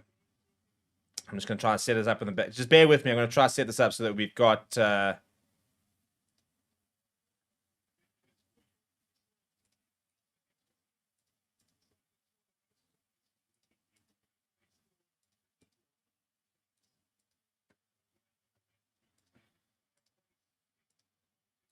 Players kick competition. I mean, can you imagine?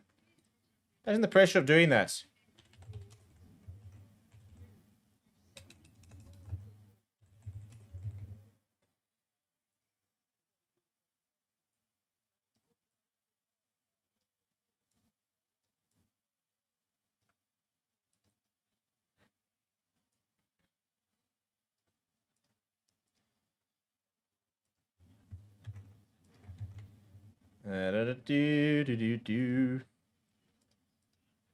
That's what I'm going to do. I'm going to do... Okay, so... Give me 2 seconds. I've got a plan here, people. I've got a plan.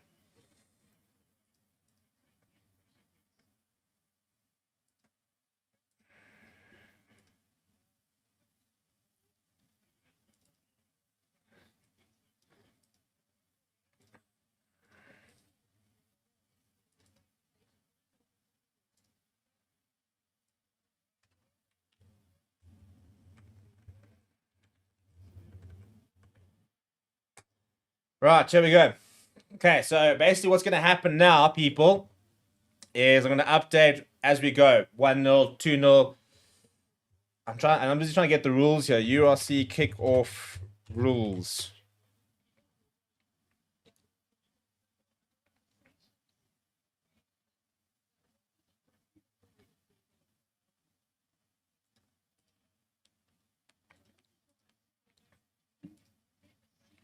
Here we go. Kicking competition. Yeah. There we go. Right. Team will nominate 3 goal kickers who will take 6 place kicks between them from different positions along the 22-meter and 10-meter lines. The team with the most place kicks scored will be the winner. If the teams are tied at the end of their 6 kicks, then sudden death will apply. What I'm going to do, actually, is I'm going to add an extra part to this. This is getting exciting. I'm busy having to flip in. Bradley Davis, by the way, was brought on. That's why he was brought on. He was literally brought on for the kick, for the kickoff.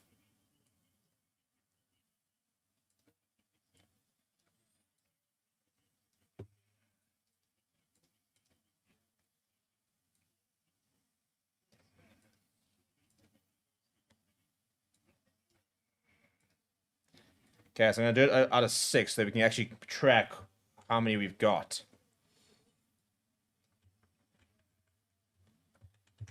I'm quite impressed with how I managed to operate something here, by the way, because I can't say I wasn't prepared for. There we go. There we go. That's how many out of 6 we've got here. So 6 place kicks. The most win. If they're tied, sudden death. Looks like Bradley Davis, Conor Murray are together. Jordan Henderson, Jaden Hendrickson, Scannell, and Crowley. Here we go.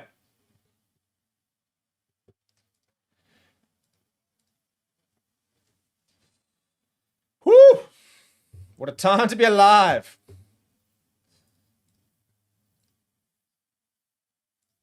And Hendrickson from right in front says, thank you very much. 1 out of 6.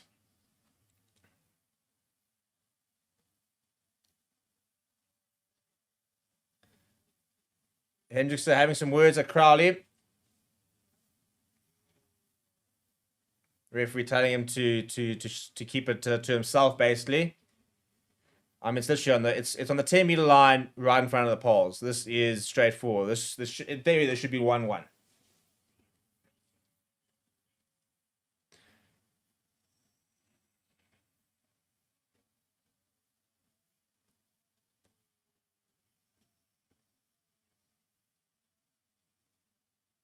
Right in front, here we go. Sharks currently 1-0.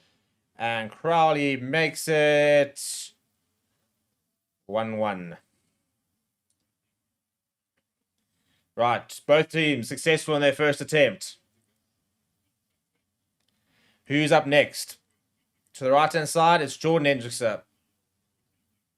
Now we start to change the angle. Now it starts to get a bit more interesting.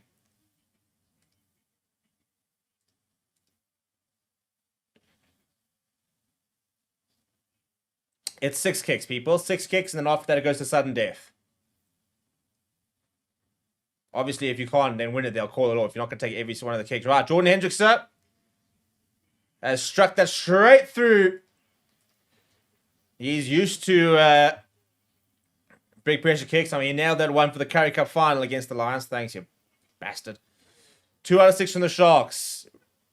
Rory Scannell now. Still pretty straightforward. After this, though, it gets interesting. Currently, it's on the 22. After this, we go to the 10-meter. And that's where things start to get a little bit more interesting.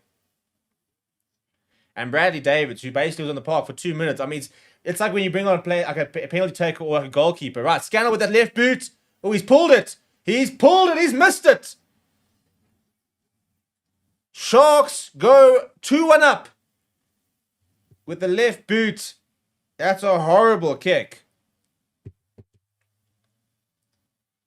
Sharks potentially can go.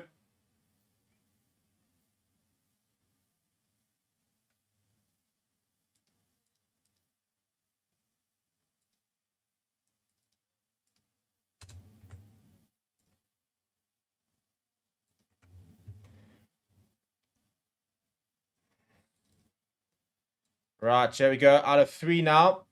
Bradley Davids. And he makes no mistake. Sharks 3 out of 3.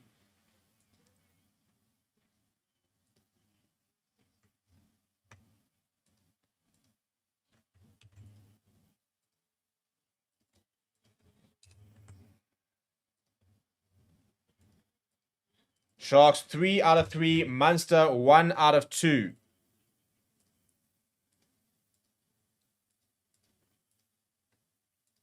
There we go. 3 out of 3, 1 out of 2.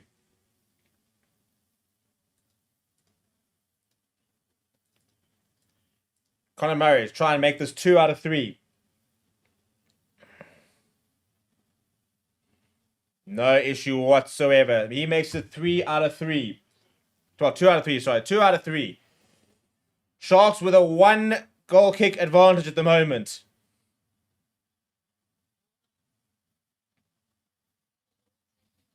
Sudden death is basically where you kick until somebody misses. That's sudden death.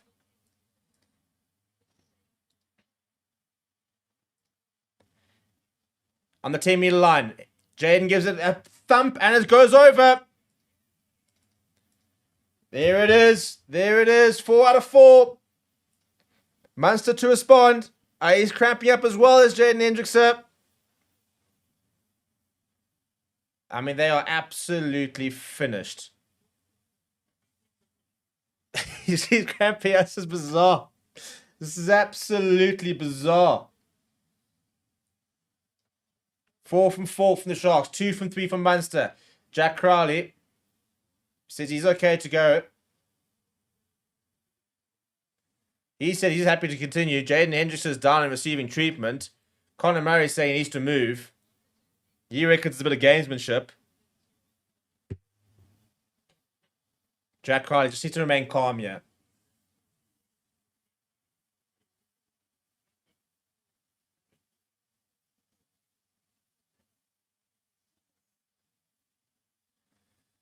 They reckon it's gamesmanship. Conor Murray's not convinced at all. Jack Crowley's just walking around trying to remain calm. They just need to move him. They need to move him out the way here. You got to get him up to his feet and you got to move him here, guys. He just winked at Jack Crowley as well. That is phenomenal.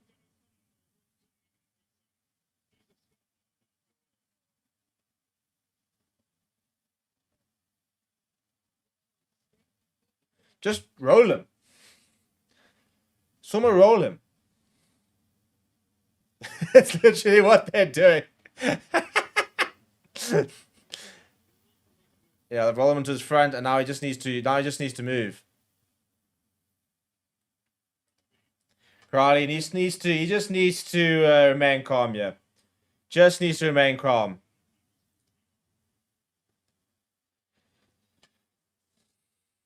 But a gamesmanship, or is he genuinely? I mean, I think he probably was genuinely cramping. I think he might have milked a little bit, Jaden Hughes. So that little wink probably says a lot as well.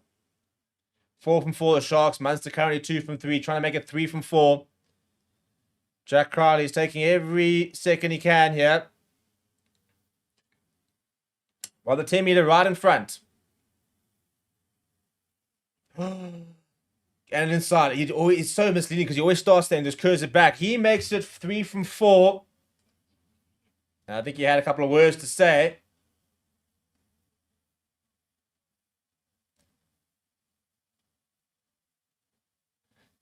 Yeah, he had lots to say then. And he's got something to say to one of the management as well.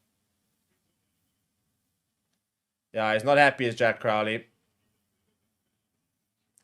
Couple of F-bombs there. I think I sympathize with them in fairness. But meanwhile, Jordan Hendricks is now going to try and make it 5 from 5. This kick's huge. If this kick goes over, Sharks will at least go to sudden death. That looks good as well. The crowd likes it. And it's flawless. 5 from 5. Well, this time means Scannell's got to kick this to stay in it. If they miss, the Sharks have won.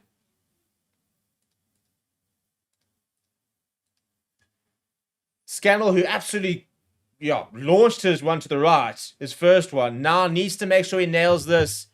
Here it is. If this goes over, yeah, it's clutch. That's clutch. Fair enough. It's clutch. He missed the first one. Look, he might not be enough. It might not be enough. Bradley David slots this. The Sharks have won. If he slots this, it's over. If he misses this and Munster get it, we go to sudden death.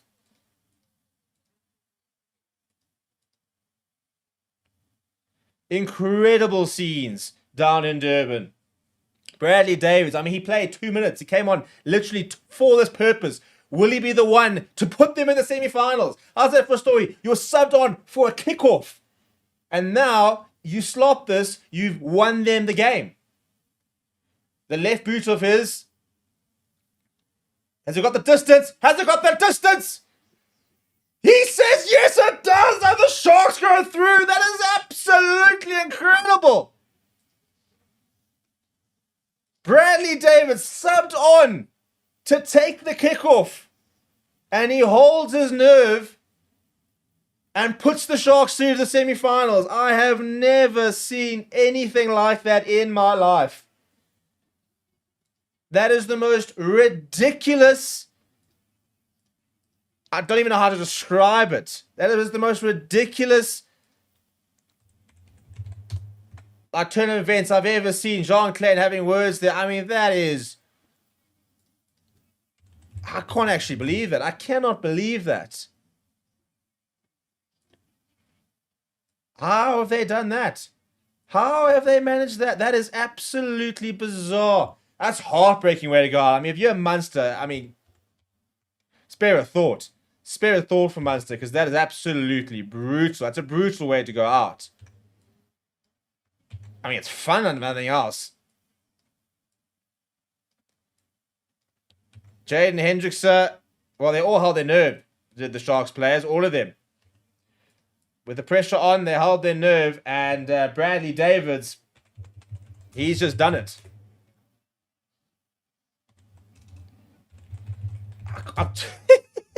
Sharks have won. Let me just update that so it reads that, so we can all on the same page there. But, well, actually, it was out of 5. 4 out of 5, 6 out of 6. That was all they needed. And we go back to the little wink there from Jaden Hendrickson. It actually didn't mean much from, I mean, Jack Crowley held his nerve and he nailed that. No issue. But how bizarre is that?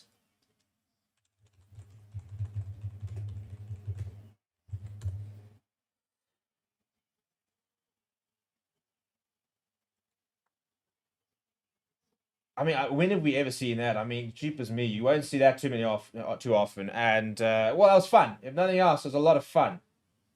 We're going to move into our match review very, very shortly. Just sort of setting it up. We're going to do a bit of a live stream. We'll have a little chat about it because I think something like that deserves a proper little mini show because that is absolutely mental. I mean, you will never see something like that. I'll be very surprised if you see something like that again this season, for example.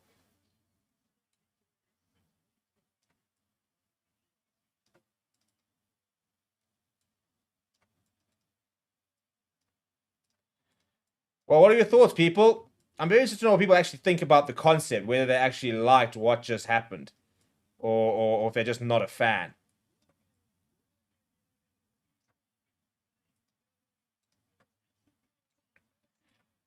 I mean, so in man of the match there, by the way, is Ethan Hooker. What a game from him! But for all of that to have been decided by a kickoff is quite sensational, to be honest. So we're going to move into a live show in just a little bit. So please do stay with me here. And let's try and break this down afterwards because it's going to be quite a fun thing to have a look at. But I mean, all the stats, it doesn't matter in the end.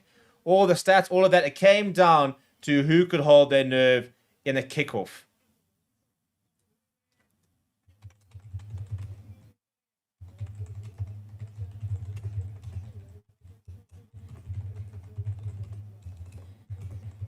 And we're going to be going live in just a bit, people. So please make sure you come and join me. We'll be live literally in a few seconds on a different stream. So come and join me on the stream there. Let's have a chat. Let's break it down, and let's see how this all plays out. I mean, it's absolutely bizarre scenes though, and a lot of fun. I think a lot of Munster fans will feel very hard done by. I think that's unfortunately just the way things go. It's the format. We have to have some sort of way to separate the two sides, and that's